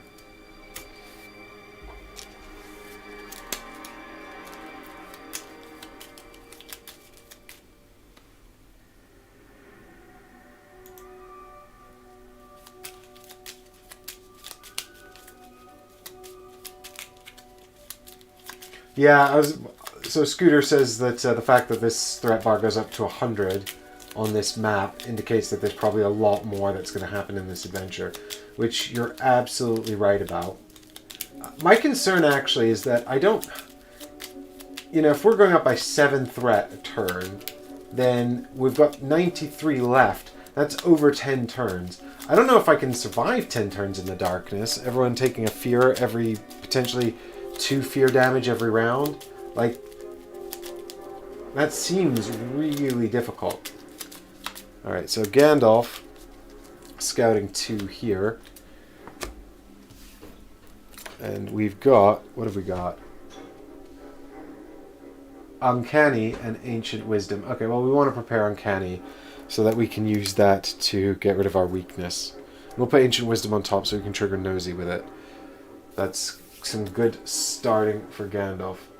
Yeah, let's hope for some light. I do need to get some... I'll probably get some mad exploring done. So into the action phase. to see if I can find some stuff. Yeah, Stacy, there are no sconces in the Black Pit, which you would imagine would be exactly where they're needed the most. Surely people... And what about the glow coming off of the ethereal ghost of Eitri?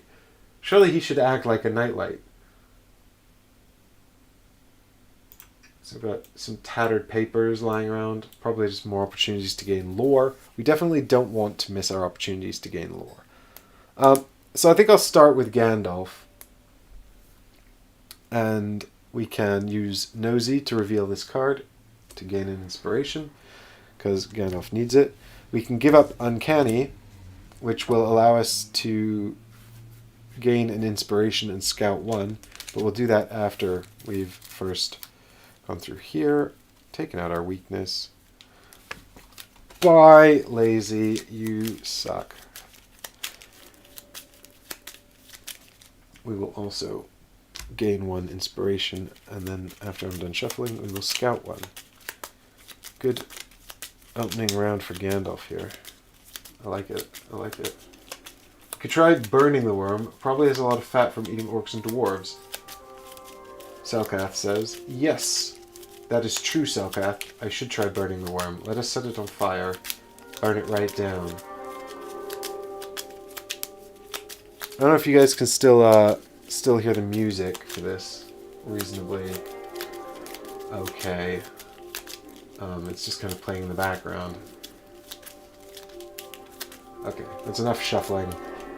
Scout 1, it's honed agility. Might as well prepare it. No reason not to.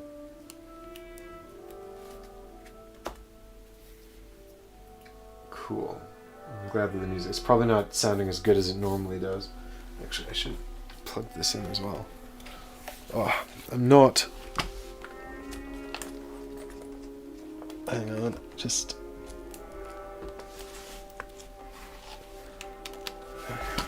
Good, okay.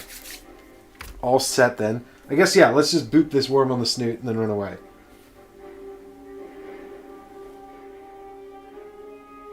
Right, Gandalf, get that worm. Okay, so we're going to use our nice new staff. Are we going to use our nice new staff? Cleave and stun are both pointless here. Right?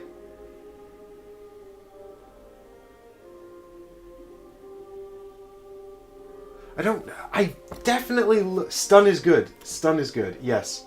Okay, it exhausts them. And then he can't counterattack, right? No, he can counterattack anyway.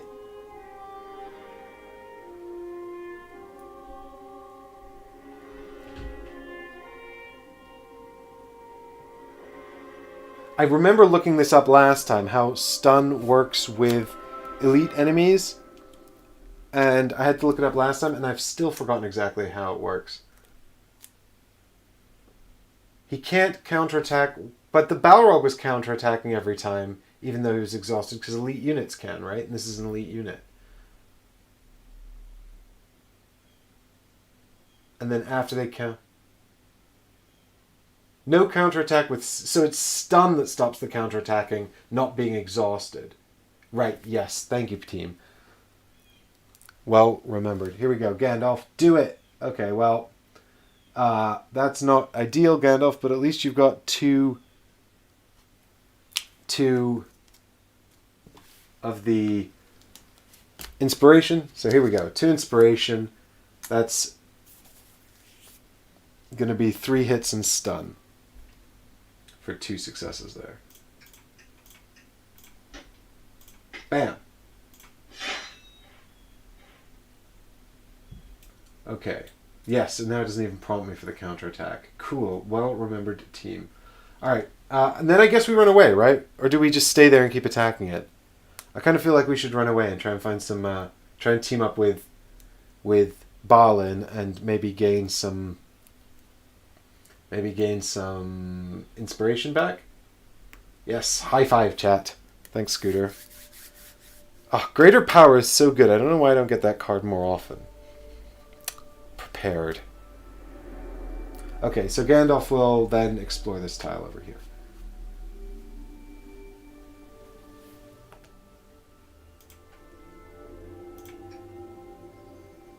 A gentle luminescence suffuses the cave, emanating from clumps of lichen on the walls. Ah, so it's magic mushrooms, just like I said. Discard the exploration token. Gain an inspiration. Yes, please.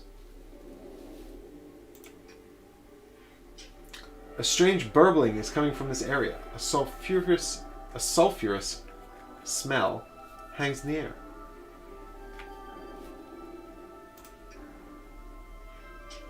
A book with thick grey binding has been discarded on the ground. Ah, more myths and legends about the worms or whatever. And your journey continues. Okay, well I could move one more space, or I could stay there and read this book next turn. The book wasn't super useful last time, guys. I'm just saying. But it wasn't terrible. Lore's always good.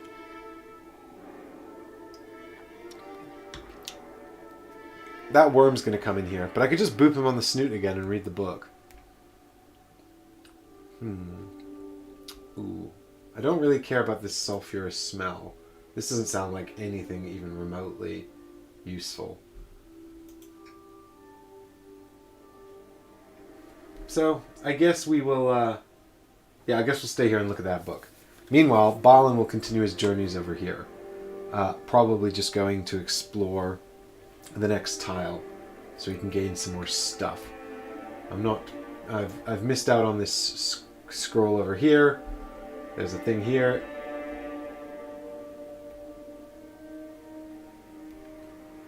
Scooter says, if you ever played the old Baldur's Gate game, then the narrator would at some point tell you that no playing hero functions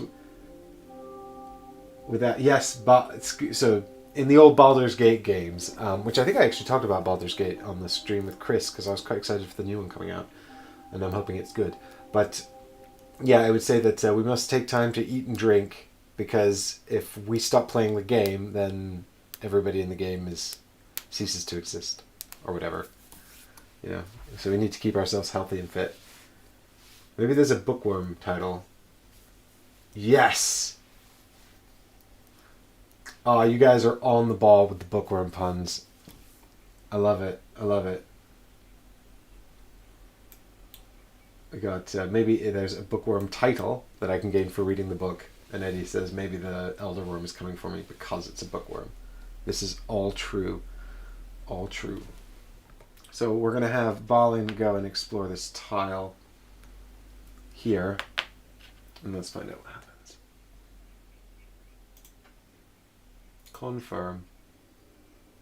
A series of halls containing dwarven statues proclaims the long history and pride of the rulers under the mountain. Discard the exploration token, gain an inspiration. So I shall do that, and I shall now use this opportunity to give up Intrepid, to gain another inspiration, and also scout one card, which is Loyal Friend, which I shall prepare, even though it's got a success on it, because it has Guard 2 on it, which combos with my new reinforced shield. So this should make Balin actually quite resilient in combat when attacked, which of course will inevitably happen, because that is the way of things in this game. Although I have now taken 2 successes out of his deck, which is lucky that we've got a lot of inspiration. Okay. A skeletal form lies in repose in an ornate sarcophagus. The goblins have long since looted this tomb, leaving the lid smashed and anything of value taken, save for an old axe in the skeleton's clutches. Old axe? Old axe? Dwarven axe of power? Why would the goblins leave that behind, though? A pair of goblin drummers beat huge drums, summoning some ominous threat. Oh, wow, well, I should probably deal with that, actually. Haunted ghost axe. Yes, I want the haunted ghost axe. But I probably should deal with these goblin drummers. Destroy the drums! Destroy them. Yes. You try to frighten the goblins by mimicking the sounds of a nameless thing so that you may destroy their drums. Test wit. Oh no, I'm not good at testing wit.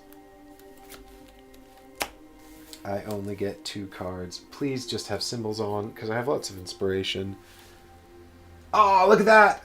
I can convert that one to a success for free because I'm in darkness. Yes, so good at being a dwarf. Balin, you are the MVP in this one.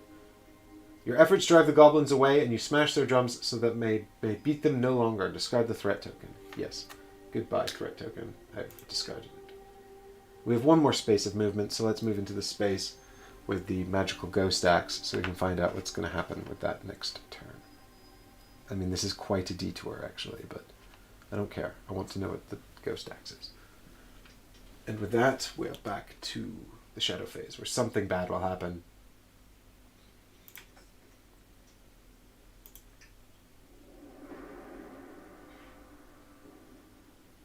Each hero in darkness suffers 2 fear, which spirit negates. So we'll start with Gandalf. 1, 2, 3, 4. Oh, Gandalf, I just hope that you're okay. Ah, I have 1 inspiration on Gandalf, so I can spend that 1 inspiration and succeed at no fear. Good, good, good. And now for Balin. 1, 2, 3, 4.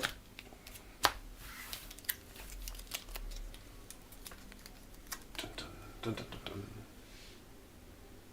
Uh-oh. That's one success. See, even with all of his powers, geez, look at that. So many cards with no symbols on them.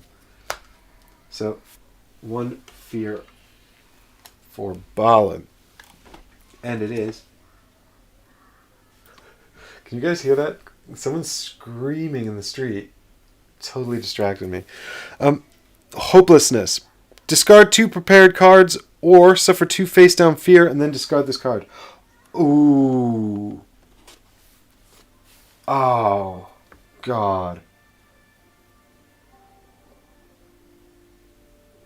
I really don't want to give up Loyal Friend and Shadow Sight because they're both so valuable in this current situation. Selkath raises a good point. Before, when I was mimicking the nameless worm, the elder worm, what was I doing exactly? How was I mimicking a worm? Well, clearly what I did was I lay on my stomach and I did, the worm. That makes the worm sounds. I think I'm going to take 2 fear instead of discarding my cards. I actually think they're that valuable. I mean, Shadow Sight's already prevented me from taking 2 fear. Oh, this is why I can't be lingering too much, though. The shadow deepens, though hope yet endures. Threat increases by 5. Do you know the tale of the Crown of Shadows? Etri asked. I feel like he's gotten a lot more.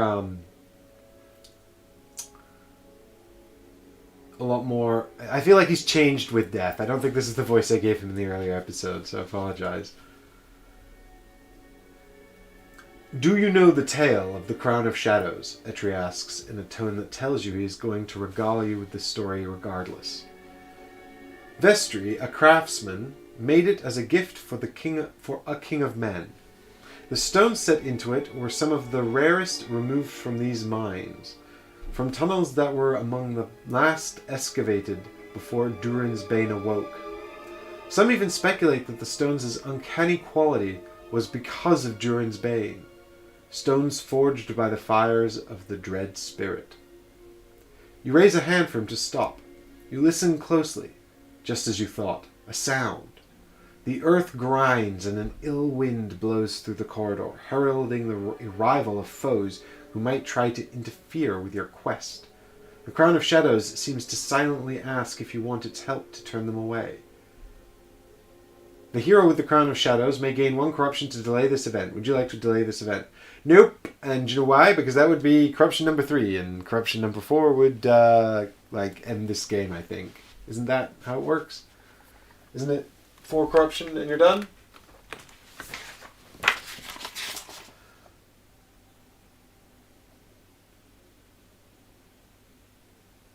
No, then you take a last stand test if you would take corruption number 4.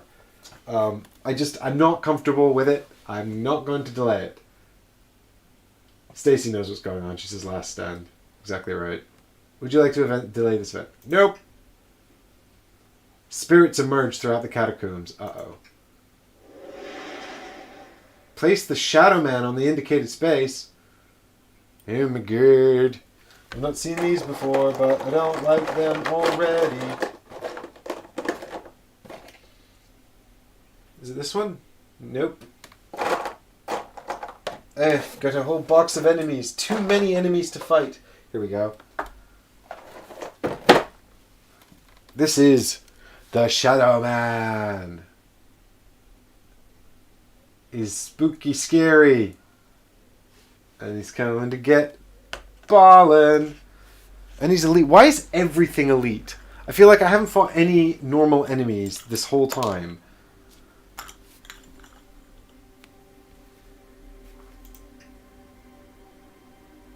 Move each enemy one space.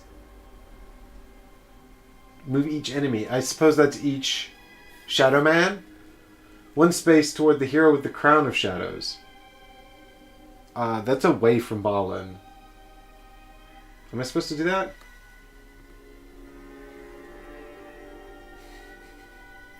I think I've demonstrated, Scooter, that I'm far from elite. So we've got this guy walking over here now, leaving Balin alone. The crown of shadows weighs heavily upon the hero who carries it. Does it now? The hero with the crown of shadows may give the crown of shadows to a nearby hero. If they do, the nearby hero equips it.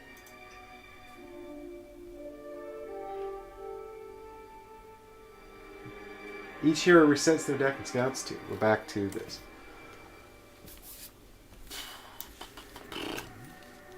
Well, I like how that ghost appeared right in front of Balin, the Shadow Man, and then just wandered off. He's just like, you've not got the crown of shadows. I'm leaving. Bye. It's like, alright, cool, man. See you later. I'm interested in seeing a corruption last stand. Do you discard them if you succeed, like you do with damage and fear? I don't know, Stacy. I don't know. Let me just check the rulebook here. I see. Were you voting for last stand there? Gandalf wouldn't take one yet. He's only got 2. No, you don't. It says here, if you pass the test, you do not gain the 4th corruption and continue the adventure.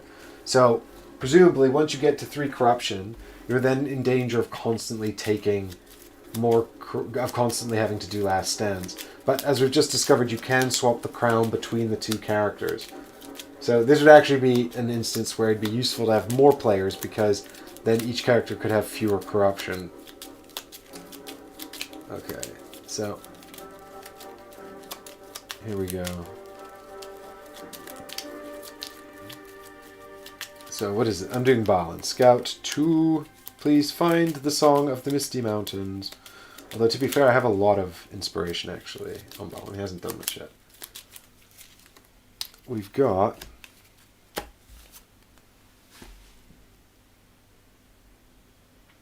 Ancient Wisdom and Kinship. I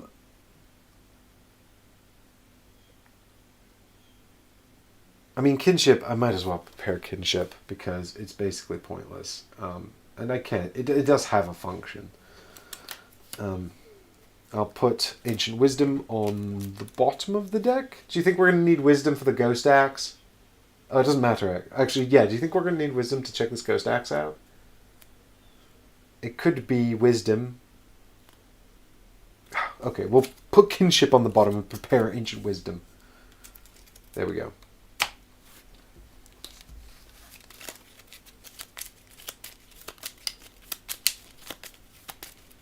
Gandalf still somehow has managed to get no inspiration whatsoever. Yeah, they're playing like hot potato with the crown so that they don't get too corrupted and fall into darkness.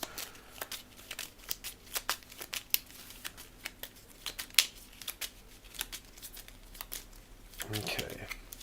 So Gandalf has got What we got here? Aha!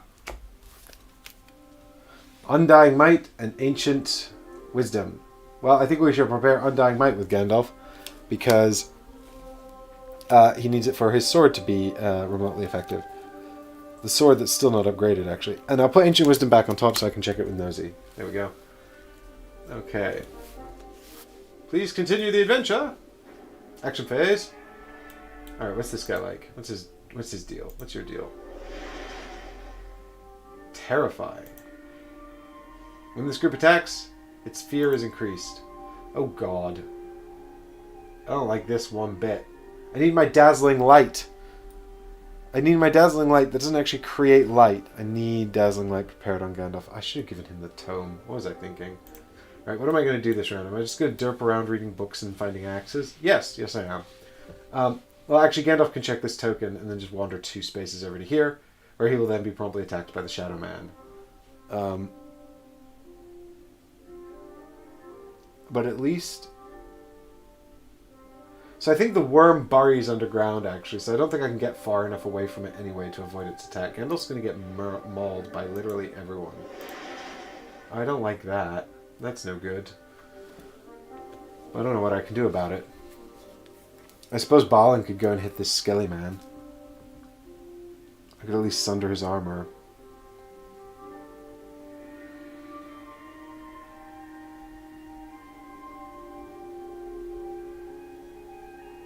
If Balin could sprint one, I could get him and Gandalf into the same space, and then he could guard Gandalf, which would be good.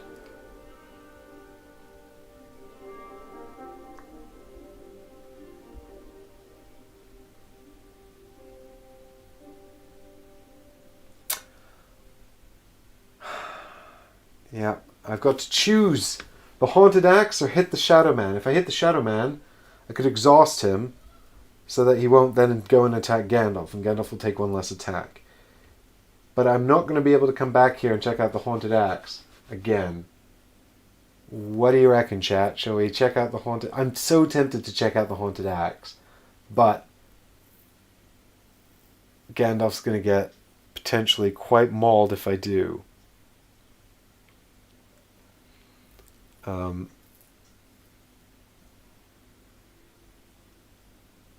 Which is not great.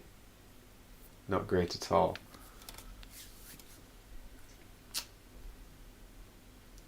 I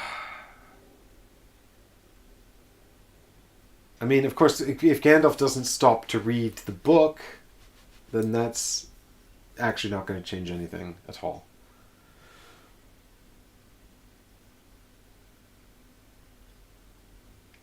Eddie says, too risky, skip the axe. Hager says, if Gandalf will survive, go for the axe. Well, he'll survive both attacks, but he'll probably be left so badly hurt that is not going to amount to much. What happens when we click on the axe? A skeletal... Yeah, the goblins have long since looted this tomb. Save for an old axe. Alright, we skip the axe. Balin's going to go hit the Shadow Man instead. Ah, 1, 2, suck it, Skelly Man.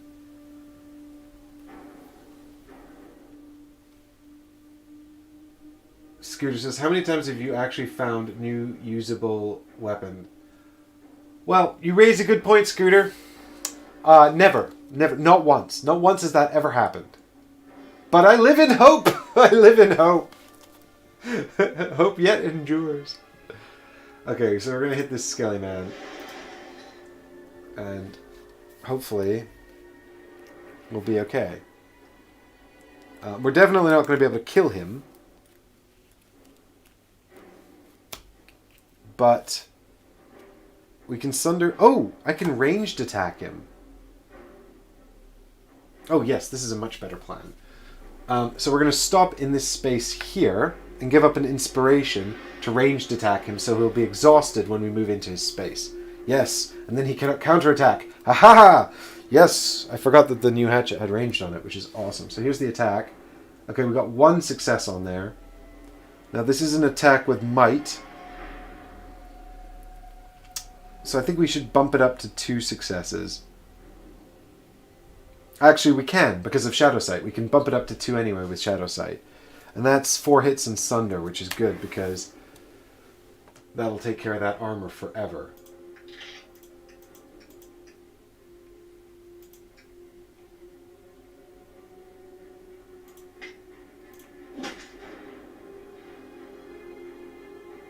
Oh, but that won't exhaust him. If he can't attack me back, it won't exhaust him. In which case, he'll just go and get Gandalf anyway, probably. But Gandalf could come in and kill him, maybe.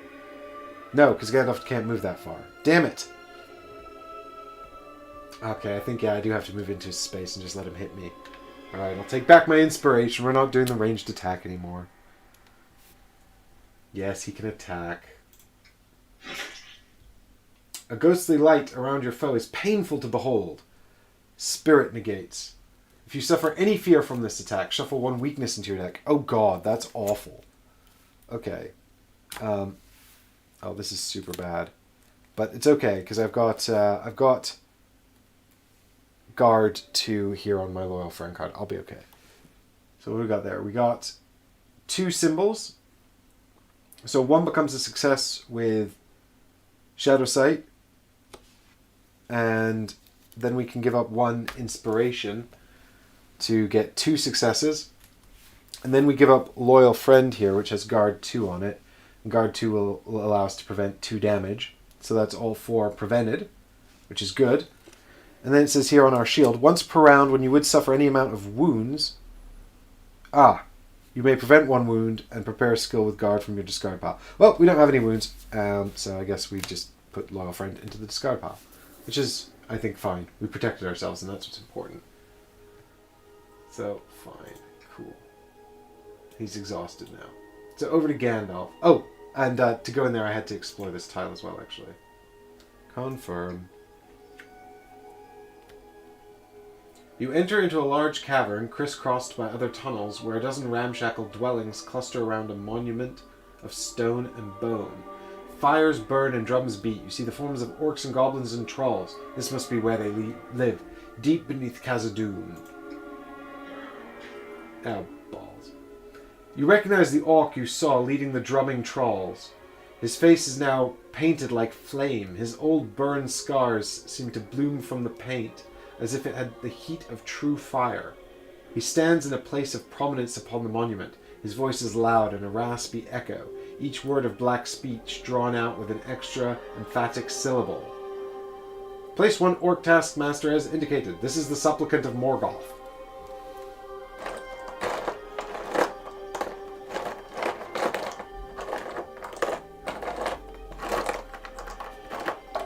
Oh my god. I can't find him. Where's the supplicant of Morgoth? Here he is. Supplicant of Morgoth. He doesn't look that bad.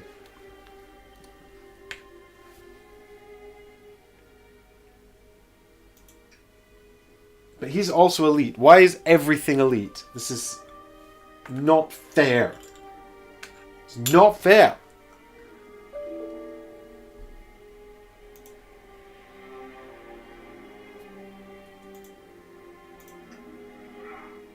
Aha! Yes! Non-elite ruffians!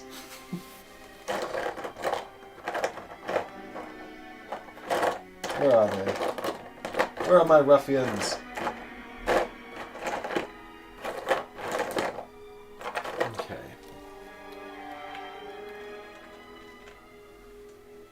I have done it. A small cask lies on its side with a leather satchel leaning against it. Both are tucked away almost out of sight.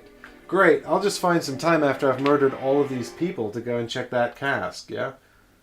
A pair of goblin drummers beats huge drums. Oh, good lord.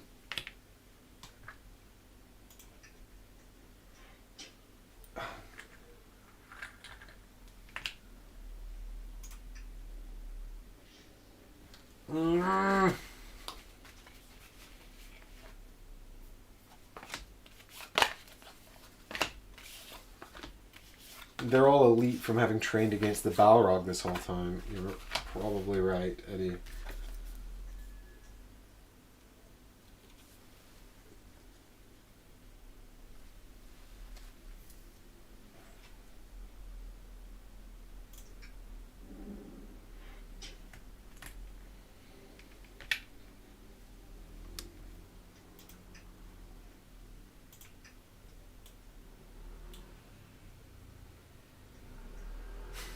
Yeah, Haggers, exactly. The app knows it's me and it's picking on me. Okay, so I've got Gandalf can read the book and then wander over here, or he can just go straight over here and try and deal with these goblin drummers. Um, let's have a look and see how tough these new enemies that have just appeared are. Master of the Pit. Dark sorcery protects the supplicant of Morgoth from damage and stun. Cool.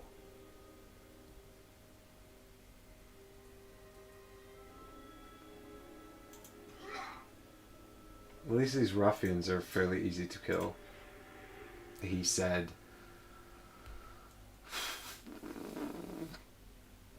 Naively. I probably need to do something about this fear. 4, 5, 6, 7. But I don't want to abandon all of this lore. I'm just looking at the board and there's all these tokens here, but everything is now going to go and wail on Balin, I think, which is probably a bad idea. Gandalf can't get into... Oh, Gandalf could walk in there and attack both the ruffians, actually. We might be able to kill them both. Just get them straight off the board, because Gandalf has cleave now. I need 3 successes, and I have 0 inspiration. But hey, I can use Nosy. And it's the Ancient Wisdom card I put in there, so I get 1 inspiration. And if I discard Undying... Undying Might doesn't help me with cleave, though.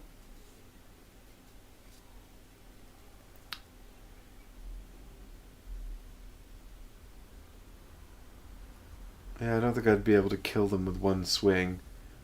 Unless I use the Crown of Shadows. Which I suppose might be worthwhile.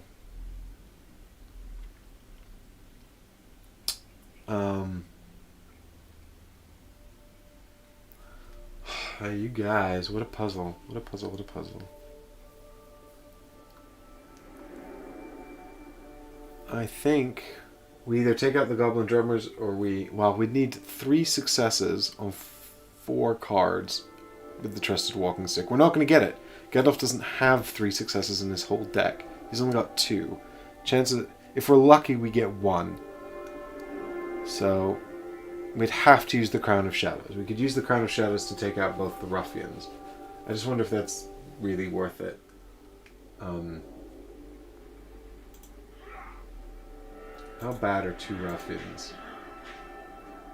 Look at all these elite enemies. They're all so dangerous. This is horrifying.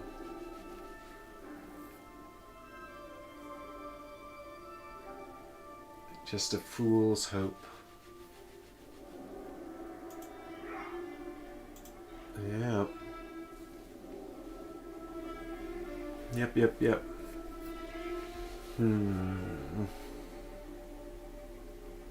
Or we just ignore the enemies and read the book.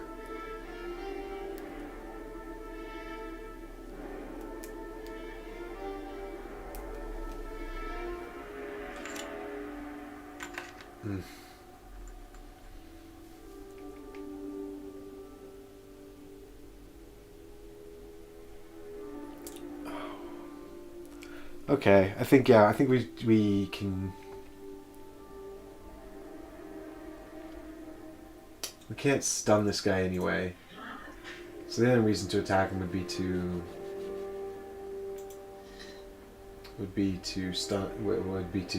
exhaust him, get his attack out of the way now, which doesn't really make a difference unless we think we can do meaningful damage, which I don't think we can. We need Balin to come in and sunder his armor before we can really start hitting him. So I guess, yeah, we use the Crown of Shadow to take out the ruffians. It's something, isn't it? So Gandalf will go 1. Can he get into there from here? Oh, he can't even get into... Oh, he can get into there. So he can go 1, 2 into here, where he then attacks the ruffians with his walking staff. Yeah! Smack him across the face. Knock them both out.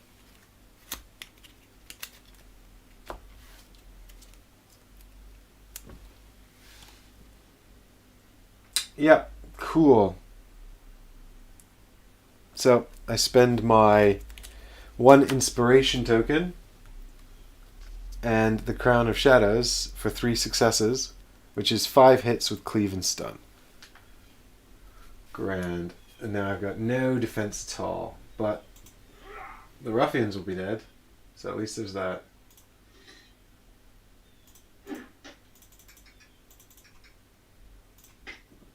And that'll give me an inspiration back, actually, I think. Yes, we gain 1 inspiration. Cool. So I've taken that.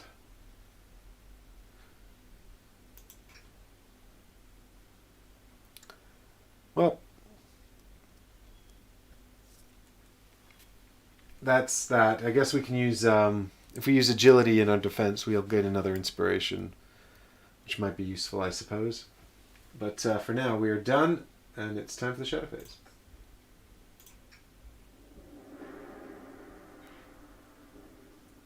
Place this enemy within 3 spaces, attack Balin or closest hero.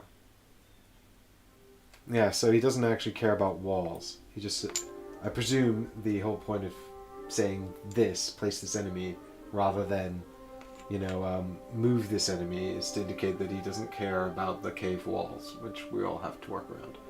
So, he's going to go 1. Well, he can actually go 1, 2, 3, or he can go 1, 2. If he moves 3, he can attack Balin.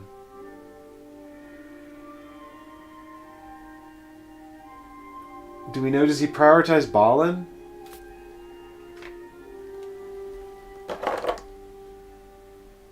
If he can get to Balin, I presume that he would, right? Because that's 1, 2, 3.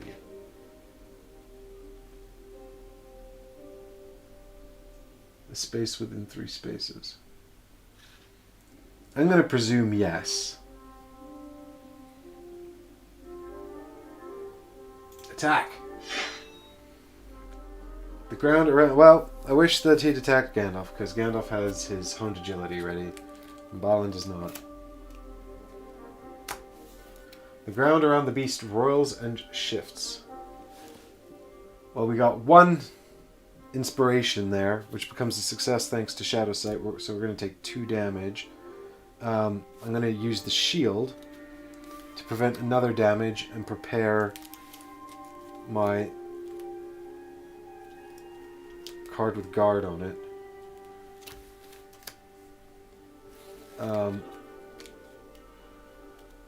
I could discard this card, but I think it's actually might be worth hanging on to and just take 1 damage.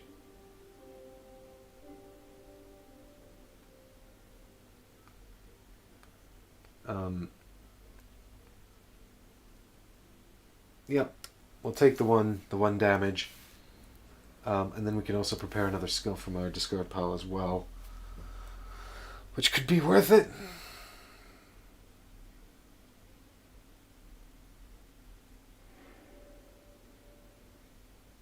I guess it's not too bad. So, you guys probably can't see it. Balin's got 2 fear damage and a wound. Gandalf's got 1 fear damage there. Okay. So, the Taskmaster's in a space with Gandalf, so he'll just attack Gandalf. I do know that. The orc pummels you with fists the size of cookpots, which might negates. After this attack, flip 2 wounds face up. Well, Gandalf, your might is no good. The good news is I do have Undying Might, which I can use to add a success and gain an inspiration when I do. So we've got 1 success and 1 blank. So I shall add another success by discarding Undying Might. And when that happens, I can gain an inspiration and scout 1. Dazzling Flash. Yes, please let me prepare that. But unfortunately, I'm still going to take 1 wound. And then I'm going to have to flip it face up. Probably. Oh god, what is this? Knocked prone. Deplete 1 of your trinkets and discard 1 prepared card. and then discard this card. Well, at least I won't have to flip it face up again because I discard it. I'm going to have to deplete my torch.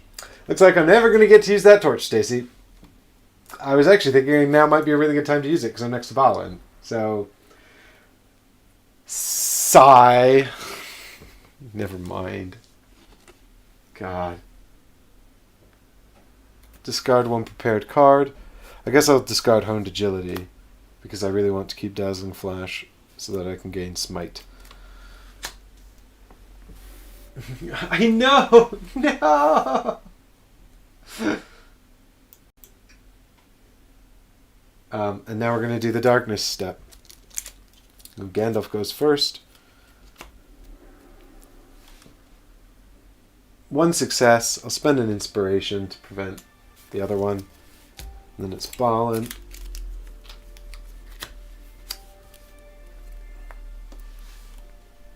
One success, two successes from second sight. Shadow sight, so we're okay.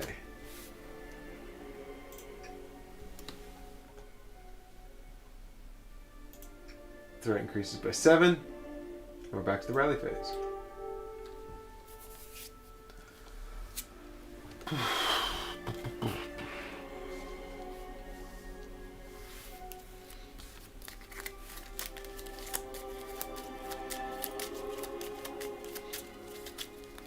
Gosh.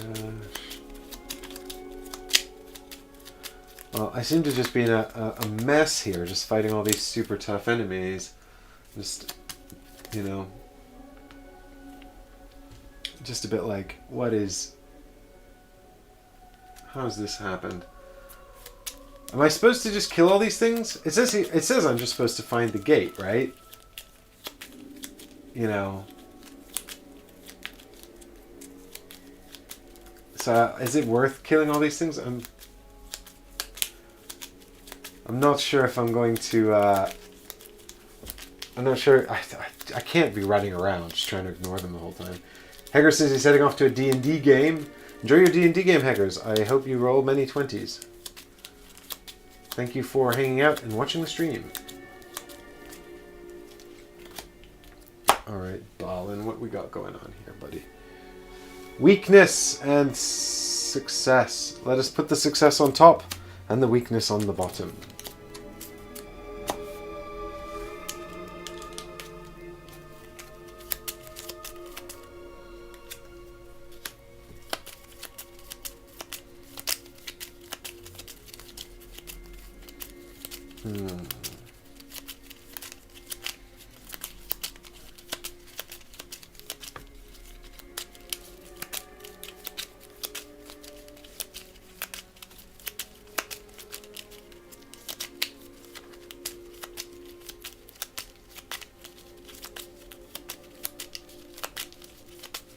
Okay, Gandalf time.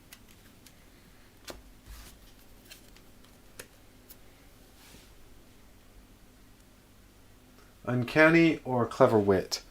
Let's prepare Clever Wit, I guess. I don't have enough inspiration symbols, guys. It's not good. I'm putting Uncanny on the bottom. Even though that's going to prevent me from using Nosy effectively. I suppose having Nosy, it's much like having a guaranteed success, so we'll put Uncanny on top. Or we could just use Uncanny again, like we did before, to trigger Gandalf's ability.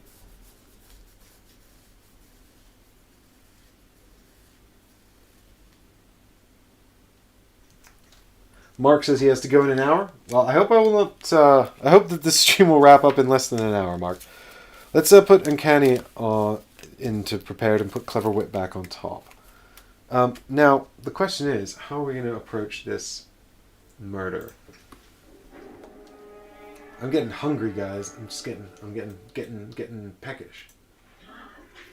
So we've got the Supplicant of Morgoth here. We really need Balin to come in and use.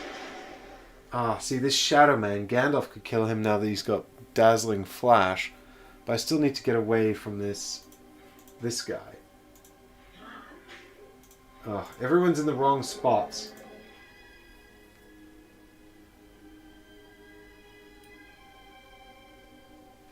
Everybody is in the wrong spots. None of these guys are immune to Sunder, though, right? I reckon Balin could probably do 5 damage. Could he? Actually? Maybe if he uses Loyal Friend to draw...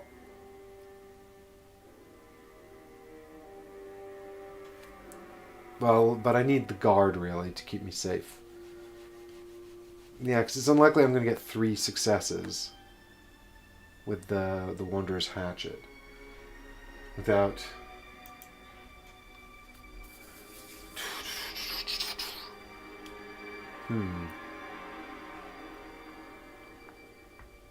I think probably our... So I'm wondering if Gandalf should step away from the Supplicant of Morgoth so he can hit the Ghostly Man. Balin might be able to take care of Ghostly Man on his own, though.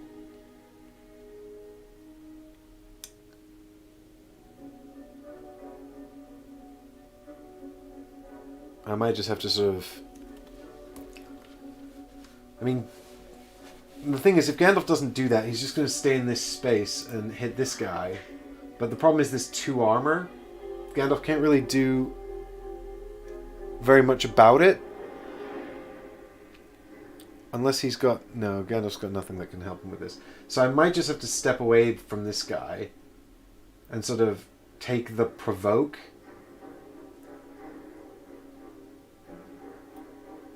With Gandalf, on the understanding that this will help to concentrate on the other 2. He'll be in the same space as Balin then, which will allow Balin to use guard if necessary, I suppose. And also we can make some good... We can probably take out the Shadow Man.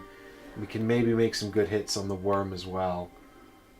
And then the Supplicant of Morgoth will come into this space next turn, which will also allow Balin to then hit him and sunder the armor. Yeah, I think that's probably good. Okay, let's hope this is not too bad. Was the hit from the Supplicant of Morgoth really bad last time?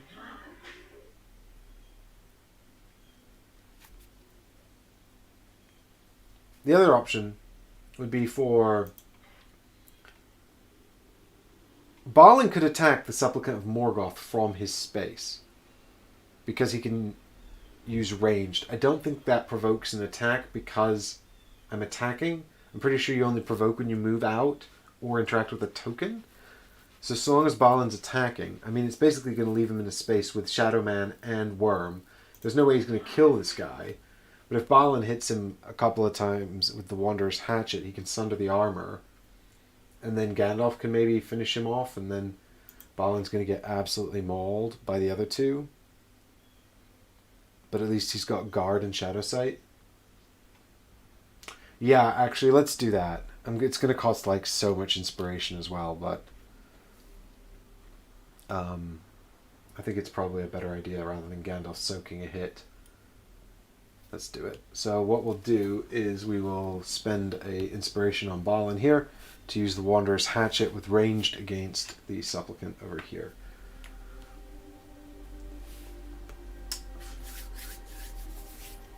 Hey, Difter, thanks for checking in. We're just about to hit a Supplicant of Morgoth with a hatchet at range, and hopefully it will go well. I really need this to go well. Ideally, 2 successes, please. Hey, well, we've got 1, and the other becomes a success thanks to Second Sight. So that's good. 2 successes. That is what we wanted. Excellent.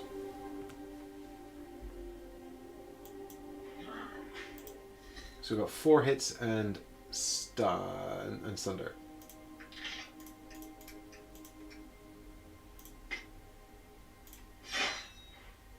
And the good news is he can't attack back because it was ranged. So stuff it.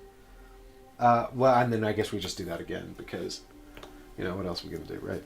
So we give up 1 inspiration, 3 cards, and hopefully 2 more successes. That would be great. Please, please, please, please, please, please, please. Hey, look at that! Balin nailing it like a boss.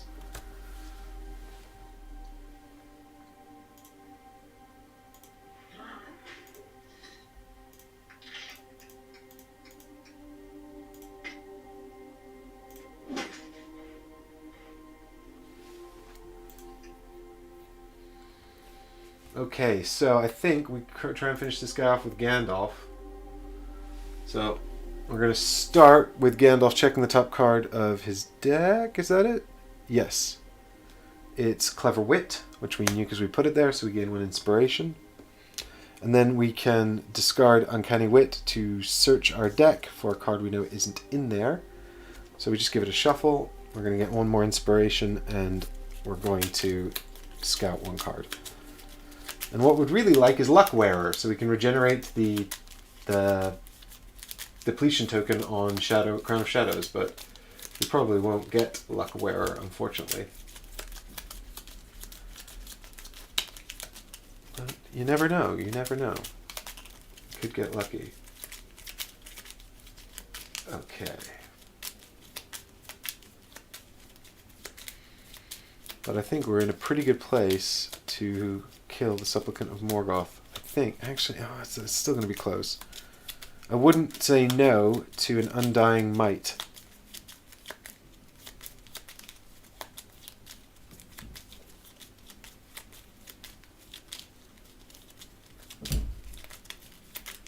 You know? But it's just 1 we get to scout, unfortunately. Or something maybe with Strike on it. Wouldn't say no to that either. Oh! We lucked out, team, I think. Greater Power. Strike 2. Yes, that is extremely useful. So, how many hit points does this guy have left? So he's got 5. So we might have to use Dazzling Flash on him. I'm not sure. But we'll hit him with the Staff, because we can always add 2 hits with Greater Power if we need to. And then we can keep Dazzling Flash to hit the Shadow Man. Alright, here we go. Ooh, look at that. So we give up 2 inspiration for 2 successes, which is going to be 3 damage and stun. Not that the stun is irrelevant. But then we can give up Greater Power that we just prepared to add Strike to 2 more hits. Bam! And we've still got Dazzling Flash, which we can use to take out the Shadow Man later. Cool. Yes! You or a nearby hero gains 1 inspiration. I'm going to give this to Gandalf because he needs all the inspiration he can get. You prepare to strike the last blow to finish the orc, but a goblin raises a shield before him and takes the brunt of your blow. You slay the goblin, but not before the Supplicant of Morgoth has fled beyond your reach, along with some of his followers. You will have to be satisfied with forcing him to retreat. Each hero gains an inspiration. Well, I'm not going to say no to that.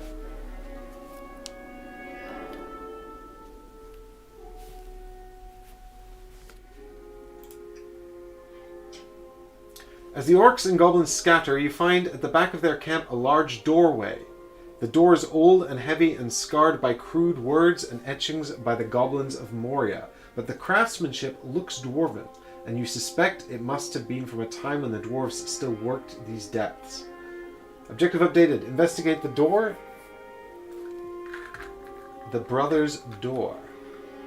Okay, cool. So, Supplicant of Morgoth can get out of here.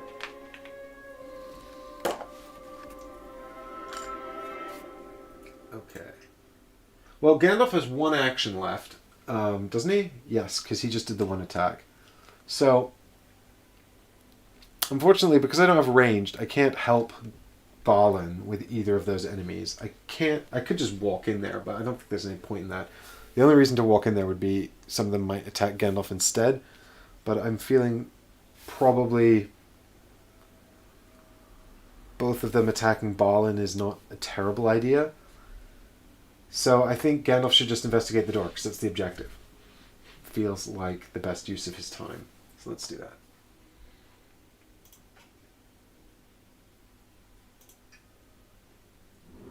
You try to make out the inscriptions upon the door, though they are much covered over by the goblin's foul scrawl. Test wisdom. If you're a dwarf, add a success. God damn it. I'm not a dwarf. Balin's a dwarf. Well, I could spend all 3 of my inspiration to pass this. Oh no, wait, I have a success there. Ooh, Gandalf, you did it. Okay, I could spend 2 to pass this.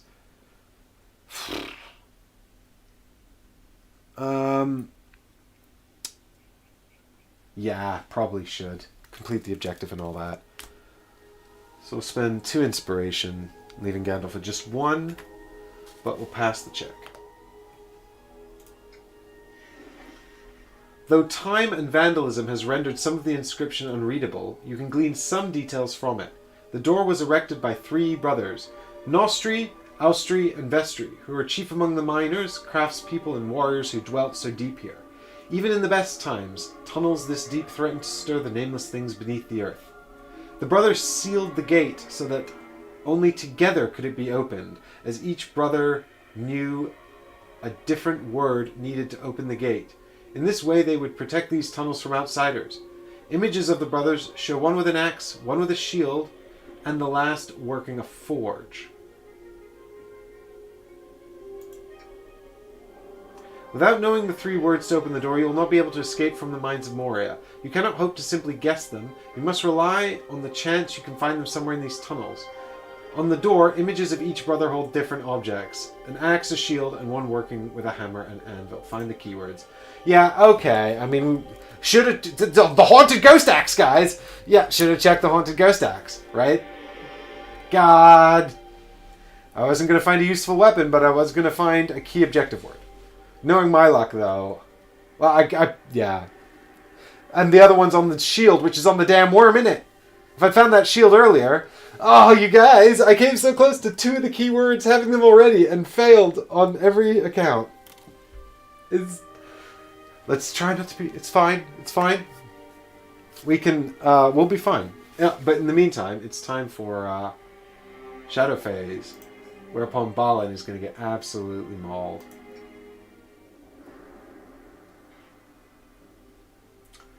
Place... yeah, the worm attacks Balin. Your foe is enormous, striking wildly and half blind. Wit negates. Ugh, but I have wisdom. This is not going to go well.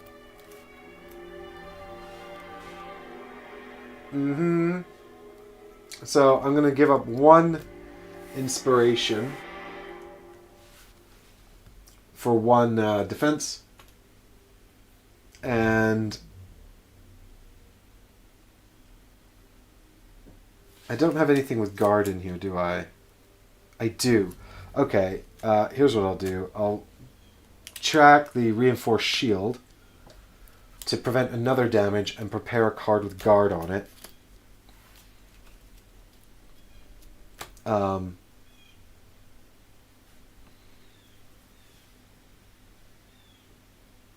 now the question is, do I take 1 wound or give up a card with guard?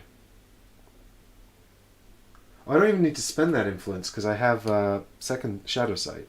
It's fine. I just have a feeling like that guy's going to come at me with all of his horrible... No, but all my successes are here, so I don't want to keep all my successes prepared. How do I feel about taking 1 wound, though? Not that bad. I'll do it. I'll take the 1 hit. And then I can prevent the fear. I'm more worried about the fear because of the darkness. Oh, this is going to be really bad, isn't it? Fever. Discard an inspiration, then flip the card face down. Well, that could have been worse. Okay. Resolved. Move 1, ignoring terrain and black borders, attack Balin or closest hero. Yeah, well, he just attacks Balin. I thought he was going after the crown, but I guess now he's more interested in killing this dwarf. Yeah, and this is why we kept the things with... At least spirit negates. I'm good at spirit. Dun dun dun dun dun dun. Well, 1 becomes a success.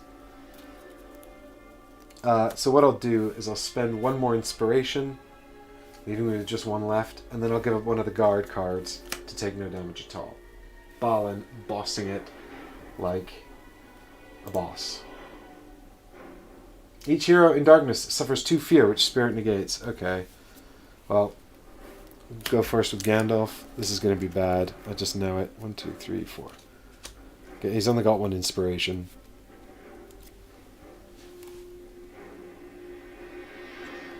So he's going to take 1 damage. Let's spend the inspiration. This would have been a good time to use that torch. What is this? Anxiety. Flip 1 fear face up, then flip this card face down. Well, I only have 1 fear. I hope it's gloom. It is, it's gloom. Fine. That's could have been worse. Much, much worse.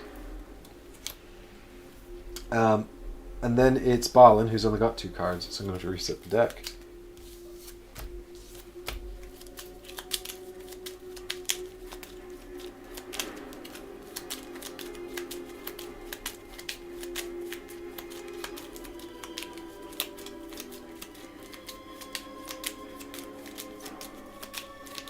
We're going to get some other badness happening in a minute as well, because we're going to hit that 24 on the threat bar.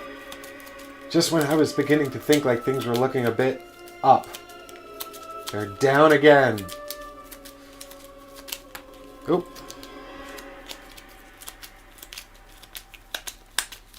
Okay. Come on, Balin, you can do it. I believe in you. I've lost all my inspiration. I need a break to get my inspiration back. Bam. Alright, we got 1 success again. Stop it, Balin! Stop it! This is terrible. So we could give up Loyal Friend again to prevent... No, because I'm going to be attacking these elite enemies, so I guess we're taking 1 fear.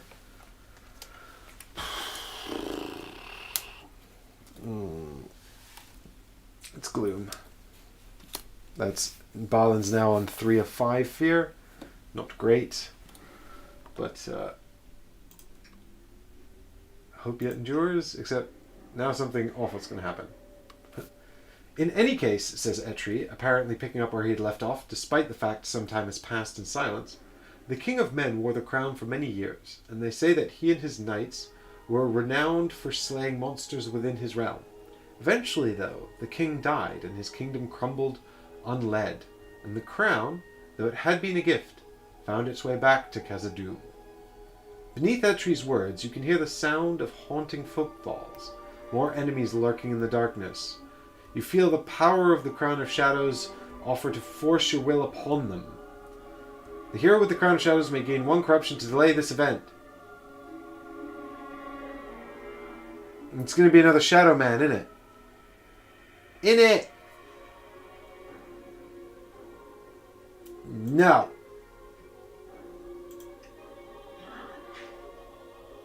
One Orc Taskmaster shows up, and he's not even elite.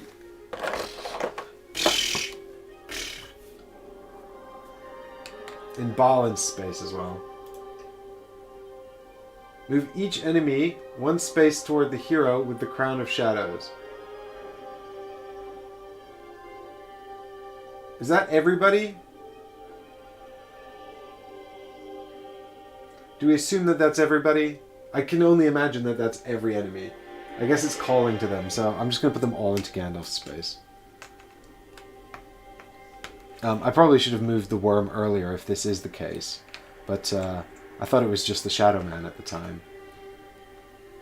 Okay. The Crown of Shadows weighs heavily upon the hero who carries it.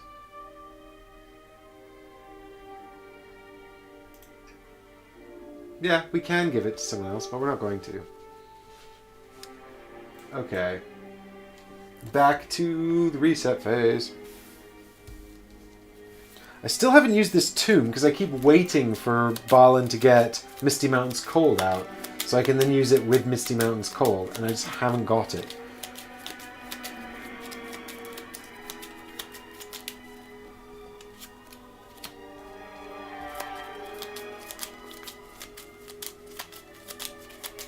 But yeah, you reckon the next two... Scooter says he reckons the next two threat tokens are more Shadow Men. Yeah, you're probably right, dude.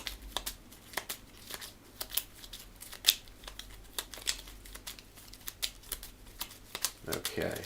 Well, Balin is definitely going to get Misty Mountains cold here, for sure, because I want him to. Come on, do it! What we got? Loyal Friend again, and Clever Wit. Okay, well, I guess I'll prepare Clever Wit, because there's no reason not to, and I'll put the success face down on top, so that I can smack someone with my reinforce. I'm going to run out of inspiration, though. Grr. And Gandalf, if you could just kindly equip Luck Wearer, please, Gandalf. That would be supremely helpful for me. I'd really, really like for a Luck Wearer, or else I would also accept the card that gives you inspiration. That would also be good. Yeah, I need to go and deal with those goblin threat tokens as well. There's too much going on. There's still so much to do. Oh my god.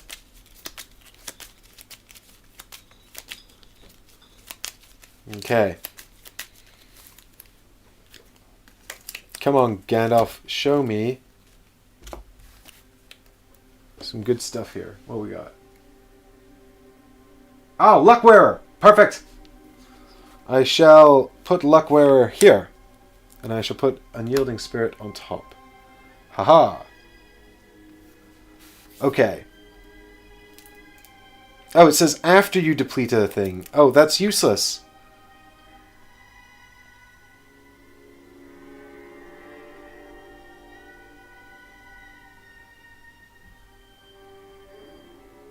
I needed Luckwearer prepared when I used the crown. I should have kept the crown and not used it earlier. I forgot that I needed to trigger Luckwearer. Well, I might as well keep Luckwearer prepared because at least it gets it out of my deck. Oh, no, I'll prepare the other thing. What was it? Unyielding Spirit, and put that back on top. Man, what a bummer. It says when you deplete... The text on the card, I got the text wrong. It says when you deplete the item, you can discard this to replenish the thing. And it should really be when the item is depleted, or, you know, whenever you want, because that's so... After you deplete an item, god damn it. That's useless to me now. I should have saved the Crown of Shadows. That's what I should have done. Okay. What's this thing in balance space?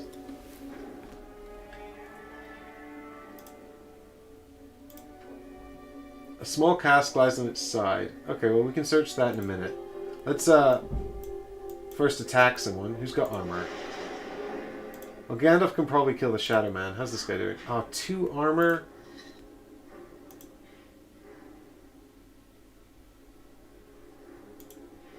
I guess we sunder the worm. We need to kill it. It's got the shield. At least it brought the shield to the space with the door. So yeah, I'll give up a inspiration token here to do a ranged attack against the worm. And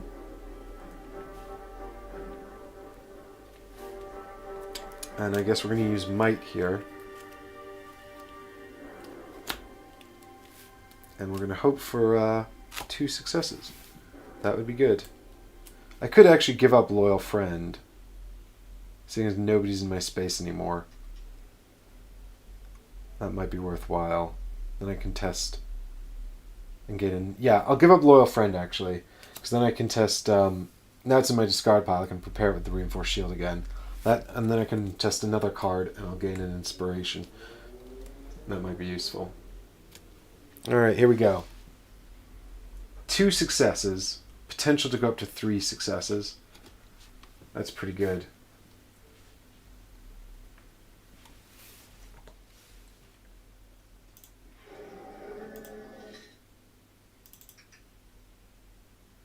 And also... Oh, we can't sunder. No! I wanted to sunder him! So we've got 4. Oh yeah, that's right. Impenetrable armor. I totally forgot. Um,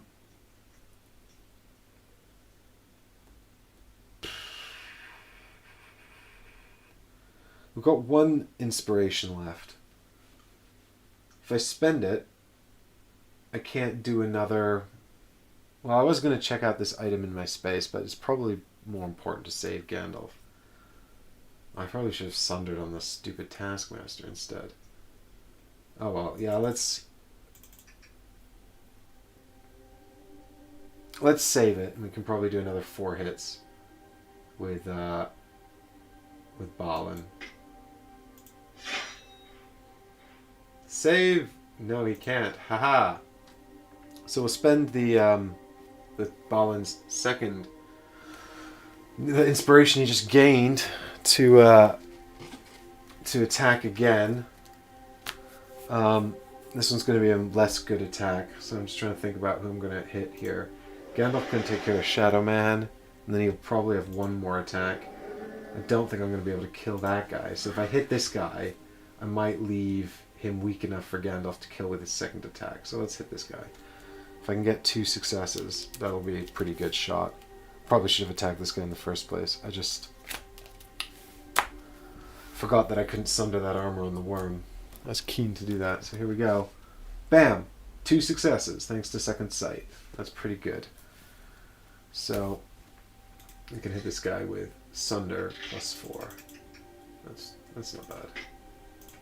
And Gandalf can't reliably do 5 damage, but nope. But never mind. So Gandalf is going to hit the Shadow Man first, I think, because he's the scary man. We need 3 hits because we can get past his sorcery. So I guess we'll use the Trusted Walking Stick, which could also stun him, but I'm going to assume that we shall kill him. We need...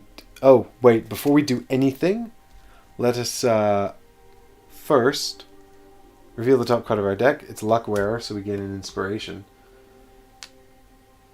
And we will gain another inspiration, Scout one as well, in a second with Dazzling Flash.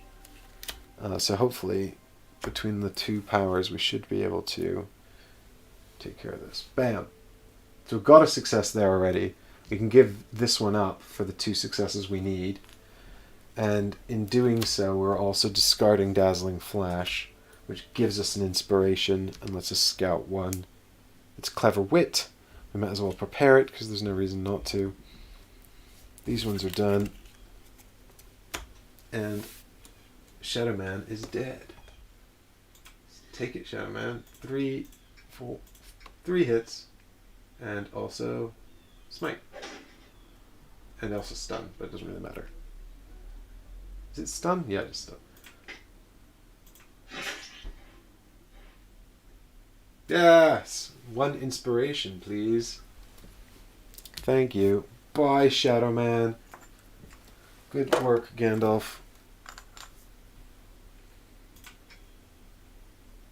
Alright, so this guy's got 5. Worm's got 12. I guess we might as well hit this guy. Although the odds of me getting 5 and actually killing him are pretty slim. I've only got 2 inspiration. If I take the sword, though, actually, I could probably kill him with the 2 inspiration, so let's do it. We're going to go with Might here. So we're looking for 2 inspiration symbols here, and we can kill this guy. Yeah, we did it! Ah! So we give up these 2. That's 2 successes, which is 5 hits. 1, 2, 3, 4, 5. Take it, Orc Taskmaster, you suck. And Gandalf can have 1 inspiration back, which is good because that worm's going to be eating his face in a minute. Well, Scooter, I think that I have managed to sort of kill some of these enemies, but that's taken my whole turn. It's now the shadow phase again, and I'm just kind of really worried that I'm going to run out of time. Also, Gandalf's got to weather the attack of this worm, and more so than the threat meter, I'm actually worried about the darkness. Gandalf's only got 1 inspiration, which really is not enough inspiration at all. Stacey says, please don't jinx it.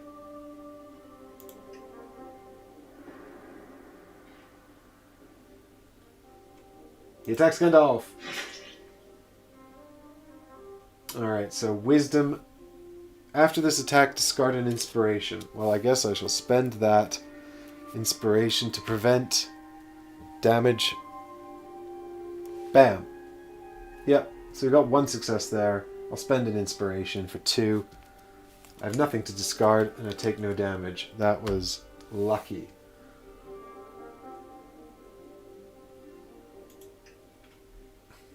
Each hero in darkness. Well, we've got Unyielding Spirit, so we can add a success to this, actually, which is really good, because we don't have any inspiration, so unless I get lucky here and draw a success, I will be taking 1 fear on Gandalf, which is not terrible.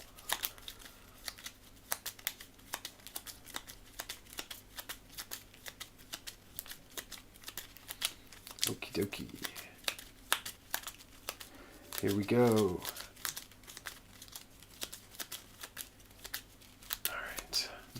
I'm just shuffling Gandalf's deck here because he's only got 3 cards left in it, so we'll draw 1 and hope for the best. Alright.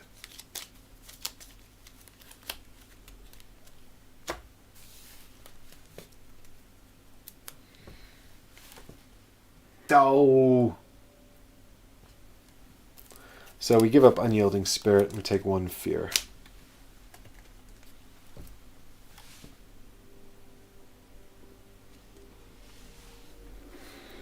Troubled. After... Oh no, this is the one I had before that... After you or a nearby hero suffers 1 or more fear from darkness, they suffer an additional fear from darkness. How do I keep getting this card? How do I keep getting it? Oh well, never mind, eh?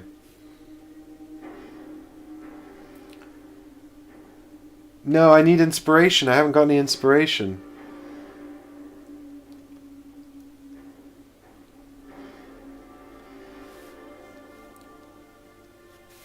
There's nothing I can do about it. Yeah, it's a bummer. That card is like game ending. This is Balin. He's got 1 success and no inspiration either, so he's going to take 1 as well.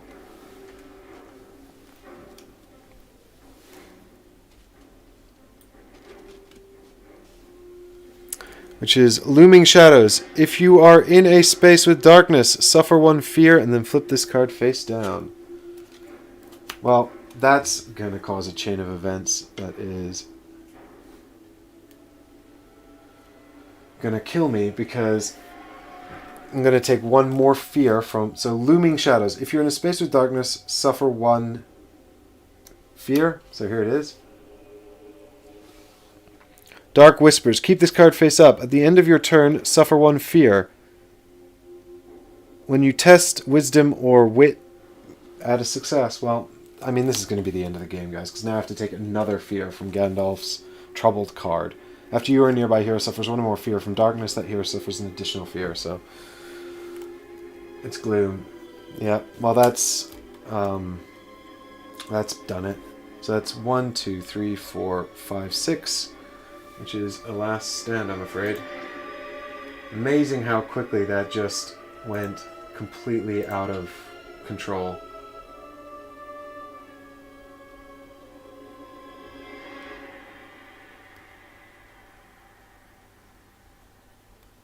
Count your discard successes and counter it with how many you have left in deck.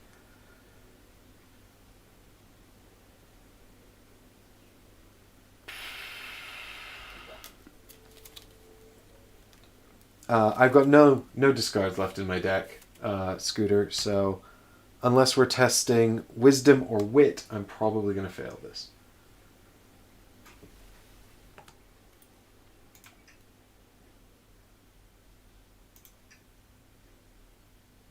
Even now, a clever trip might pull you back from the brink. Test wit. Well, I actually passed that because I have Dark Whispers. Keep this card face up. At the end of your turn, suffer a fear. When you test wisdom or wit, add a success. So, just to be clear, I would test wit, get no successes, and add one from the fear card. Discard all face down fear, gain an inspiration, and continue the adventure. Cool. Except for Dark Whispers, I'm just going to keep that. We are now incredibly short on time because everybody's super scared. Uh-oh.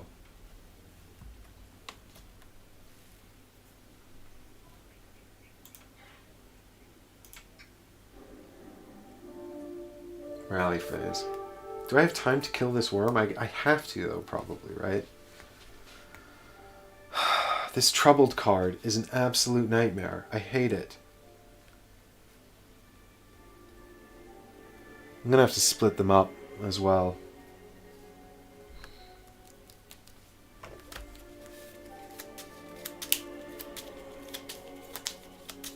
See, sometimes it's a must-do to do the last stand and not draw cards to negate beforehand if you know the successful form. I don't understand your comment, Scooter.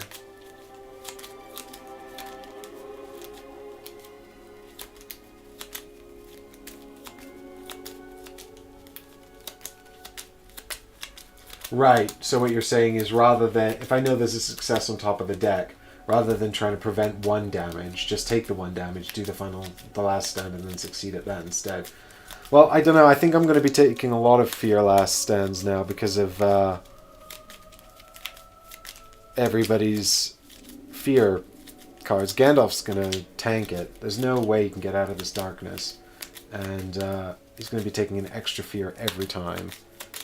But I'm going to try my best. I know at least where one of the things is. Two of the things, really. I have to kill this worm, don't I? So, here we go. Scouting 2 with Balin. Should I use my tome? I've been saving it this whole time.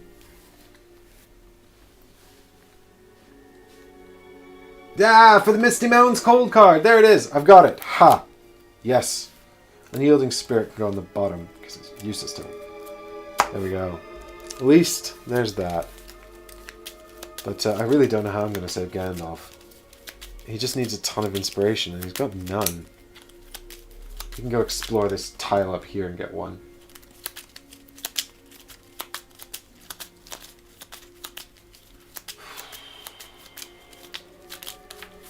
Oh. Wow. What a journey.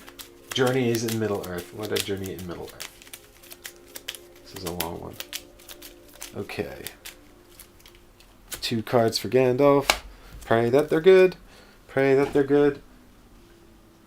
Grey Pilgrim or Time of Need. So Grey Pilgrim is once per round. When you scout, you can reveal 1 extra card, and it's got Guard 2 on it. I mean, I'm tempted to take the Guard 2 just because...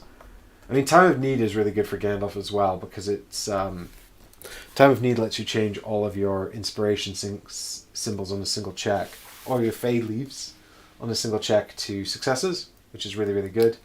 But then I'm thinking Guard 2 is also really, really good because it can just prevent 2 damage whenever you want.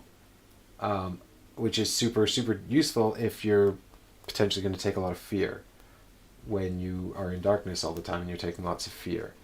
So... I don't have any inspiration though, so that could potentially be really useful. Stacey's like, isn't Etri supposed to be helping you? Where'd he go? Yeah, I don't know. He keeps showing up and rambling on and then doing nothing useful.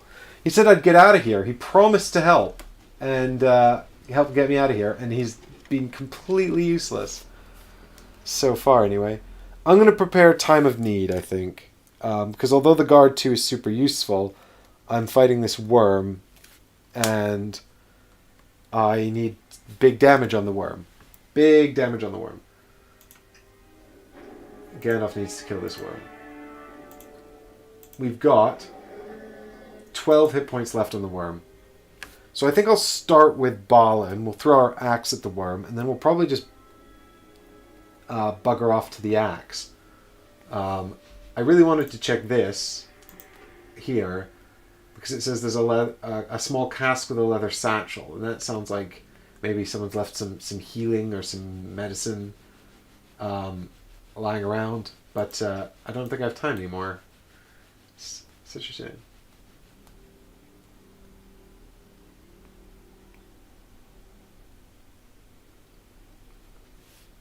Yeah, the problem is, Scooter, that I just don't know what I'm going to be testing a lot of the time when it comes to Last Stand. Scooter's talking about how we can plan for Last Stands and actually use them to heal some damage. And it's true, if you can kind of plan around the Last Stands, then you can get some more mileage out of the game, for sure. But it always feels like a big risk, to me, anyway.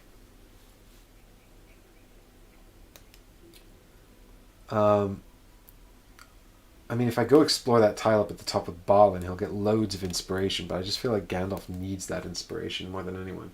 Have I explored this? There's also one more tile up here. That's miles away. I guess Balin's got to go sort out this axe. So we'll start by throwing we'll do an attack on the worm. Spend 1 inspiration to do a ranged attack on the worm. Draw 3 cards.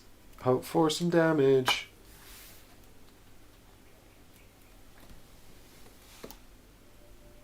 Two successes. Hey, that's pretty good.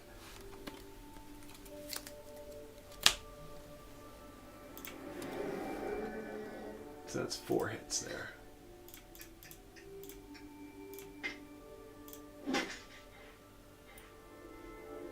No. Alright, and then Balin's just gonna, like, go back over here to find the haunted axe. There he is. Okay. Meanwhile, Gandalf will have to kill this worm. But the good news is now that he's not nearby Gandalf, at least he won't take extra damage from Gandalf's troubled time. So, we can't get any benefit out of stun here. But I think I'm going to do an attack with the walking stick anyway, because I'm going to draw more cards, and I'll probably wind up using Time of Need. Oh, actually, before any of that, let's remember to use Nosy. So that gives me an inspiration, which is good. And then I can use Time of Need, and when I can discard that, I'll get more inspiration and stuff. So I think it's better to use Time of Need with the staff, because I'll get more cards to potentially affect with it. So here we go, attack with the staff. Well, that's just 2, which really sucks.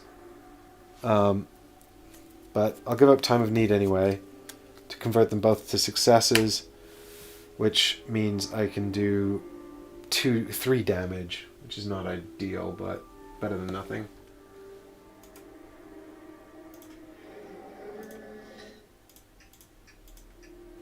But I'll also gain an inspiration. And I'll be able to scout 1 card, which will hopefully be something that will help me kill the worm. If I can get Undying Might or something, then I might actually be able to do something useful. It is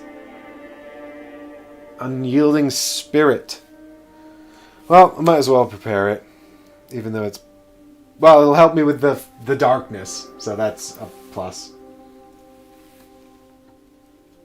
I use Unyielding Spirit on the darkness. Yes. Spirit negates. After this attack, flip 2 fear face up. Ooh. I'm going to get 4 cards now. 1, 2, 3, 4.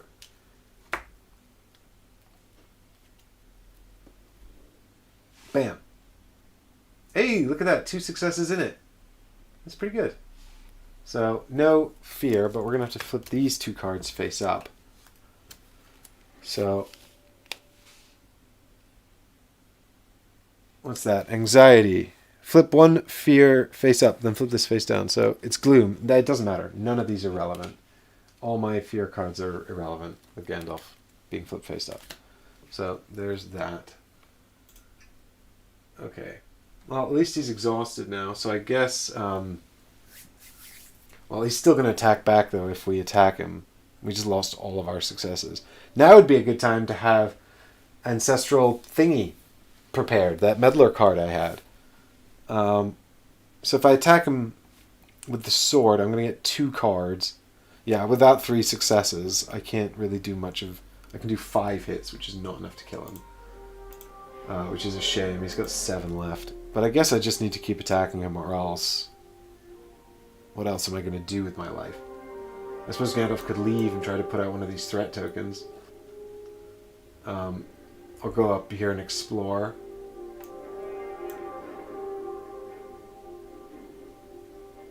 It might be worthwhile wandering off and exploring. The worm's going to follow me anyway. Might go after Balin, I suppose, but that's not the worst thing in the world.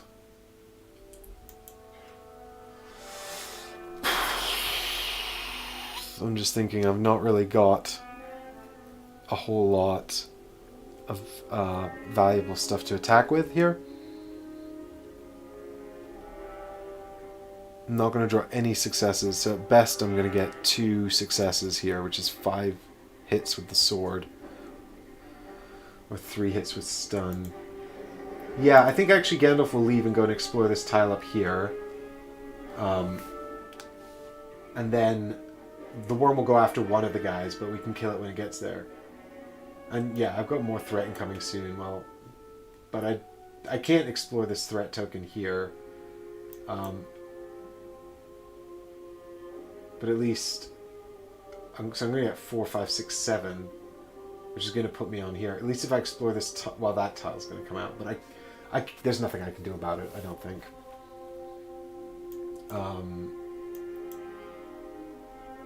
I suppose Balin could have walked in here, but he still couldn't have done anything about it. Maybe Balin should have gone and resolved these while Gandalf took on the worm, but... never mind, eh? Hindsight is 20/20. Let's send Gandalf up to explore. Well, Scooter, I just don't think the attack's going to be meaningful. Like, Gandalf's going to probably wind up spending all his inspiration to make the attack, and then have nothing left to defend against the counterattack. If he goes exploring, at least there's an outside possibility I reduce the threat count by 1, but I'll get another inspiration, and the worm's going to come and attack somebody in due course anyway, so it's going to be following me around. So I'm going to get it back eventually. And if it goes after Gandalf at a later date, I might actually be able to take it out in 1 hit with the sword. Yeah, exactly, Stacy. The other thing I need to think about is where's the forge, which will be north. So let's go north. We'll do some heckin' exploring. I can leave here without provoking an attack because he's exhausted. So Gandalf will go do and explore. Gandalf, he's over here now. See what's going on up there. In the tile covered with gross goo. Explore, yes. Warm air seems to hang motionless in this cave, risen from the chasm's rent in the floor. Along the edges of the chasms grow delicate phosphorescent mushrooms that glow a sickly yellow. Okay. Don't eat those, I guess. Oh, god damn it. Maggots squirm over a stretch of ground, forming a pale carpet. Place a threat token. Stupid. Gross maggots. A few mysterious footprints catch your attention here. What could they be? All of these wonderful search tokens that I don't have time to look at. And the forge! Hey, well, at least we found that. At least we found the forge. Am I going to have enough space to fit it in here? Nope. I'm going to have to move this thing. It's still going to be off the table, isn't it? It's here. Yep. Sorry, Balin. You're going to have to make room, buddy.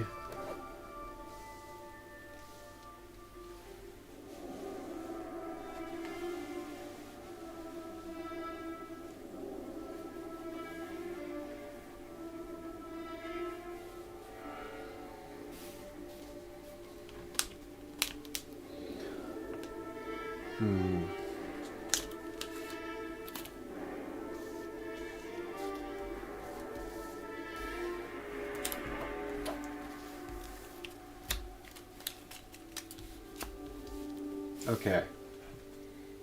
We've got a forge. But it's currently secret and hidden. But I think we know what that is. Oh yeah, is there dark? It's still dark in there. I don't understand. There's so much lava. How can it be dark when there's so much lava? I refuse to accept this truth. But Gandalf did get 1 inspiration out of that, which is useful, even though I've now got 2 extra threat instead of getting rid of 1 like I'd hoped. But never mind, eh? Time for the shadow phase!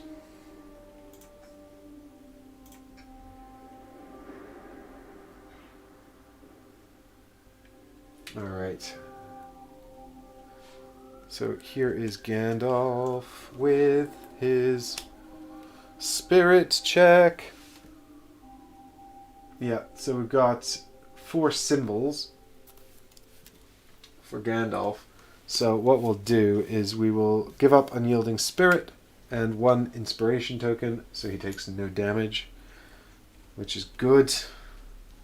And here's Balin doing his check. Balin has no inspiration at all.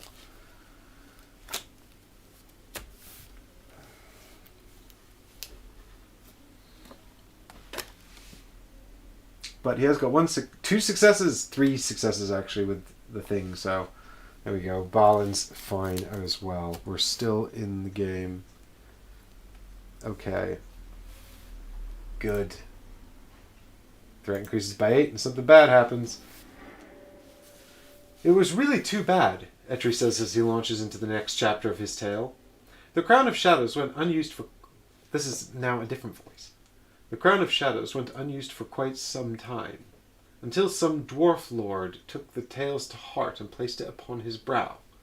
This was in the days when the mines were full of dwarves and mithril and foul things. This dwarf lord found that the creatures beneath the earth were attracted to the Crown of Shadows. But so too did they heed his commands. You can hear the sound of churning stone. Something terrible is headed your way, and again you feel the Crown of Shadows begging to inflict your will upon it. The hero with the Crown of Shadows may gain 1 corruption to delay this event. Nope. No, I think I'll save that 1 corruption for maybe the final event, just in case I need to delay that. Ancient things gnaw the earth. 'Tis giant spiders. This is fine. I'm sure Gandalf can kill a couple of giant spiders.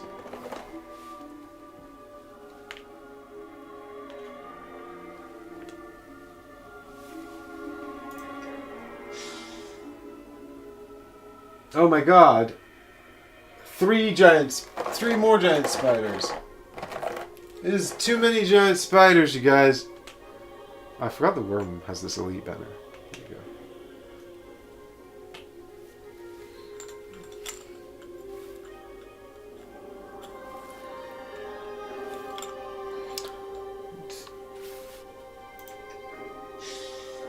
Oh my god, another giant spider. Good lord, it's too many.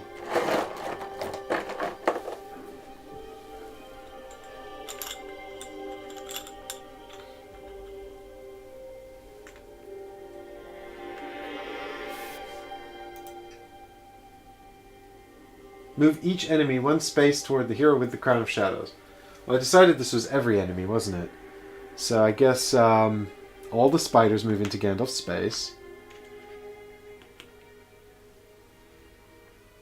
Hey, Mr. Dadle, how you doing? The music reminds me a lot of the music in the video game Neverwinter Nights, Baldur's Gate, etc. Yeah, it reminds me a lot of that too, actually.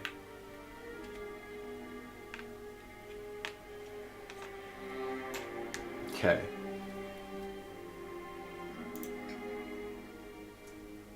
Yes, we can pass off the Crown of Shadows and just make the enemies run around like dopes, I suppose.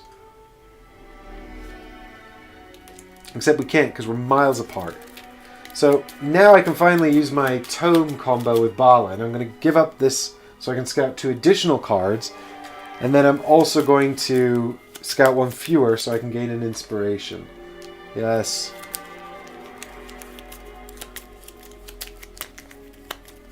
So now we're going to discover the secret word that's on the axe.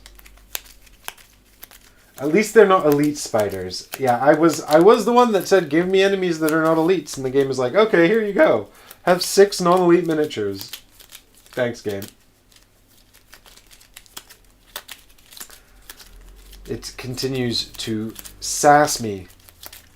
Sass me with its... It's like the, what is it, the monkey's paw, you know? Careful what you wish for. Careful what you wish for. You wanted non-elite enemies. So here you go. Cool. Alright, Balin's gonna scout 3 cards. And we're gonna get...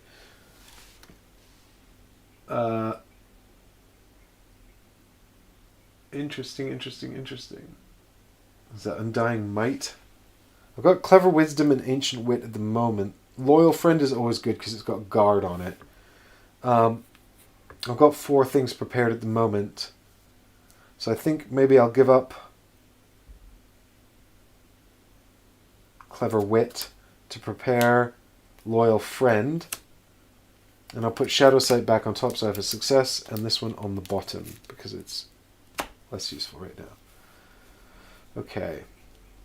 I just want the Guard, man. Protect me from damage. Guard me from the darkness. Sassy spiders. A horde of sassy spiders spawns.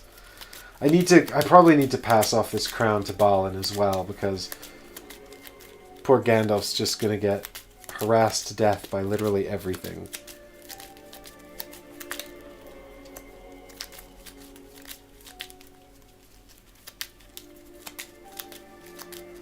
Okay, come on, Gandalf. Scout some good cards here. You can do it. Give me an Undying Might. Actually, I'd rather have a Greater Power. Oh, I've got Grey Pilgrim and Ancient Legend. Ah, the Ancient Legend card I was talking about before. So that's the one that lets us swap our deck with our discard pile. And the Grey Pilgrim, once per round when you scout, you can reveal an additional card. It's also got Guard 2 on it. So I think we'll have Grey Pilgrim because we'll put Ancient Legend back on top so we can trigger Nosy with it. But yeah, the Grey Pilgrim I think is... We're going to need the Guard because now we're knee-deep in Sassy Spiders. Is there any coffee left? Please be coffee. A tiny swallow of coffee remains. This is bad news.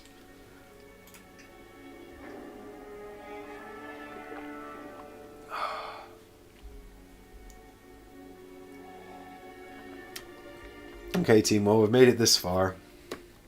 I guess Gandalf's just going to spend his turn hacking apart spiders. So Balin, we'll begin with Balin. He's a bit more interesting, isn't he? Scooter, I probably should do a break. I feel like we're almost at the end of this, but then a bunch of spiders showed up, and now I'm thinking we're probably not at the end of this.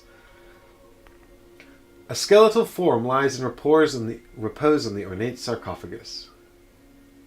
Okay, Balin. Search it. The eldest brother Nostri, Eitri provides. That inscription must be his secret word. If only we could see it clearer. It would be easy to simply take the axe from the skeleton's grip, but the thought of defiling the burial disturbs you even more. Perhaps you can find an alternative. So you gain 1 corruption to take the axe, or find another way. I don't want to take any more corruption.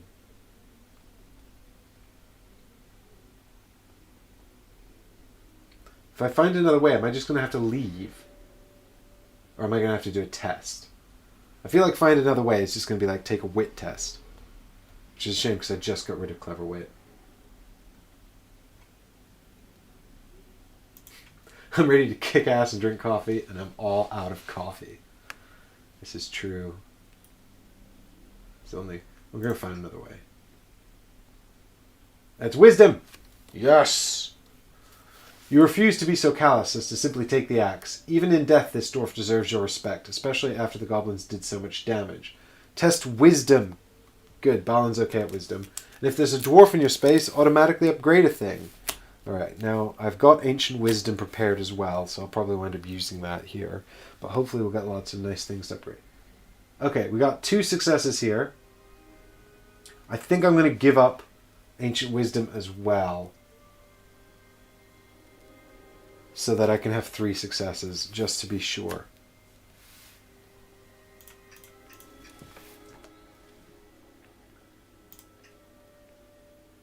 Finally, after some deliberation, you have an idea. You know a little something of dwarven burial rites. I should hope, as a dwarf, I know a lot more than a little something.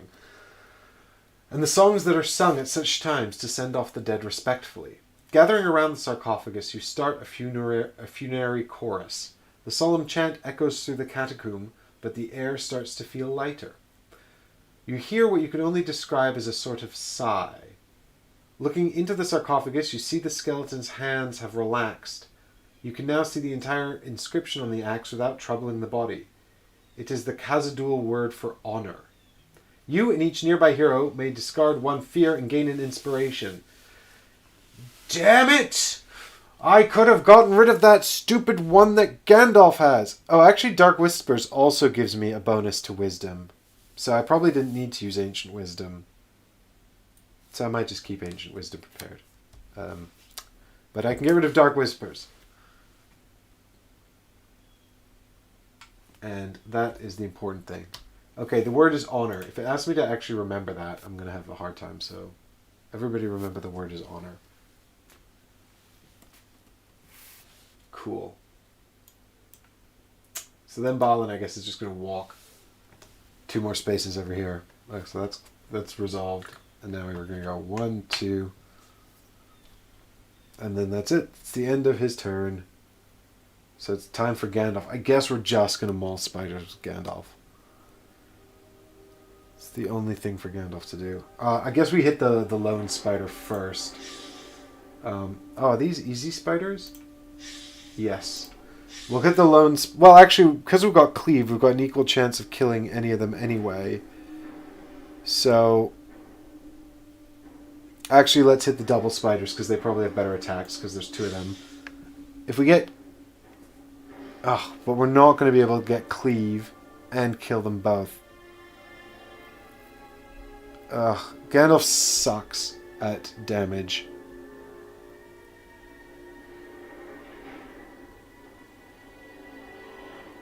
Yeah, because we can get 2 hits with cleave. We'd need 3 successes with our staff to kill these outright. But the chance of getting 4 damage with a single hit would be 2 successes on the sword, which is unlikely to happen anyway.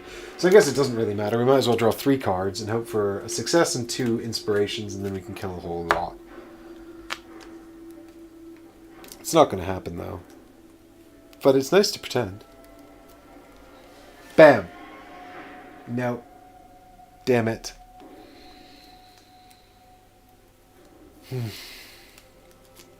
So we can go for 1 success, which is 2 damage and cleave, which I think is probably better than going for 2, which is just 3 damage with stun. I mean, don't get me wrong, 3 damage with stun would stun them, but also then it would actually not damage them both. At least this way we can attack again and probably finish them off with the second attack. It just means they're going to hit us back, which is a shame.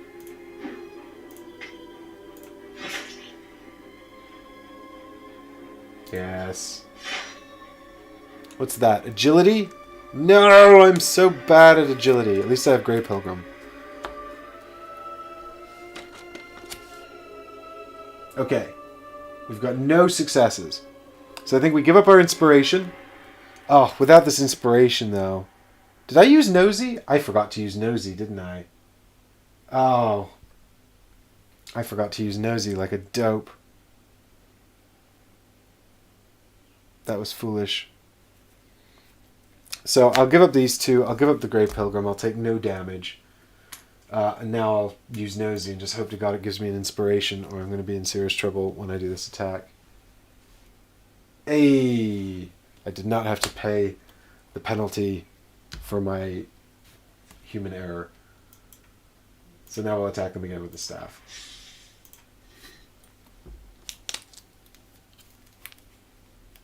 And I gave up Grey Pilgrim as well, actually, which will allow me to gain an inspiration and scout 1 anyway, so actually There we go. And it is the Unyielding Spirit, which I'll just leave there. I could have done that in a much more intelligent order, but it worked out the same anyway. Nobody questioned me. Hey, look at that. 1 success and 3 symbols, but we only need 1 success. 1 success does 2 damage and cleave. So we've got a nice chunk of inspiration there to help keep us alive for the oncoming onslaught of horrible things coming to kill Gandalf. He's still got 1 spider in his space, plus the worm is coming too. But that's the end of the round, because that's 2 attacks for Gandalf.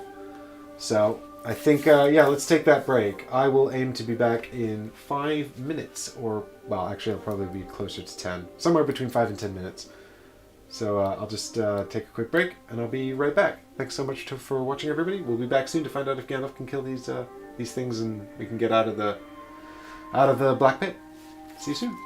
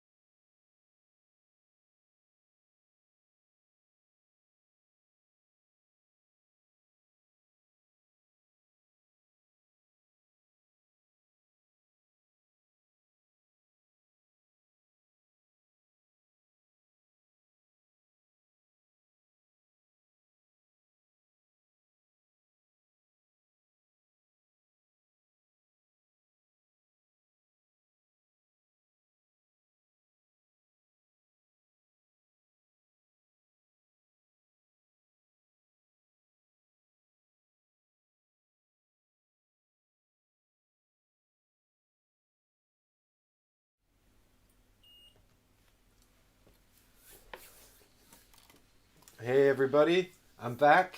I've been fed.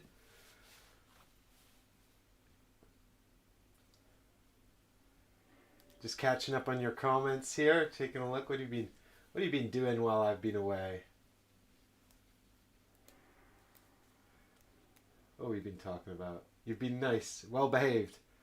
So look, Mr. Data, one of your comments here is being held for review.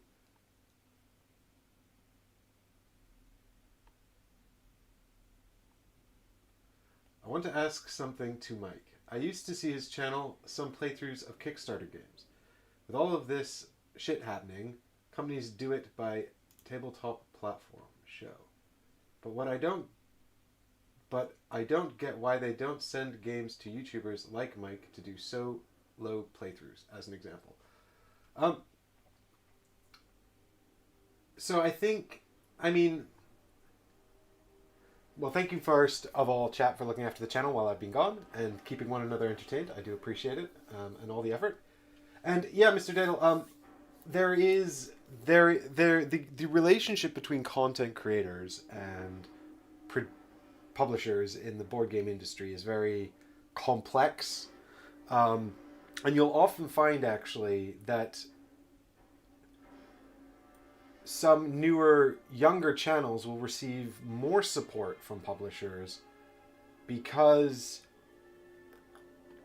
I mean, and the thing is, it's widely variable, but ultimately, when it comes to these kind of like Kickstarter preview type things, the the situation is that what they really want are people who are going to endorse a product, and sell a game, you know. And I often say that we were very lucky when we did the prototype for Nemesis because we were a young channel, and I think part of the and it just so happened that we played the game, the prototype version, at a convention, and we really really really liked it, and so we were able to say to Awaken Realms, who were not a huge deal at the time, that was their second ever game. Their first Kickstarter, The Edge Dawnfall, hadn't been like a big deal, and prior to that they'd just been publishing miniature stuff, but it was serendipitous because we really really really liked the game and we thought it was really good, and so we were able to give it a resounding endorsement without feeling like we'd compromised anything. But I think that it's always more challenging with Kickstarter products because you can't review it because it's not finished, right? So you're really just giving your impressions on whether or not you think it will be good.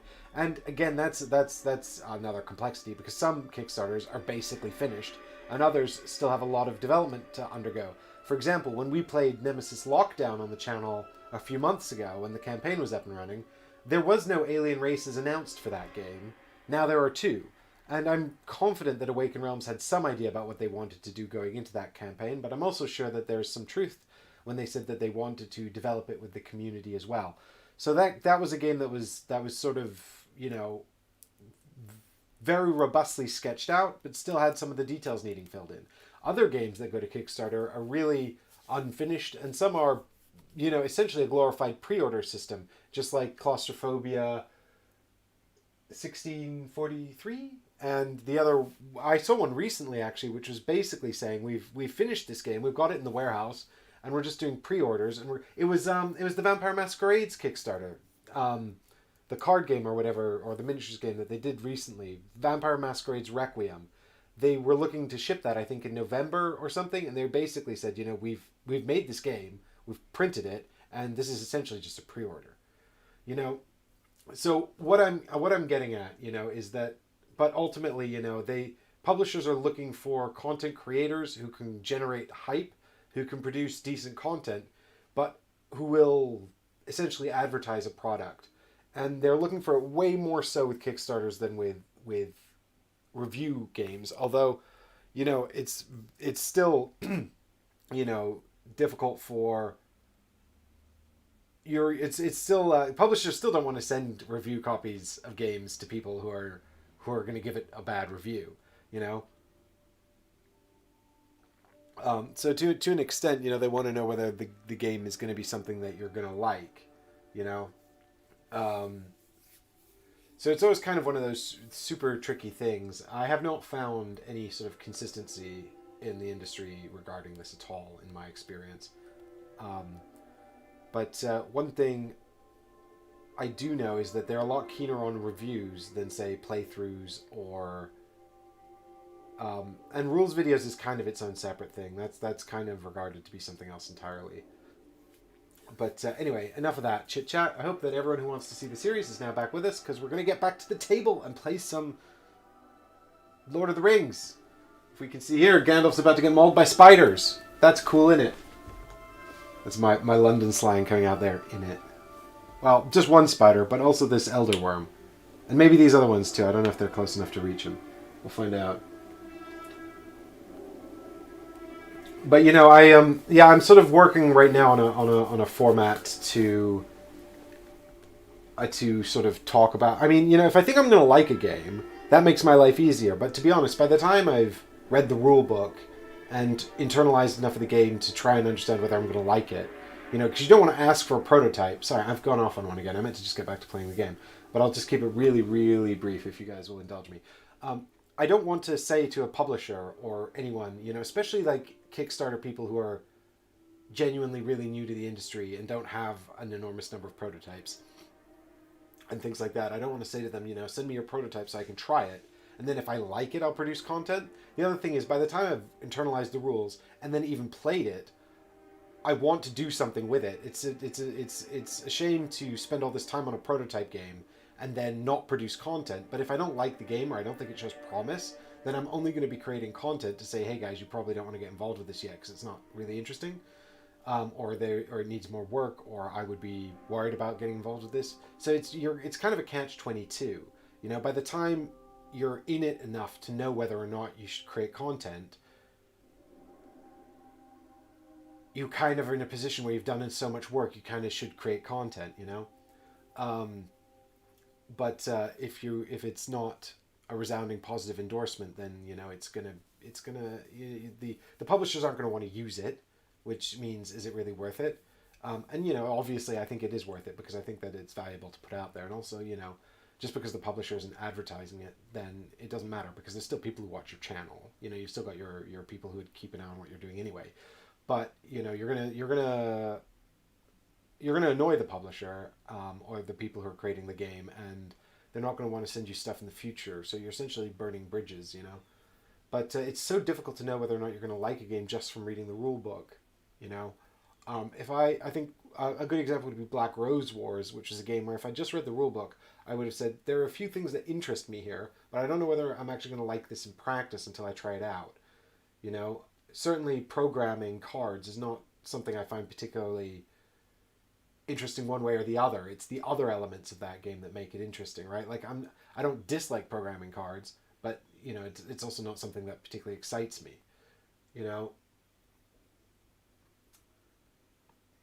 Mr. Dadel says, "You are the best at explaining rules for Kickstarter prototypes and more finished games. Good job."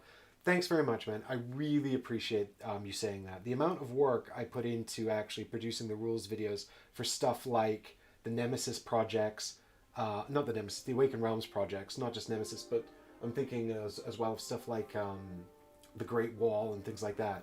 It's an enormous amount of work to sort of pick those games apart and then try to explain them in a way where they make sense. And I think those rules videos are actually super, super valuable. Because I think even reading a prototype rulebook, it's really hard to get a sense of whether the game is sort of something for you.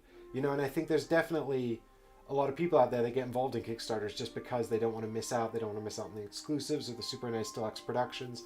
But, what winds up happening is we get a lot of these sort of big Kickstarter projects that are just a bit of a flob, and I thought if we could all be a bit more discerning, it might encourage people to also sort of, it's a bit like how we've got Joan of Arc 1.5 coming out, right? Joan of Arc I think is actually a great game.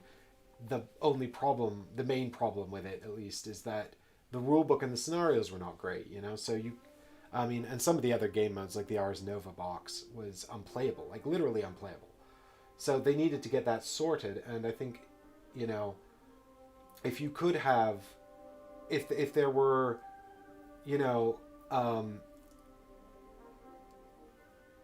if we were able to be a bit more discerning, then as you know, as consumers, then maybe we might encourage companies like Mythic to make sure that those books are more well developed before they're put out, you know.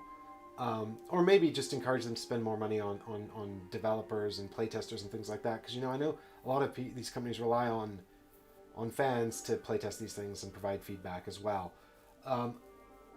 And I don't know enough about the financials of the situation to know whether that's even a possibility. I just know that scenario book in Joan of Arc has meant that Kickstarter has sat on a lot of people's shelves, just sitting there, unopened, not being played, and that's a real shame, because actually it's a really good game. And I got a lot of positive feedback on the Joan of Arc video I did as well, because, you know, it's sort of necessary. But even so, like, just once you've got the rules down, you still have to deal with that scenario book, and there's always questions, you know.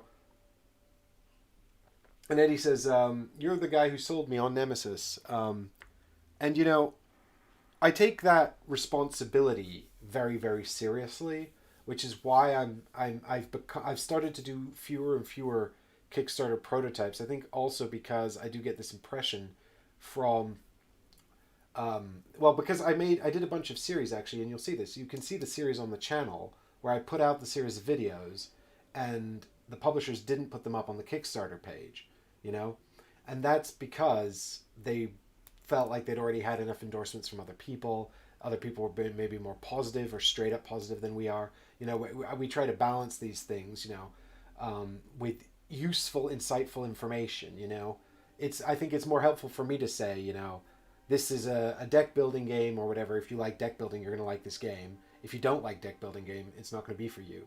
I think that's more useful than saying something like, deck building is really, really cool and you should definitely get this deck building game, you know? But, you know, I think by the same token, if there's a mechanic, like if I'm not, and I have the advantage of I say advantage, I have the particular disposition of being really enthusiastic about almost all game types, you know? There's very few things I don't like. I think pick up and deliver is like the only one I can think of off the top of my head. I'm not a big fan of pick up and deliver, but I am a big fan of Railways of the World, which certainly has pick up and deliver elements. So, you know, there's not a lot of game mechanics that I'm just straight up like, just I don't like this, you know, which enables me, I think, to be sort of quite objective about what the game is actually bringing to the table, you know. And so I do like to be enthusiastic and sort of very positive when I think the game deserves it, you know, by doing something interesting or taking something and doing something a bit unique with it, or achieving sort of a type of gameplay that is particularly interesting. Yeah, I mean, I was sitting, so talking about Mythic as well, like, I really liked the Super Fantasy Brawl. Like, I was more than happy to recommend that and give that a big recommendation. It's a Mythic game, but, you know, it looked really, really good. The rulebook felt really solid and well developed. It's not, I hope that the characters are balanced, you know. But it seems to have been going through a lot of development, so I'm quietly optimistic for that.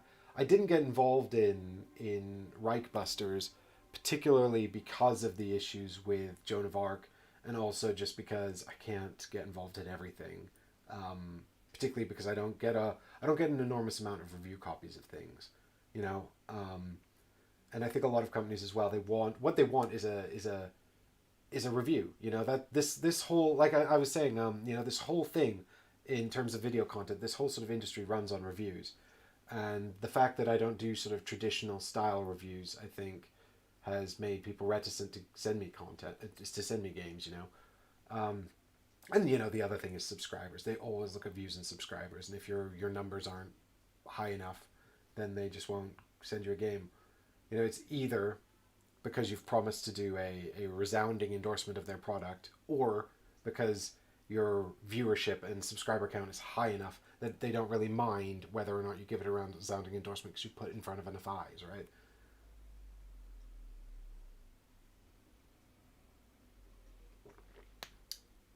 Scooter says, can we get back to the game? I read the subtext of your comment, Scooter. He actually says, maybe we should do another live stream and get Chris involved. He has some cool views. Chris does have cool views. And if you think that I am particularly... I try to be quite diplomatic about this stuff because I understand that there's always two sides to every coin and all that kind of stuff. Yeah, I mean, the Kickstarter commentary video we did was definitely sort of an attempt to sort of impart some of our knowledge and enthusiasm. Well, Selkath, yeah, it's true. You know, anyway, yes, back to the game, folks. Back to the game. This chat can happen another time, I think. But always hoping to put out more valuable information, so we can all find the games we love and spend our time playing the games that are the best.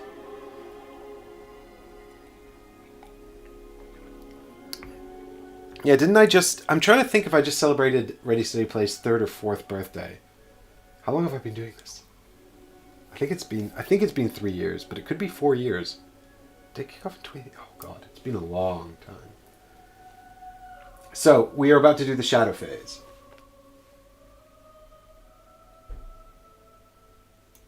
Here we go.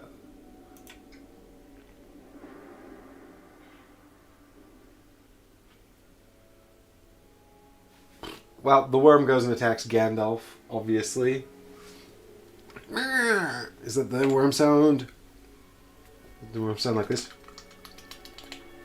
Goopy worm. Alright, we got... Nothing you have ever seen prepared you for this ancient monster. It is a thing of nightmares. Spirit negates. Fear 2. After this attack, flip 2 fear face up. Well, if I don't take any fear damage, I don't have to worry about that because...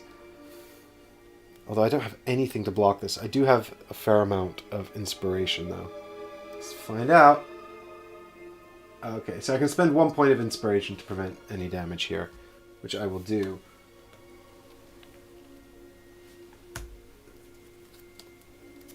Bam. And that's actually Gandalf's deck exhausted, so he's going to get attacked again in a minute. I now have to flip 2 fear face up, but it's just going to be these 2 cards, and they don't do anything. So we can skip over that part. So these are the horde of 3 spiders. It says here they move 3 and attack Balin or closest hero.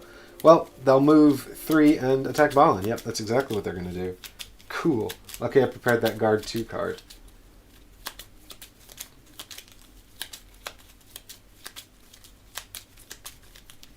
It's true. So, Gandalf's deck all set up there, and now we're going to go and attack Balin. Please don't be too bad. Wit! That's not good for me.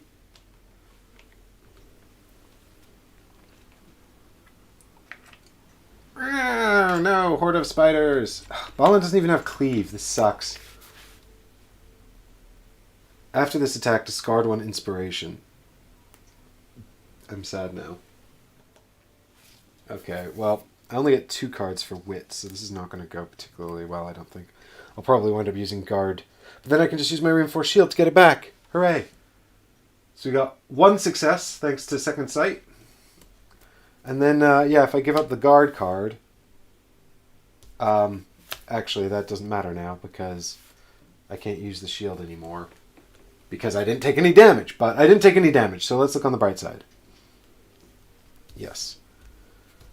Actually, we'll probably have a... actually...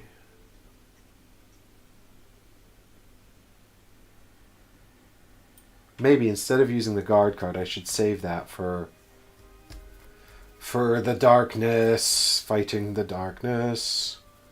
I could use the shield. I'd take 1 wound. But then I wouldn't have the guard card in here. Yeah, never mind. We'll just guard the damage. Guard the damage. And discard an inspiration because that sucks.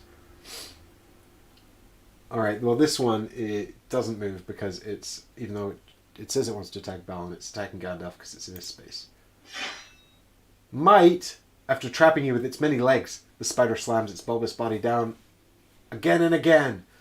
I don't think spiders would I don't think spiders would risk their abdomen in this way. Selkath says, first video, 13th July 2016, episode 1 of Mystic Vale. Yes, a lot has changed since then, Selkath. This is 100% true.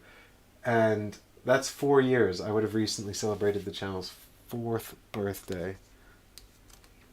Alright, Gandalf, let's see some cool defenses. Well, at least we don't have any boons to discard, so I guess I'll give up 1 inspiration. Oh, this is not going to go well in a minute when we have to face the darkness. We'll take 1 wound on Gandalf. And that's going to be this. Dazed. Keep this face up. Before you interact with a threat token, you must spend 1 inspiration. Okay, well, I guess we'll just have to let Gimli deal with those drumming goblins. Not Gimli, Balin. God damn it. Each hero in darkness suffers 2 thingies, which... Okay, well, Gandalf's... He needs a success here. At least 1 success. Please, please, please, please, please, please, please. 1 success. Hey! We did it! So I'll spend an inspiration to take no damage at all. And then it's Balin. Balin could also use a success here. That would be great. What have we got? Yeah, look at that. Perfect. Balin converts the inspiration into success with Shadow Sight. So that's grand. Uh-oh. We need to kill a bunch of goblins or else we're going to have this threat thingy coming out next round. Balin's going to be killing spiders forever. Needs cleave. Might just leave the spiders. Just leave them. Just be like, bye spiders. So I will draw 1 less card with Balin to gain an inspiration.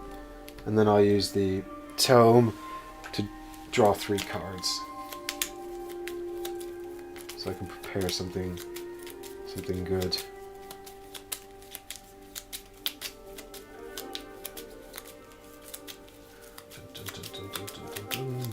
Okay, we got Loyal Friend, which is the guard card, and the Raven Companion. When you test Wit, reveal an additional card and also rest 1. Well, we take, I think, the guard card because it's also got the cool attack on it. Raven Companion can go on the bottom of the deck. Okay. I was supposed to draw 3, wasn't I? Yes. It would have been another Loyal Friend card, so we'll just put that on top. And then Gandalf, who has, once again, no inspiration whatsoever. Come on, buddy. Give me a break. Yeah, Hatchet sadly doesn't cleave. It's true. It is deeply tragic. We need a great axe. Giant great axe. Walking Stick has cleave. Although I suppose it's more like spin attack, right? Okay. Gandalf, Gandalf, Gandalf. Good cards, please, my buddy. Show me something useful. What have we got? Oh, Unyielding Spirit's good for dealing with the thing. I don't think the Strike is going to be particularly useful. Can we stun the worm? I can't remember. Although I guess it doesn't really matter. Yeah, we can stun the worm. But we've got stun on the walking stick anyway. Yeah, I guess I'll prepare Unyielding Spirit and put Dazzling Flash back on top. At least it helps with the... I suppose the advantage of Dazzling Flash is I can discard it to add stun no matter what, and trigger Gandalf's ability. So yeah, let's do that. Okay. I'm gonna have to kill this worm eventually. I need Undying Might. I need it. Still, we're only like halfway through the threat meter. I feel like there's a lot more to go here.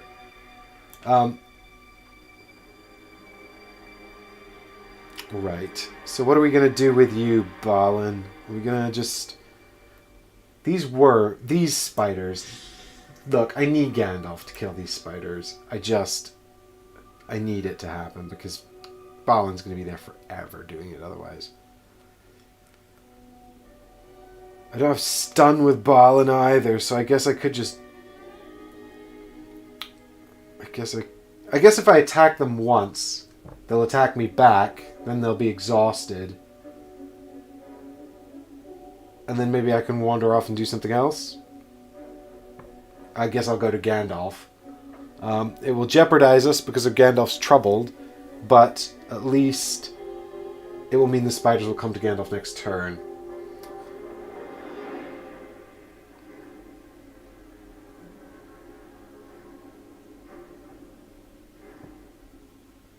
Or I could duck away from the spiders. I'll take a provoke an attack, but then I might be able to get in there and kill one of the spiders or the worm that Gandalf is fighting and actually do something useful. Okay, yeah, let's do that. Balin will just have to provoke an attack. At least I've got Loyal Friend and I've got some inspiration, so should be okay. They're not all that scary anyway.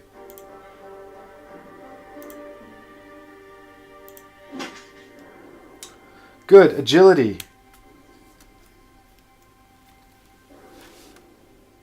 Well, we do have 2 successes, it seems. There go all my successes.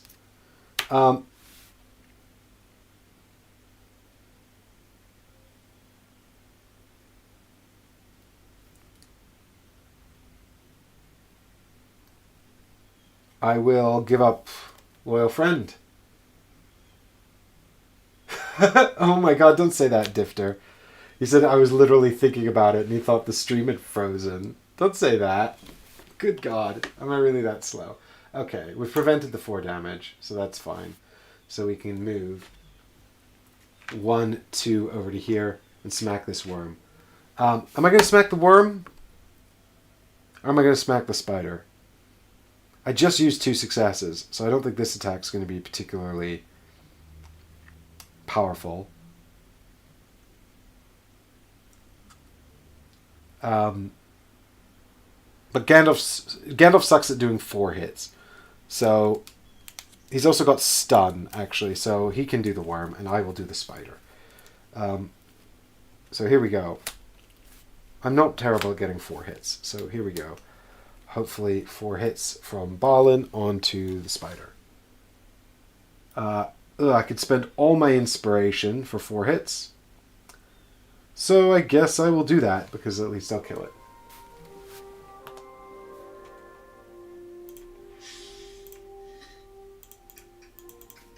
And Sunder.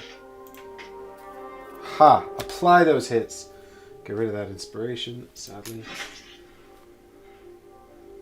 And I will have that... Oh, no, actually, I'll give that to Gandalf, because he doesn't even have any. But then I won't have any. But Gandalf needs it more. I shall give it to Gandalf. Oh, actually, I don't need to spend both of them, because I have Second Sight. Shadow Sight. Balin gets to keep 1 inspiration. Cool. Okay, now it is Gandalf's turn. So Gandalf will attack the worm, I guess.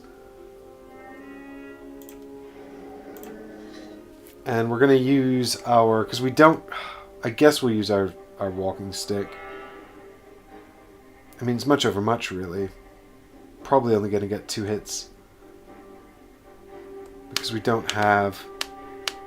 Oh! First, we're going to use Nosy to reveal the Unyielding Spirit for an inspiration. Fine. Now that we've got 2 inspiration, let's use the sword. Hopefully we'll get 5 hits. And we'll use Dazzling Flash for that as well. Bam. So there's 2. Oh, there's the Unyielding Might I needed. I needed to draw that properly. So we can spend 2 inspiration to make that into 2 successes, and we can use Dazzling Flash to add Stun and Smite. So that's 5 hits with Stun and Smite.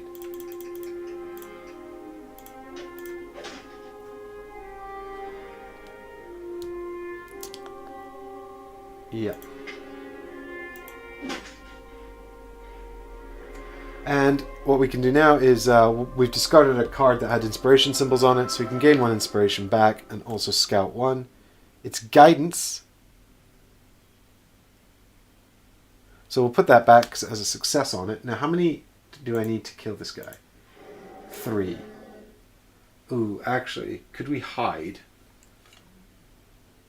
Hide to add a success. Ooh. Well, that's the same, isn't it? No, it's not. We shall prepare guidance, and then we shall immediately use it after you test. Discard to become hidden. Ah, is this after a test? After you test, discard to become hidden. Why can't I just discard it now to become hidden?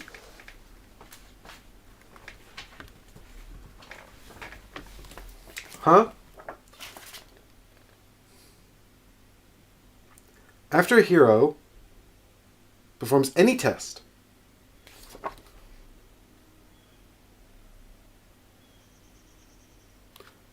is this after I performed a test?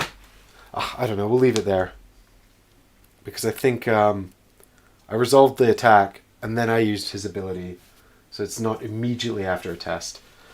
I don't know why that is specified in that way. But in any case, let us attack again with the sword. This should be fine. Bam! Yeah. So we've got 1 success there, and then we can make a second success using our inspiration. So that's 2 successes for 5 damage on the worm boy.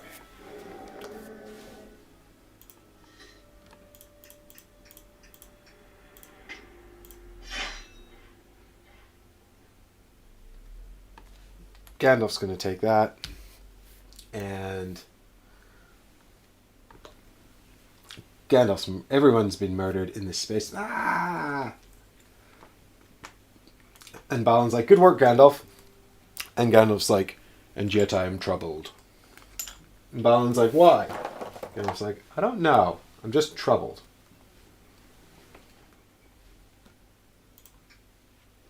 You defeat the ancient creature and take the shield off it.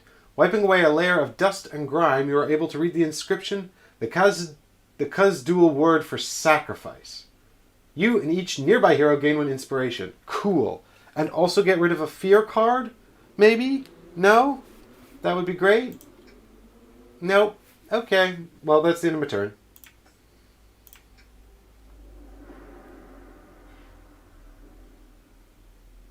The spiders move to attack Gandalf. Why Gandalf? Attack Balin, you jerks.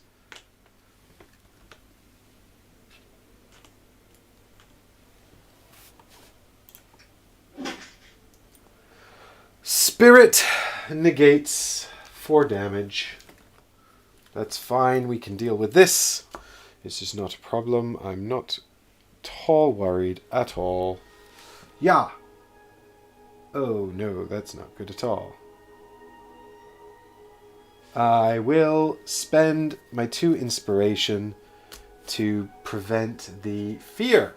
So I'm going to take 2 wounds on Gandalf. Wound number 1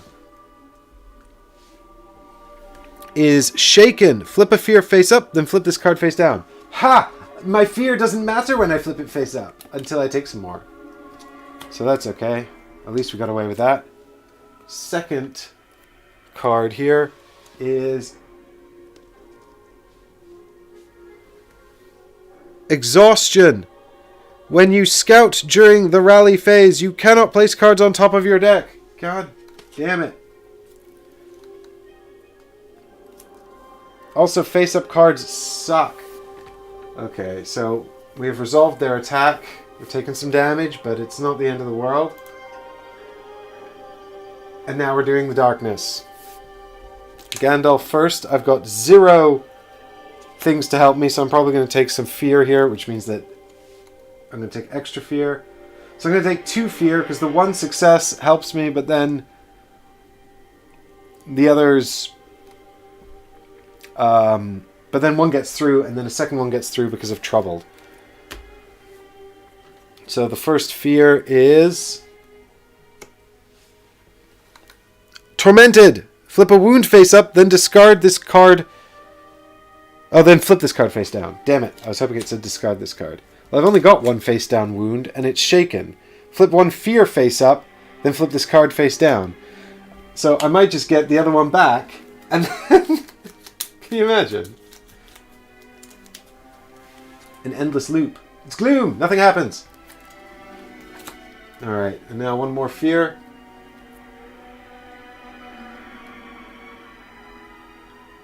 Oh my god, Stacy, that sounds horrible. Stacy says she had all face-up wounds on Aragorn one time, so she had to do a last stand, but because she couldn't get rid of any, it was just auto-fail. Hey, Haggers, thanks for checking in, buddy. Hope your D&D game's going well. We've got Paranoia. If there is a nearby hero, discard one prepared card, then flip this card face down. Well, there is. I'll get rid of Clever Wit, because Nosy is really important. Alright, so we're on 5 fear for Gandalf. Not ideal, because one more and we'll be doing a last stand. And now it's Gimli. Yeah, Balin. To do a darkness check. And hopefully we shall survive, or else we're going to take another extra one. Come on, come on, come on. Okay, I see 3 symbols. The good news is I've got 1 second Shadow Sight and 1 Inspiration, so that's nothing. So no damage for him. Balin is still relatively unscathed, and now it's Gandalf who's in bad shape. But Balin's already done last stand, hasn't he? So threat increases by 8, and something bad happens. This dwarf lord, though, he became known as a grim and hostile fellow, says Eitri, apropos of nothing. Oh, says Eitri, apropos of nothing. You remind me of him, in a way. He fell from a precipice above, though somehow the crown stayed there while he tumbled into the chasm. No one dared wear the crown again. They said it invited tragedy. You can hear grinding earth echo through the caverns. Your foes close in, but as before, you can turn their course if you desire. I'm still not doing it. Although I should have given the crown to Balin. Maybe he could have taken one. No!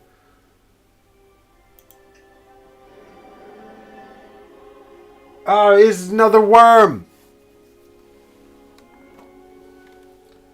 It's big, angry, elite worm. Nameless thing.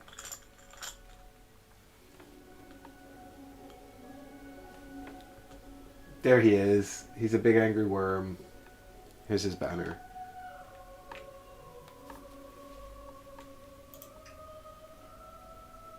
Move each enemy 1 space towards the hero. Yeah, well, that's fine.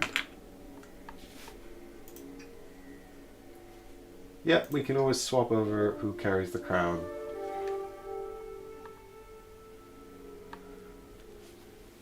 Okay. Yeah, why can't Ghost Etri do something useful? Pick up, like, go and spook him. Scare him away. Use your own fear.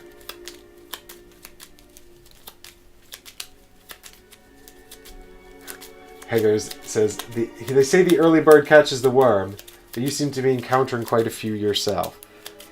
Yep. I wasn't particularly early. In fact, I was late to the stream today, but it's not stopped me from catching lots of worms. Where's the last keyword? It's got to be up here, I think, in what looks like a forge. What I might do is split up and send Balin up there to find it, and Gandalf back down here, so that he's by the door, ready to interact with him. The last thing I want is for someone to get the final keyword in here, and then we have to run all the way back down here to the door and die in the process, just to trigger the door button. I know it's a bit meta-gamey, but it's just like... I've been burned in this game before, where it's like, hey, you've won, all you have to do is interact with this button. And then it's like, oh, sorry, you didn't actually interact with the button in time. You've lost now, even though you accomplished the mission. So, anyway, Balin's going to just scout 1 card, because I've already got 3 prepared, and also I want an inspiration. And the 1 card we're scouting is Forging Ahead. which is the one where if I'm on my own, I can gain inspiration. So that's fine. That's good, because we're planning to split up anyway. And it's got Sprint 2 on it as well. And Gandalf is also going to scout 2. Dun, dun, dun, dun, dun, dun. I just don't want to leave Gandalf alone and then he dies. You know? So we cannot put cards back on top of our deck with Gandalf now because he's exhausted. Man, I really miss Arwen and her healing abilities. Arwen was really good. To quote Scooby-Doo, let's split up, gang. Hey, everybody, let's split up and look for clues. Oh, yes.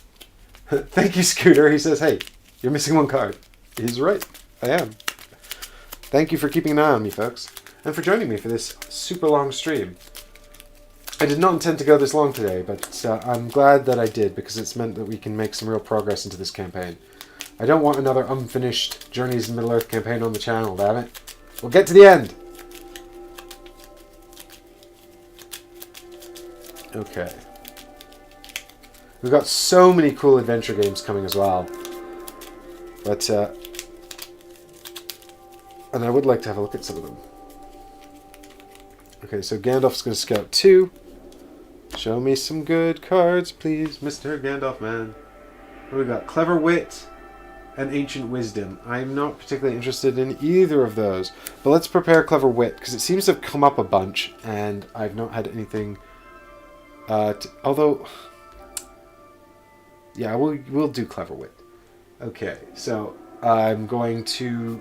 I think what I'm going to do is I'm going to start with Gandalf attacking the spiders, because he's probably not going to kill them outright. They'll attack him back, and then at least Balin can leave without provoking an attack of opportunity, because they'll be exhausted. Scooter, you're absolutely right. So many cool adventure board games, so little time. I don't want Gandalf to die. Well, I don't really... Anyway. So here is Ancient Wisdom. Have an inspiration. Cool. And now we're going to attack them with the walking stick. I only need one success here to do half damage to all spiders. Bam! Oh, come on. Okay, well, that's fine. I shall spend this. Oh. Well, that's lost. Oh, no, it's there. Come here.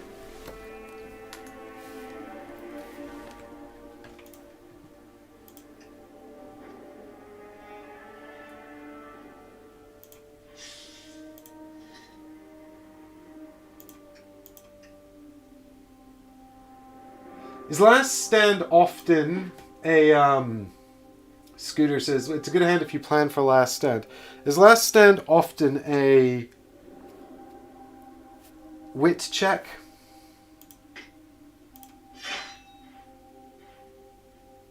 Can the enemy attack? Yeah, I'm afraid it can. Oh, this is really bad, actually. I didn't think about this. Gandalf might just die here, guys. Agility. Damn it. Actually, we should be fine. No, we won't be fine. 1, 2, 3, 4, 5. No, we're not going to be fine. Well, I might be doing a last stand. I'm doing a last stand.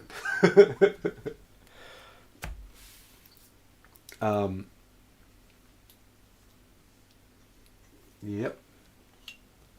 Actually, I'm going to have to do 2 last stands.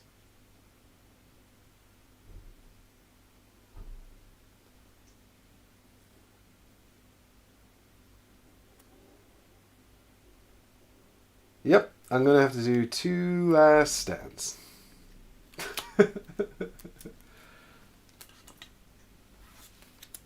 The first... Scooter's like, uh-oh. Yes, indeed. Uh-oh, indeed. Is nothing. Is nothing. Yeah, well, I've got all the damn named ones. Is laceration. Flip 1 face up, then flip this card face down. Well, that's fine, because I'm pretty sure all my face down ones are the same, but I'm just giving them a shuffle anyway. And here we go. Yeah, it's nothing. Okay, and 1 fear as well. What is that? Hysteria. You and each nearby hero suffer 1 wound, then discard this card. Okay, well I am doing a last stand, but it's only for wounds. So here is the other damage on Gandalf. It's nothing. And the one onto Balin. Says, concussion. Keep this card face up. Decrease each of your stats by 1. At the end of your turn, flip it face down. Woof. Oh, you missed your chance on getting rid of Troubled. R.I.P. Gandalf. He booped too many snoots. He was too much of a meddler. Okay, so this is going to be a last stand for Gandalf. And basically, if this isn't a wit check, I'm basically fucked.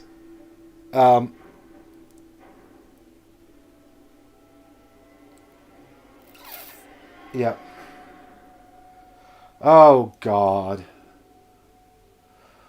Why?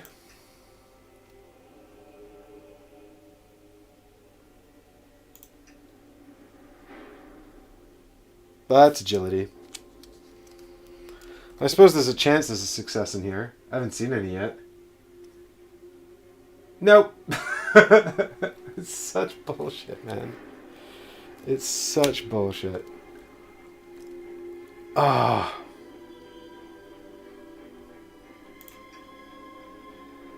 You've fallen. Remove your figure from the map. At the start of the next shadow phase, you will fail this adventure. I'm so upset. I mean, am I just really bad at this? So Gandalf's off. And now it's Balin. Well, he's not going to get all the way up there. But we might as well run up there anyway. 1, 2. We made it to the forge.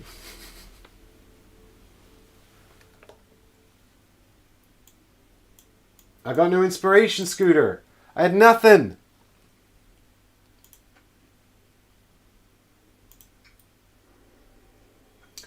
Stifling heat rises from the open channels of the old forge, but rats and other vermin have clearly taken charge of the supplies stored away.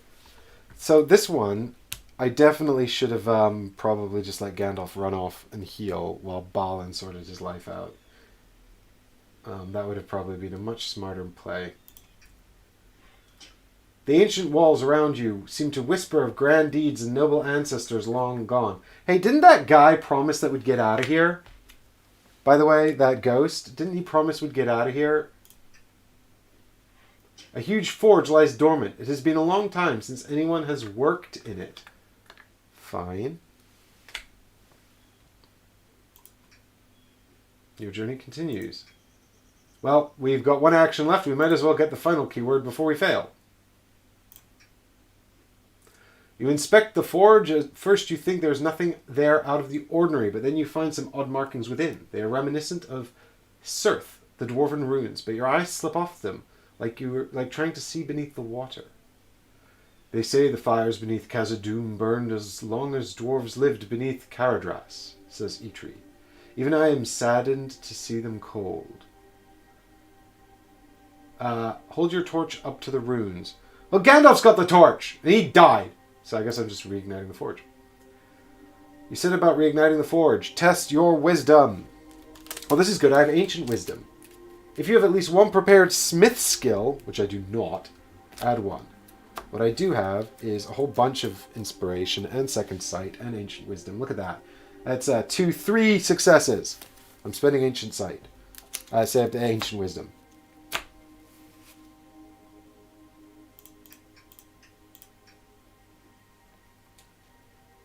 You stoke the fire within the forge, and soon it is roaring as it must have in the heyday of these mines. The runes within seem to take the fire unto themselves, and the grooves cut into the stone glow red-orange like flame. The word written there is clear now. Industry in Khazad-dûm. You and each nearby hero gain an inspiration, and then discard this search token. You have all the words you need to open the Brothers' Gate and escape from Moria. But sadly, I've got Sprint 2, but no more actions. In fact, I've got Sprint 3 on my character here. which is not enough to get back to the gate. If I had one more sprint, I actually could have worked this out. So you could have done Balin for... I can't trust the ghost of the liar. Hey, Scooter, maybe I could have done it if I'd activated Balin first. Well, Balin would have had to stay and fight the spiders, right? And then Gandalf would have had to leave. So there's every possibility. But, you know, if I'd drawn one success on Gandalf there, he wouldn't have died. I think the successes were all in here as well. Yeah, both of his successes. Look at that, right on the bottom of his deck. That's just bad luck, man. Or if it had been, if I'd actually gotten here's the other thing. If I'd actually gotten the fear check, so if I hadn't discarded the fear card, I could have activated the fear last stand first. I might have been able to pass it with Clever Wit, which would have given me an inspiration, which I then could have used to pass the damage check, right? So there's every possibility that that could have worked out in my favor. But the fact that this didn't trigger and that did, and both my successes were on the bottom of my deck, all just made for just really bad luck.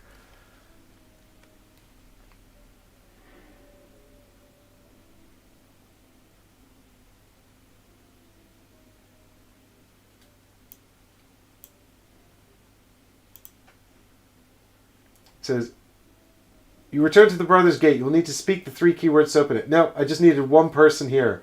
So yeah, it was very, very close. And I probably could have done it. I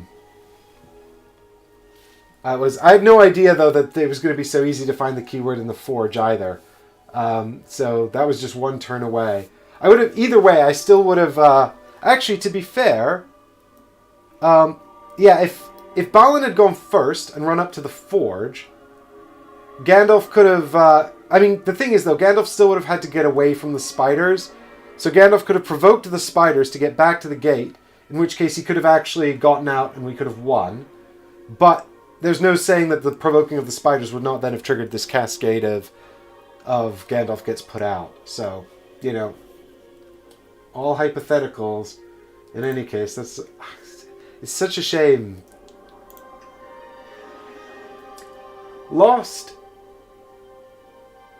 Lost in the dark mines of Moria, your resolve fails you. The threats deep below Khazad-dûm prove too much for you to overcome without risking being defeated here.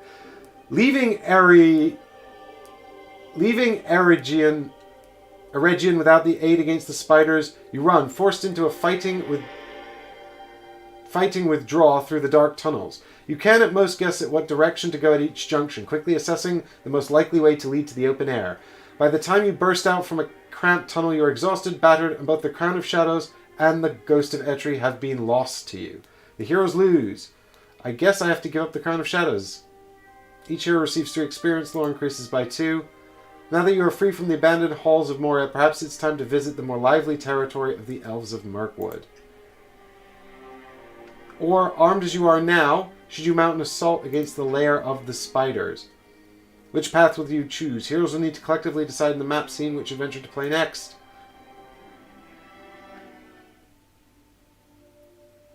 Chapter 5, Court of the Elven King. So I guess, it didn't actually say, give up the Crown of Shadows, but I assume that I have to. Because it said the crown has been lost to you. It didn't explicitly say give up that card, which is an oversight, I think. Well, I guess we should go to the Court of the Elven King, seeing as we balls that up royally. The Court of the Elven King. If you seek aid of the Elves of Mirkwood, you must forge an alliance with their king, Thranduil. Unfortunately, he cares little for the meddling of outsiders, so gaining his favor will prove to be quite a challenge. You have been granted permission to attend one of the Woodland Realm's bonfire nights. Though the evenings ought to be filled with revelry, the increasing threats within the forests are likely to have everyone on edge. The next adventure will be a battle map. Note this is a social scenario. Players will need to play to their heroes' social strengths in order to win.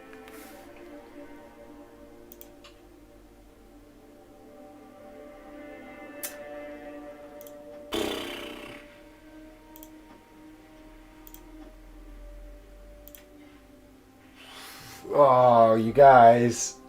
You guys. I'm so upset by how close I keep coming every time.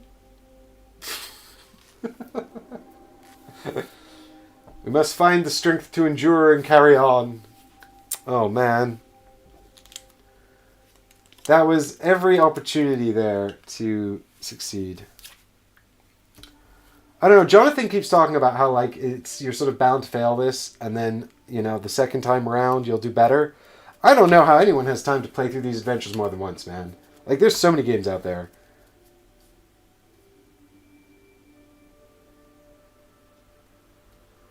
Yeah, exactly, Salkath. They also, I don't have any marshmallows for the bonfire. So upsetting. I lost all my bonfires and everything in Moria. I guess I'm giving up the Crown of Shadows. Bye forever, Crown of Shadows. I guess Gandalf just has now got 2 corruption.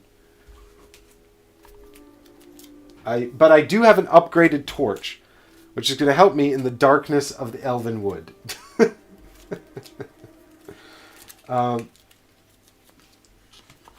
To be fair, it can be dark in the trees, dark and gloomy. Maybe the upgraded torch will have even better. Let's have a look. What we got here? Upgraded torch.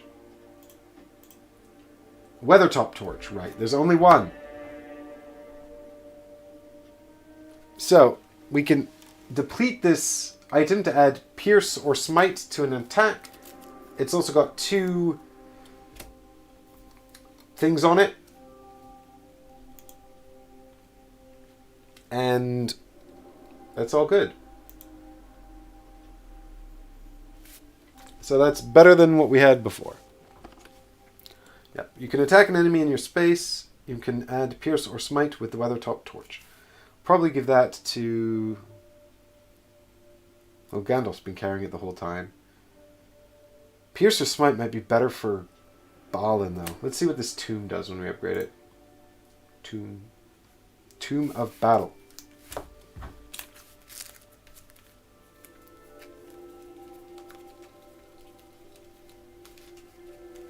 Where is it? Tell me, where is the Tomb of Battle?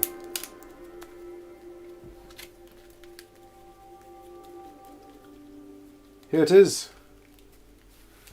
When you scout, you may deplete this item to reveal 2 additional cards. If you do, and there's an enemy in your space, gain 1 inspiration. Well, I feel like that should go to Gandalf, because he is useless without inspiration. Just completely useless. Which means that we can also give the Weathertop Torch to Balin, which I think is more useful for him anyway. So that's worked out.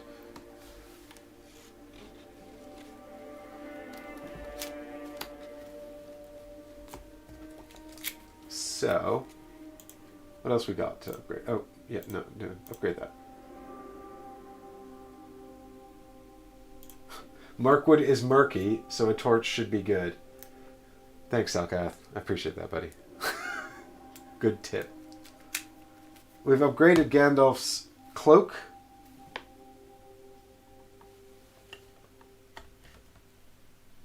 Where is it? Here we go. Upgrade the cloak. Something useful for Gandalf. I don't think I've once used his cloak. He's got so many... He doesn't need it. He's got so many influence spots in his deck anyway. Okay, so we can have the Ranger cloak.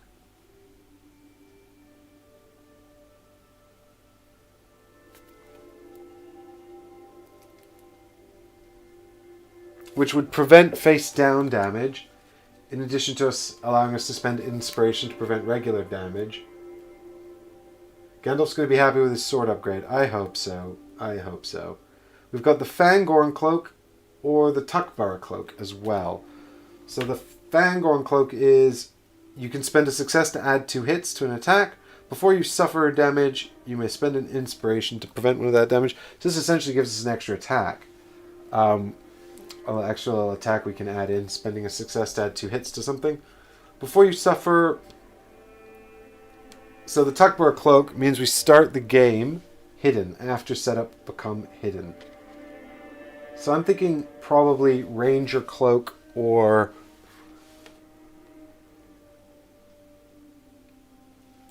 defense. I mean, how many times have I taken face down damage? Very rarely in this game, it seems. So maybe I take the extra attack. I'll tell you what, before I decide, let's have a quick look and see what the sword upgrade is like. Oh, there's 3 swords as well. You can have Numenorian, Elf-Forged Sword, or Dueling Sword. Let's have a look and see what's going on. That's a lot of cool options. I like the sound of this.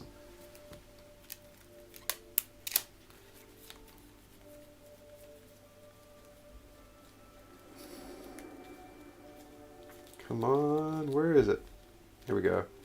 Elf-Forged Numenorian or Dueling. Alright. So, right, all 2 of these add an extra. So the Dueling Sword allows us to attack with Wit, which is equally useless for us, but it's got Pierce and Lethal on it. When you attack an elite enemy, convert 1 influence to success. Now this one I like, the Elf-Forged Sword. It's got lots of ways to hit. It's got Pierce on it, but more importantly, you can attack with Wisdom, which means we can attack with both this sword and the staff at the same time, and choose whichever options we want. I mean, I think that that's the best one, probably. The Numenorian Sword. After you defeat an enemy group, you may discard 1 face down damage. Also 1 for 3 hits or 2 for 5. I mean, this is also excellent, but I think this is like the obvious choice for Gandalf because it can attack with Wisdom, which is just so much better, and it can combo with the staff as well. So I don't see any reason not to take the Elf-Forged Sword. That's excellent for him. So that in mind, the Elf-Forged Sword has all these little success hits on it, so I don't think we need the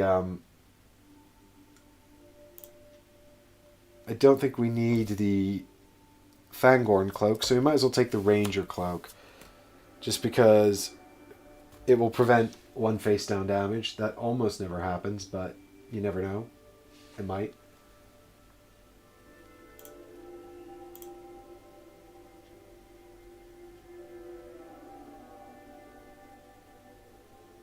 I could be taking face down damage from tripping over roots. You're absolutely correct, Eddie. I could be. Knowing my luck, it'll all be in darkness. I'll trip over all the roots, and I'll take damage to my face. Okie dokie. Is that all the upgrades we got? Nice. Well, at least we got some upgrades. I can't believe how badly that went. I'm so sorry I failed you. I failed you all. Now Gandalf's corrupt for no reason. Oh, man.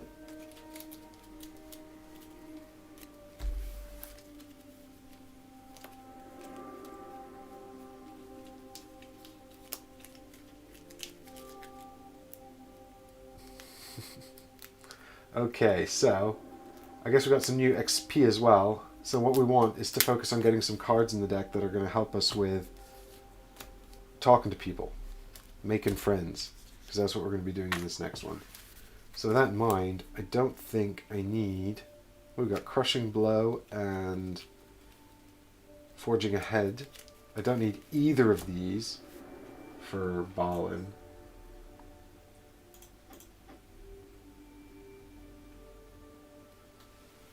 So where's my Delvers? Here they are.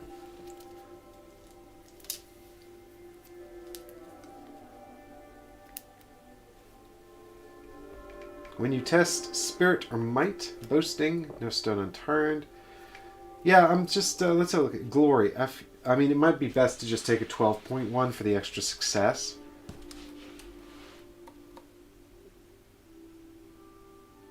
Treasures Untold. When you attack, if there is a search or threat token in the enemy's space, add 4 hits and pierce. That's hilarious.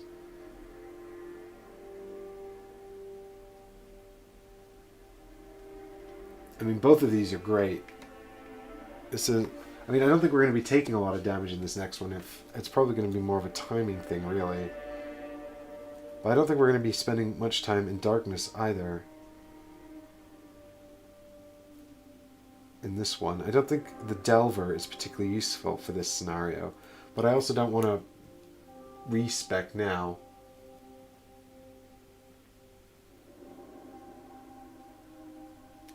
Scooter, yeah. The dual wielding stuff just gives you more options, you know. And we could combo the cleave with, you know, Pierce or something like that.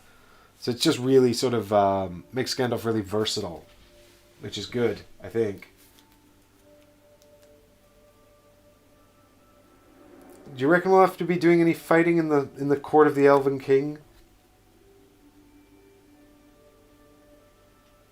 I think let's take this one. Because it's got a success on it. And also, if we suffer damage, then we can have a bonus. But mostly I just want the success.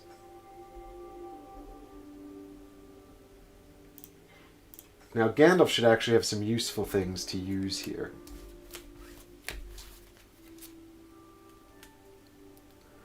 Come on, Gandalf.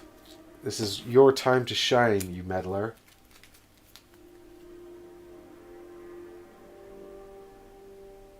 Yeah, it's a social map. So, I mean, but the Chris and I did a social map in the other one, and then we had to do fighting. It does happen. So we definitely want to keep fast talking. That's actually super useful. What else we got in here? We've got Ancient Legend. I don't think that that's especially useful, although I suppose it's just about as useful as it would have been any other time. And that's all we got here. So some of these other cards, like... Also, how is this invitation to a bonfire supposed to work? Your characters have to trek halfway across the continent, so you could get delayed. Does Thranduil have a bonfire month?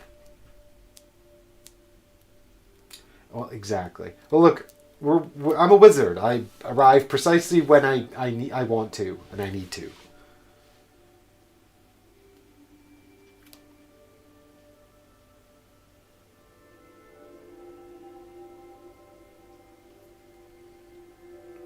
I'm just trying to think what... so wisdom is probably going to be useful. Wit will probably be useful, which is terrible because I have no wit at all.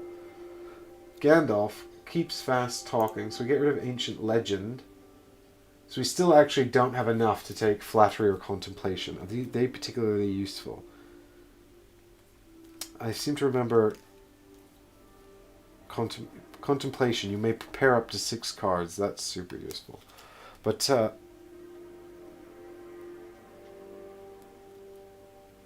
fast talking would be really, really useful for interacting with people.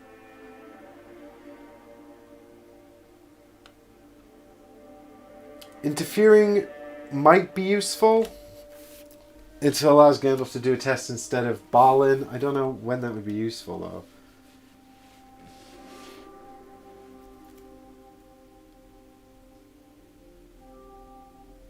And I can't get any of these. Once again, I'm just kind of... Where's Gossip? Here it is. I'm just kind of left sort of like wondering about... Where's... Interfering is the one I'm showing you guys, isn't it?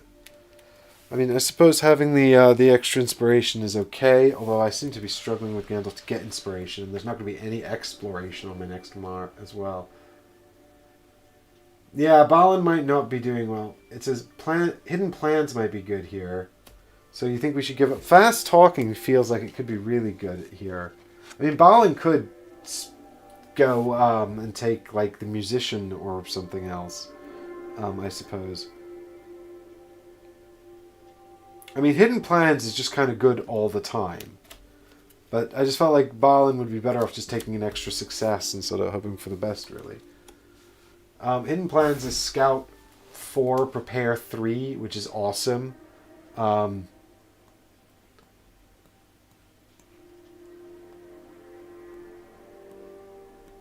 Interfering might be good because of the elves.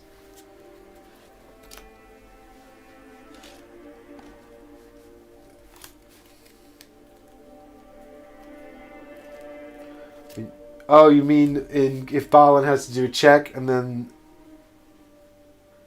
The elves might get a bonus against, like if we they get a bonus against dwarves. Yeah, interfering might be good. We could take, so it's either take hidden plans or take fast talking and interfering.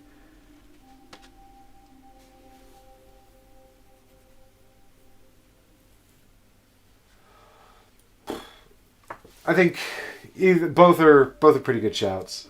So you give me a heads up, chat. Let me know what you think. I'll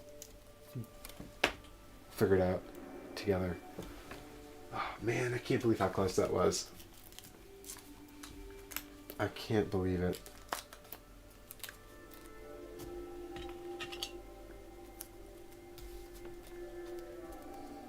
They definitely don't like dwarves, the elves. So probably a good thing that I'm not two dwarves.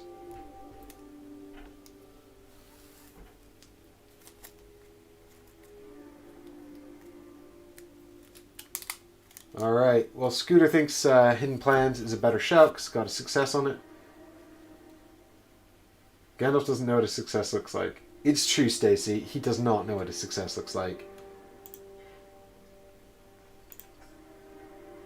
Alright, Hidden Plans it is. Prepare more cards. Learn more successes, Gandalf. Learn to have more successes. You jerk. After all of that, Crown of Shadows lost.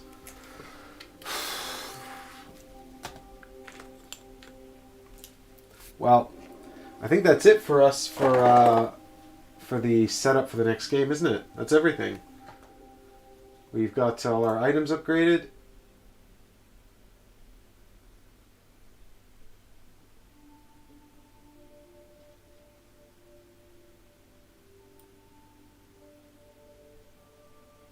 Yeah, exactly, Scooter. I can prepare a bunch of cards, and they're just saying that Hidden Plans is good. Gandalf has lots of lots of cards that are really good if they're prepared. Oh, Stacy, thank you for your positive encouragement. At the end of the day, as long as it was fun to watch, it's a success for me. And hopefully for all of you guys as well out there. Yeah, Scooter, I agree. With Hidden Plan, I'm versatile, so hopefully that'll be a positive spin next time. Hopefully we can succeed at the court of the Elven King. What could possibly go wrong, right? I mean, at the end of the day, all we're doing is talking and making nice with elves. How hard can that be? Surely that should be doable, right? But no, thanks so much to everybody who joined in and came along on the stream, who engaged with me in the chat and everything. I've prepared a thing as well, so I'm going to run that in just a second. But it's just a little thing that I kept, but I haven't finished it yet. But this is the first time I think it will have run. But in any case, I just wanted to say thanks so much to everybody who came on the stream with me today and who hung out. And thanks to everyone for their support on the channel and everything like that. Keep your eyes on the channel for more live stream stuff coming up. Chris and I have some stuff, I think another stream planned for next Wednesday. And I'll try and get some more streaming done as much as possible. We've got untold stories to explore in space. If fantasy's not, I don't know why you'd still be watching this if fantasy's not your thing. But if you prefer to see Nemesis, we've got Nemesis coming too. But for me, that's the signing off. Until next time, and I'm sure we'll be back soon because I've got some face to save in our next game. All right, let's see if I can get this to play. Where